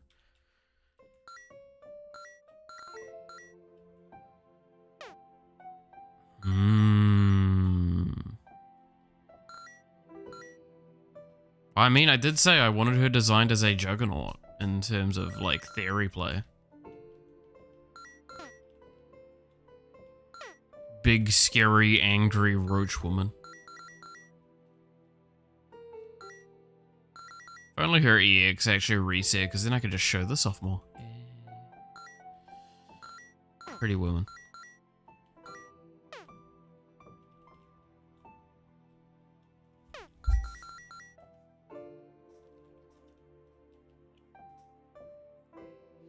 Get moth goop, because funny.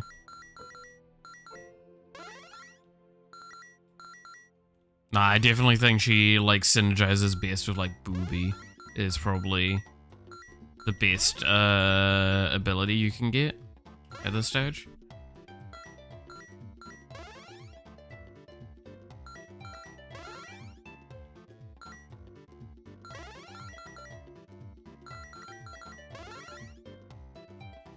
We'll need to do something about the color, though. We do need to find a good color to, like, push through to the weapon when it's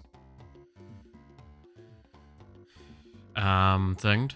So instead of the fuchsia, let's look up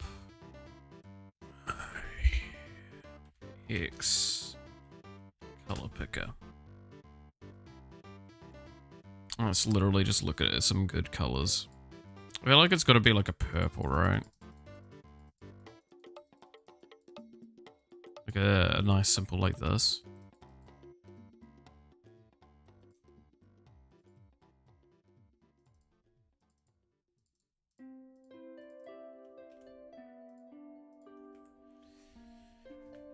Because it's still got to be kind of white. That's the big thing. It's got to be on the lightish side. We could also take this and do this with the image alpha and make it so this is like 0.8 by default and this is 1. So it's just like slightly transparent as well. So it's a little easier to see it. See it, the difference.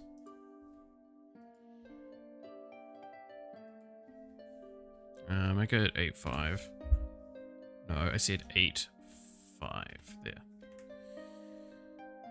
There we go.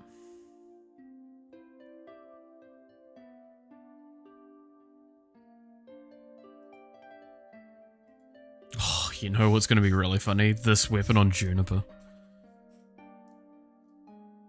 This weapon on Juniper is actually going to be really fucking funny to look at. This is the funnier part, I think, with, like, this situation, is that, like, by adding Matara, I actually make Matara strong because of Junie, and Junie stronger because of Matara. It's really stupid. I like it. I like it a lot.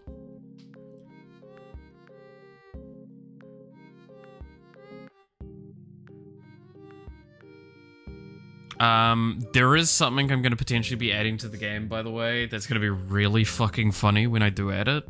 I hope people will appreciate how stupid it's going to be. I'm gonna be adding a buff to Junie's moth goop, and I'm gonna make the DOT stack again. But I'm gonna clean it up so they don't like get reapplied by the same instance. It's gonna be scary. It's gonna be real fucking scary.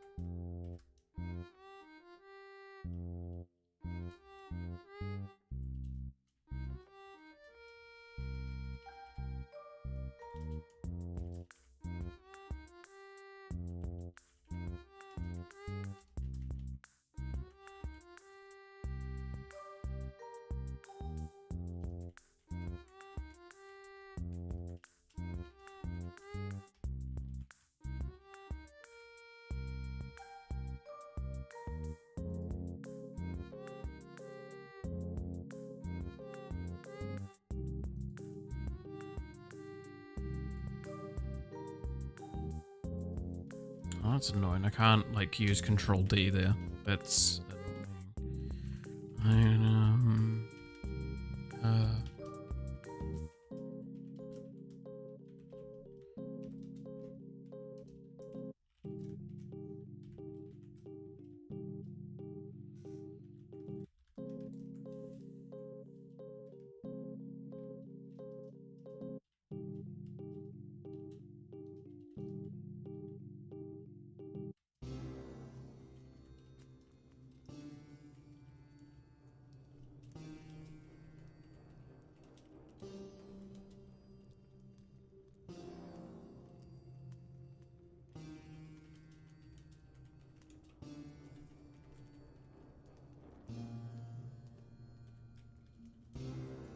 And then,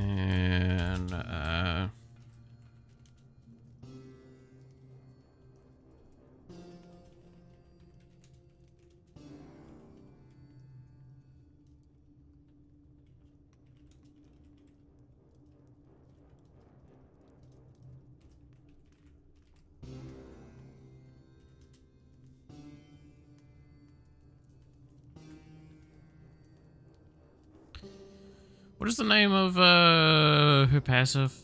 I can't even remember. Metamorphosis, that's it. Thank you.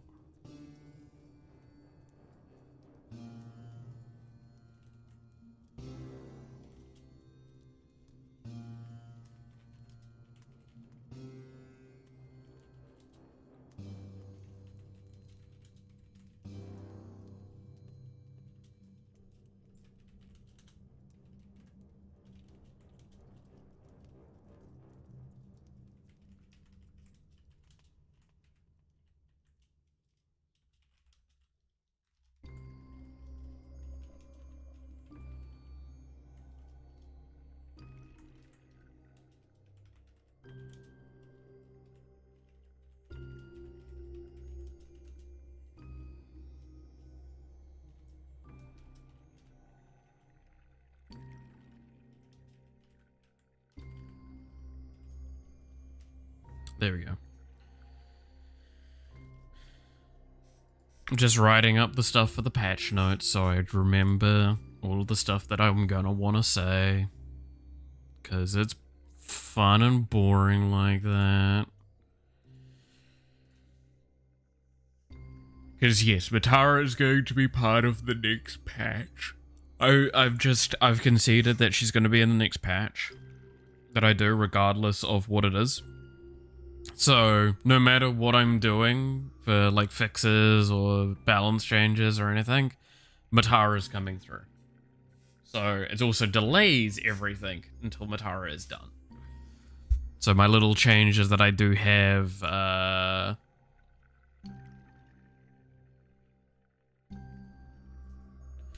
thought I gave this the name there.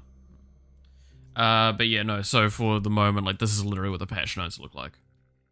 I'm gonna actually do some formatting because as what was pointed out when we did the patch before, is like I've got a soft format going, but I need to have a hard format going. We do need to actually have like a consistent style of doing it. So I'm going to set something up with this stuff used as a template.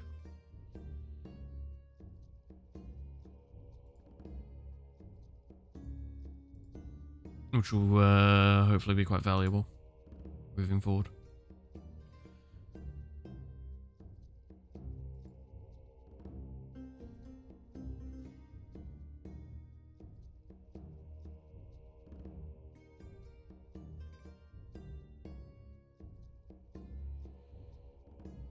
Oh, so I love, right, how stupid people on Twitter are. So yesterday I went, they released the full, like, timed dates and stuff for the holocure update. And I posted a response going like, I go away for the first time in like a year, basically, and y'all have to drop such a cool update. Something to look forward to when I get back, at least. Someone responds, and I find this hysterical. Someone responds with the, well, they already announced from a few weeks ago. And it's like, yeah, and that's incredible that you've assumed that I've decided to go away the same day that they've announced this. Not potentially maybe like before then.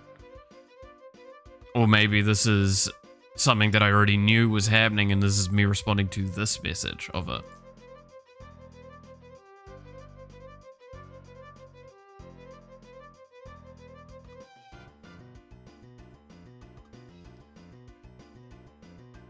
I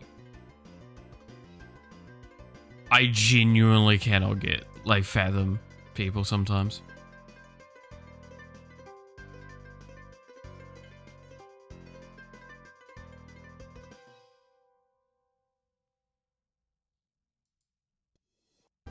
Like, no offense to that person, and I'm not gonna say their name or anything. I'm not gonna call them out. You can probably find it easily. But just like, just think what kind of rationale you had to get to like make that assumption. It's like, oh well, they announced this 2 weeks ago, and it's like, yeah. Fun fact: if you go look at that post, you'll also see me responding to that post, going like, hell yeah. I knew this was coming. I knew this has been the case. I knew it would come out when I was gone. Also, that sounded almost like I was going a Dr. Seuss approach. But that's why I'm excited, because it means like when I get back, that's gonna be one of the first streams we do. Because I'm gonna do the new holocure update. Fucking excited, man. 0.7's gonna be spicy.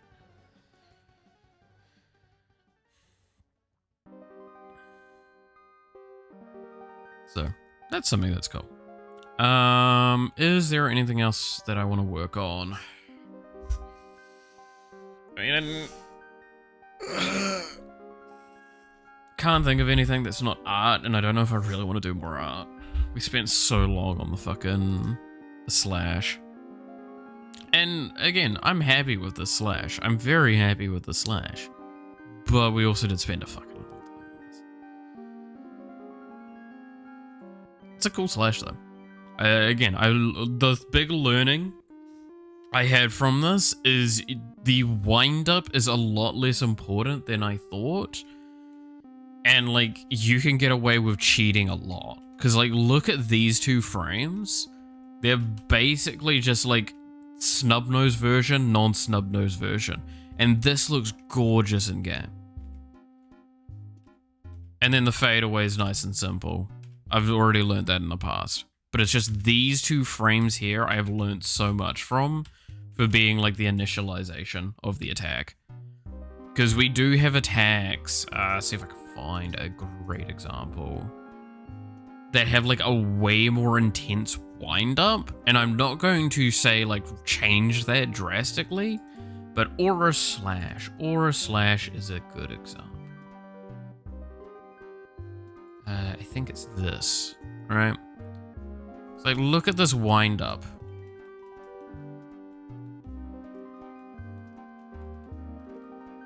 It looks cool. I like this wind up and it comes out really nicely in the game. But like now I've learned I could improve this a lot now.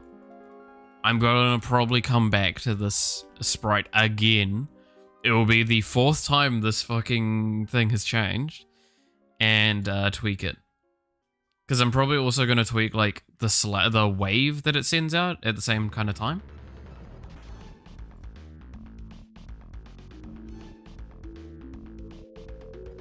But this is the important thing. Like, it genuinely is the learnings that you get from this shit, man.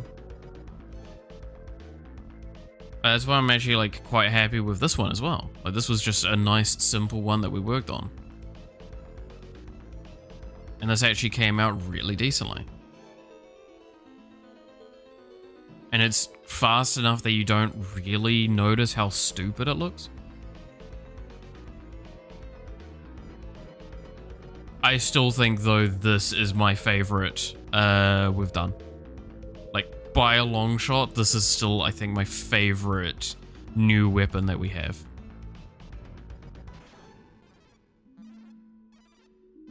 Because this just looks so pretty, right? Like, look how pretty that is. That's actually so cool. I hate how, like, I don't know how I managed to accomplish doing this to this degree. I'm very, very happy with myself on this one.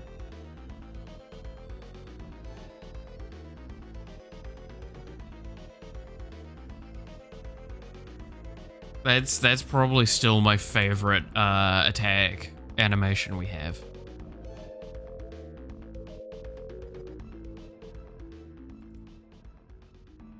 I still need to do the fucking like projectile for the lovey beam at some point.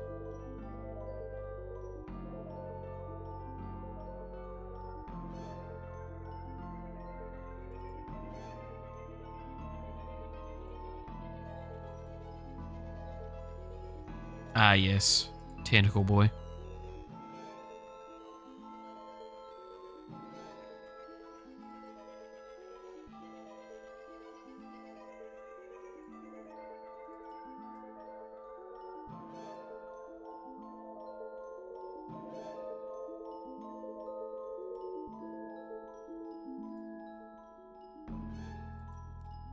And then yeah, Sakura Storm as well is another example of me doing the wind up, right?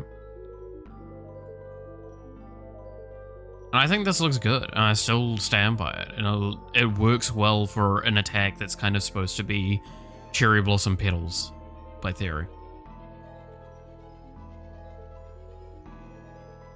Because like the way it fades out makes it like, I feel like it fits it, right?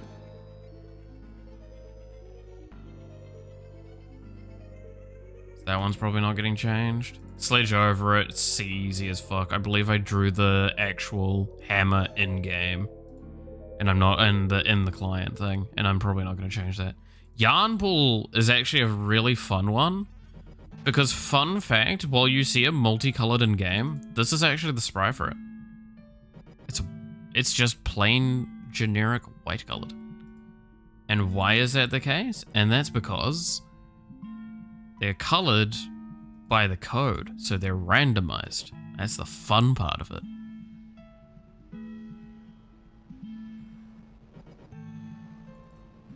I do like the new Hanabi though. I think this, show if I the sprite because it actually shows it better. I like this a lot. I like the style. The explosion still needs to eventually be like animated or something. I also do love the soft reference that this is, as well, to Hanabi as well.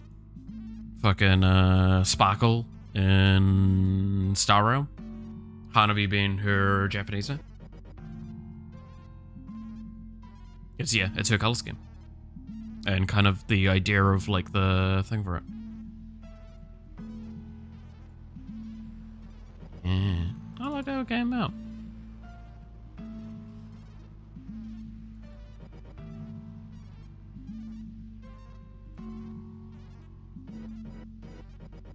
I still love fun little thing.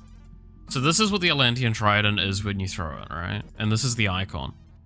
I think we did this on stream. I can't remember. This here is literally this rotated. No joke. That's why the colors look so splotchy here. Because it was even after adjustment, it's still like really splotchy. It's literally just this rotated on an angle though. And then cleaned up afterwards. And then added these like weird water circle points to it. I noticed. Yeah, it's really funny. I like that shit, man. It's simple things like that where it's like, I'm just reducing the amount of work that I'm putting in. Makes things a lot easier to do. And yeah, the change to fucking demon claws. Where the icon now is what it used to be, and now the animation is this, which looks so much better.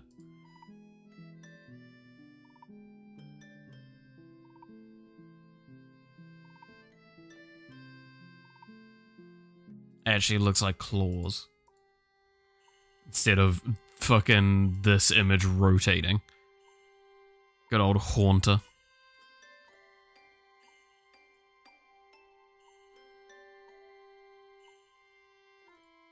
I wonder if I need to go back and edit Gush.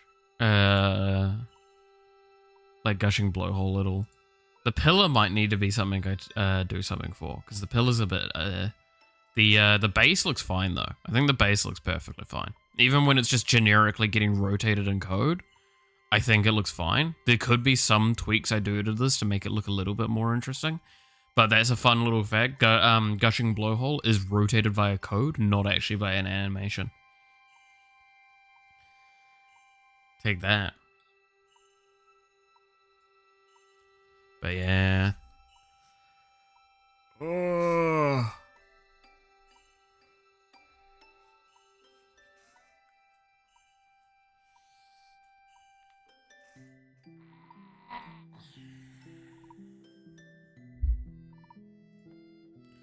It's cool though. Now we've got weapon, item, and passive in for Matara.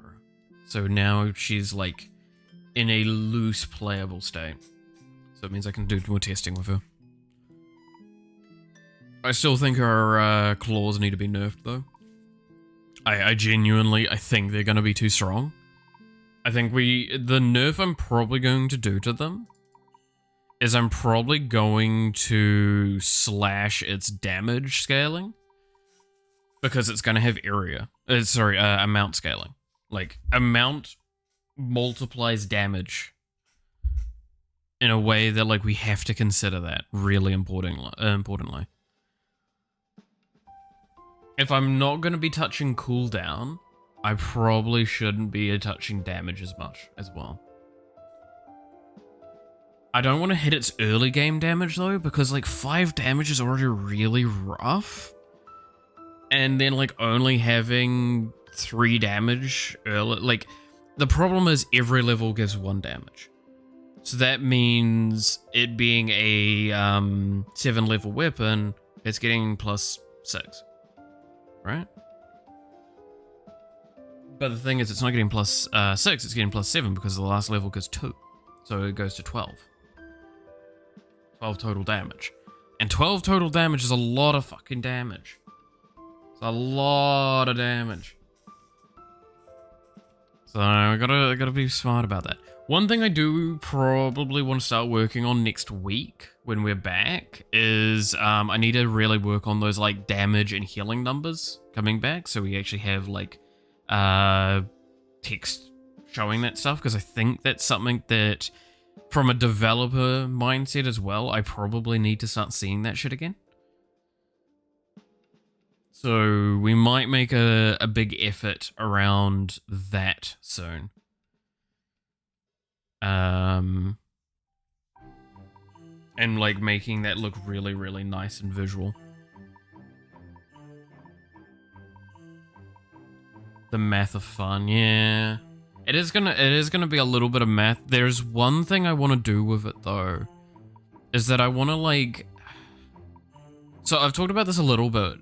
So League of Legends healing is actually exactly kind of how I want to do it with the text, is that it actually stacks them in kind of like a rotating way. So it means that it will show this number and then it will push it up and it will slowly like shrink and enlarge as it goes through its lifespan. And if you get multiple things, it will just kind of like stack them together so they'll layer correctly and rotate through those numbers. Which means that if you're getting a shitload of healing, those numbers are going really, really fast. I kind of want to do that. But I'm not going to do that with damage numbers at this point. Damage numbers are going to be different. But healing numbers, I want to do that with. That will be probably a good way of going about it. Yeah. But I do like that fun little thing, though. Matara is actually going to have some inherent health regen over other people if she's dead. If she's died once, right? Because she has a res effect. And the res effect, when on cooldown, gain health regen. And the idea is that, like, it's just kind of a little bit of a soft thing to keep you going, but it's not health regen when you've not got it. So it's an interesting one. It's going to be flat health regen as well, which is going to feel really shit on Matara. Because she's just going to have such a big health pool comparative to like every other character. Again, I'm gonna probably slap her with a bit of a nerf now, with her health. So she's actually going to come down to like 800 or something. I might put it even lower because she is going to get way higher. Will Matara avoid the enemies or allies or both? I mean, what? Dude, she just wants a snack, man. She just wants a snack. It's fine. It's fine. I'm gonna pull her movement speed down a little bit as well, like I said. To 1.8. She's actually a really slow character. Really, really slow. But I do think that we're going to... Again, we're very considering the fact that she is extremely tanky. And she is supposed to be like this big juggernaut of a thing.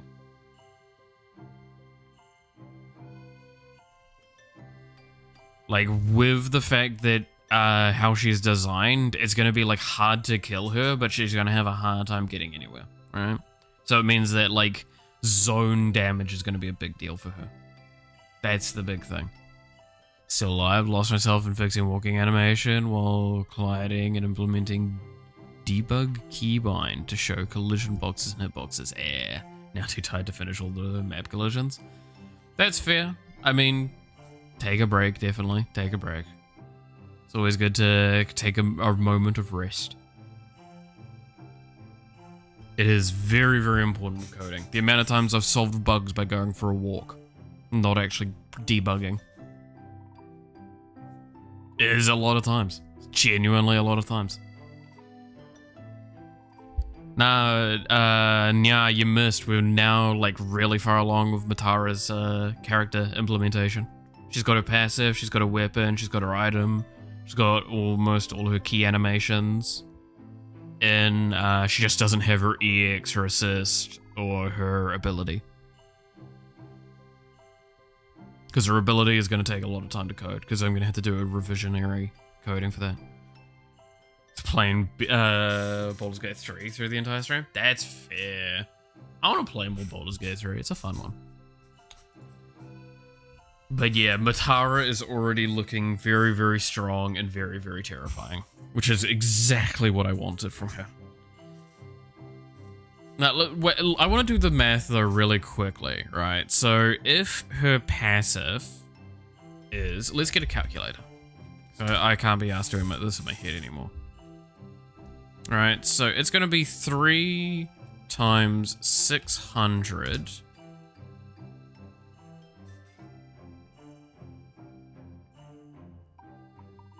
Wow.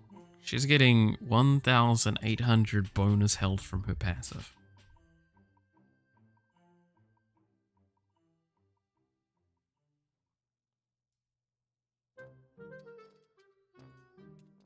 That's a lot of health.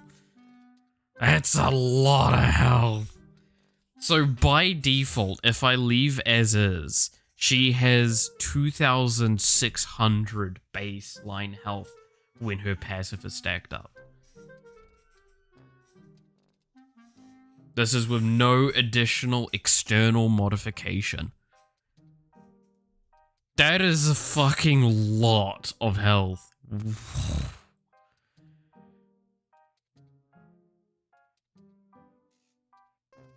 Now, you might sit there and go, well, is that really a lot of health? Yes, yes it is. Most of our characters are floating around 1,000 for tankier. Some of our squishies are sub 1,000.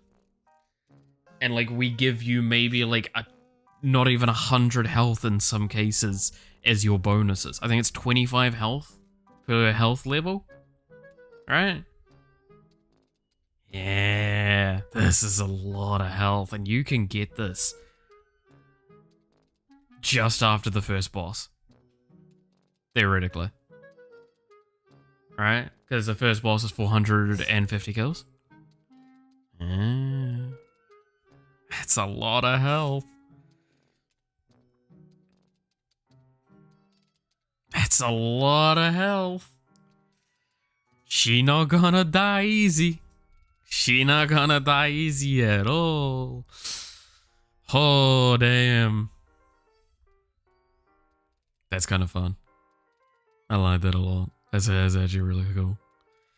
Now, there is a very valid argument to be made. Maybe we need to pull this damage down. This health a bit. Reverse flex tape. That's a lot of health. Exactly. Like, I'm very conscientious of the fact that this is probably too much health to just give to a character with their kit. However, an acknowledgement needs to be made that while we're getting this, we're also only getting like 60% damage, and that is basically the end of her passive. Well, I mean, no, actually, this is probably one of the strongest passives in the game right now, the more I'm thinking on it. Because, especially in comparison, oh my god, I just realized. Can we just talk about the fact that this passive literally is 10% chance to echo a single version of your attack, your main attack, give you 1,800 health, 60% damage increase. When Iron Mouse's is, do you want 40% healing amp?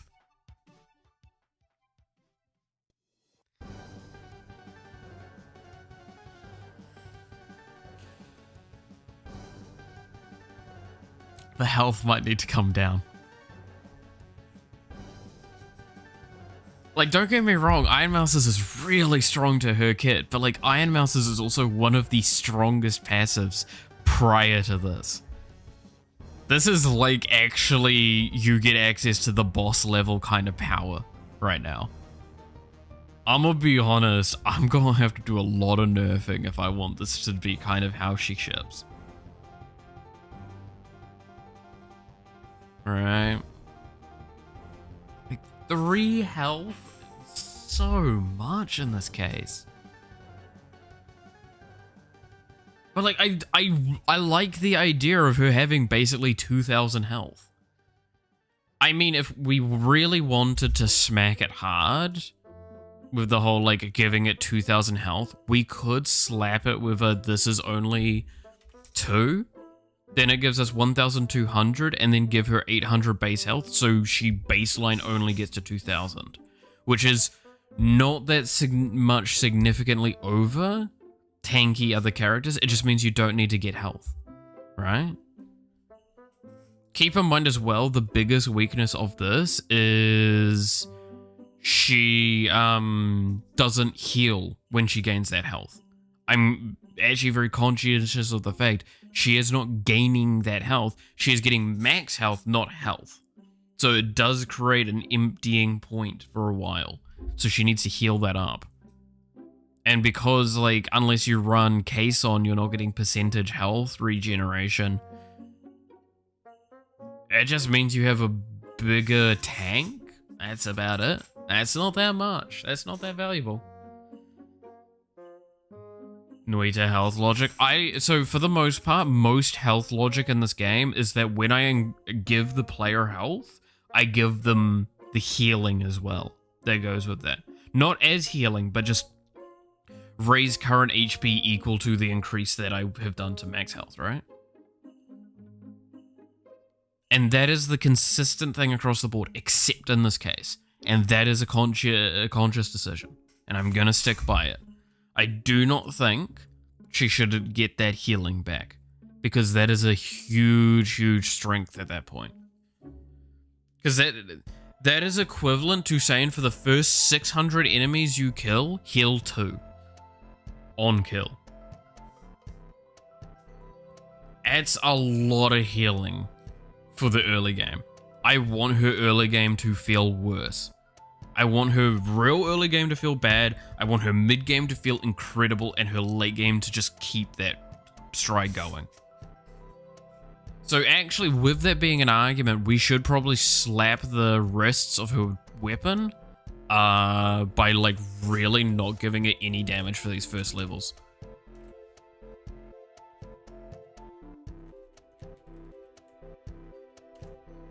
So it gets 5 damage to begin with, and then it can get a lot of this damage here later. And again, I don't want to give it more damage than I like this, probably, because this is what, 4 damage plus 4 damage here, so that's 9 damage it gets. That's probably a lot more of a reasonable number.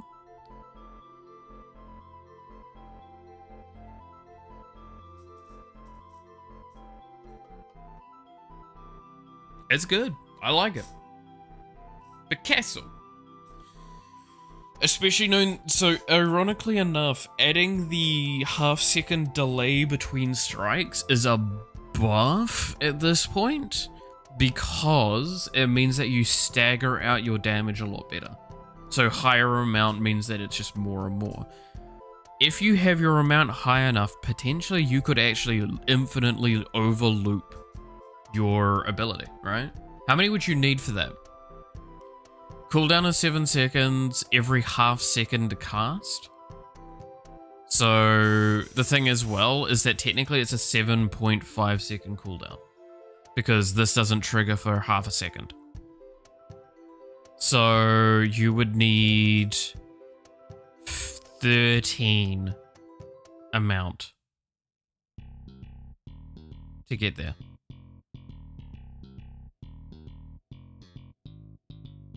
Yeah, 13 amount. That's a lot of amount, even for this, right? Because you own baseline, you get 1, 2, 3, 4. From the thing, you get 3 more, so it's 7. So you're like halfway there. Yeah, so I do not need to give this cooldown. I really don't. If you get cooldown from other sources, it'll be good. But yeah.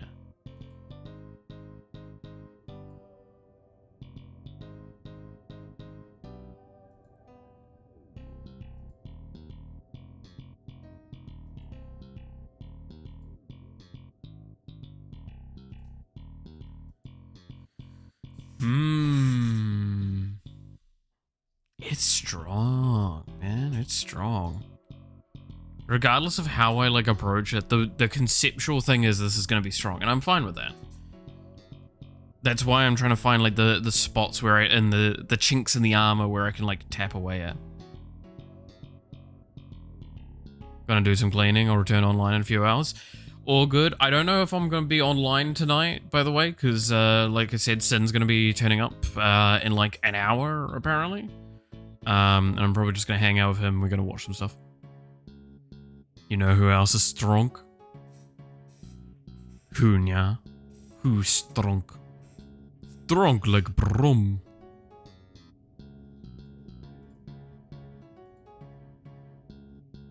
My appreciation for you. Oh.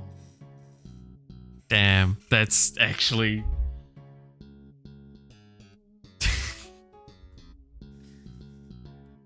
Yeah, you got me with that one. Alright, well done.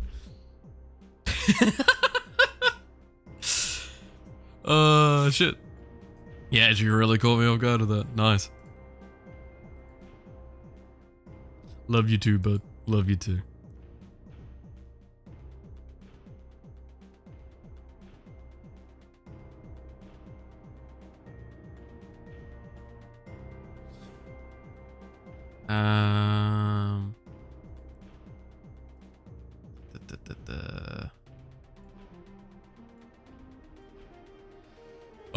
Probably should call it soon though, so I can get like the last few things I need sorted before my mate turns up. It's just kind of rough because I'm probably not going to get much more game dev done between now and when I come back, right? And it's just like that itch of thing of wanting to do more. I want to do more. I want to keep working. That's why I'm like excited for this trip, because I'm going to come back and I'm going to be so motivated to get work done. I know it, because I'm already feeling like really motivated, so if I delay it a little bit, I'm gonna be itching to work. They're revving me up, and I'm just like, oh, come on. Rev it more. Let's go. So, you know what? We'll call it here, right? With that all being the case then, thank you so much for watching. I hope you enjoyed. You're awesome, stay awesome, and I hope to see you again next time, next week, after my break. I'll catch you later. Till then, bye-bye.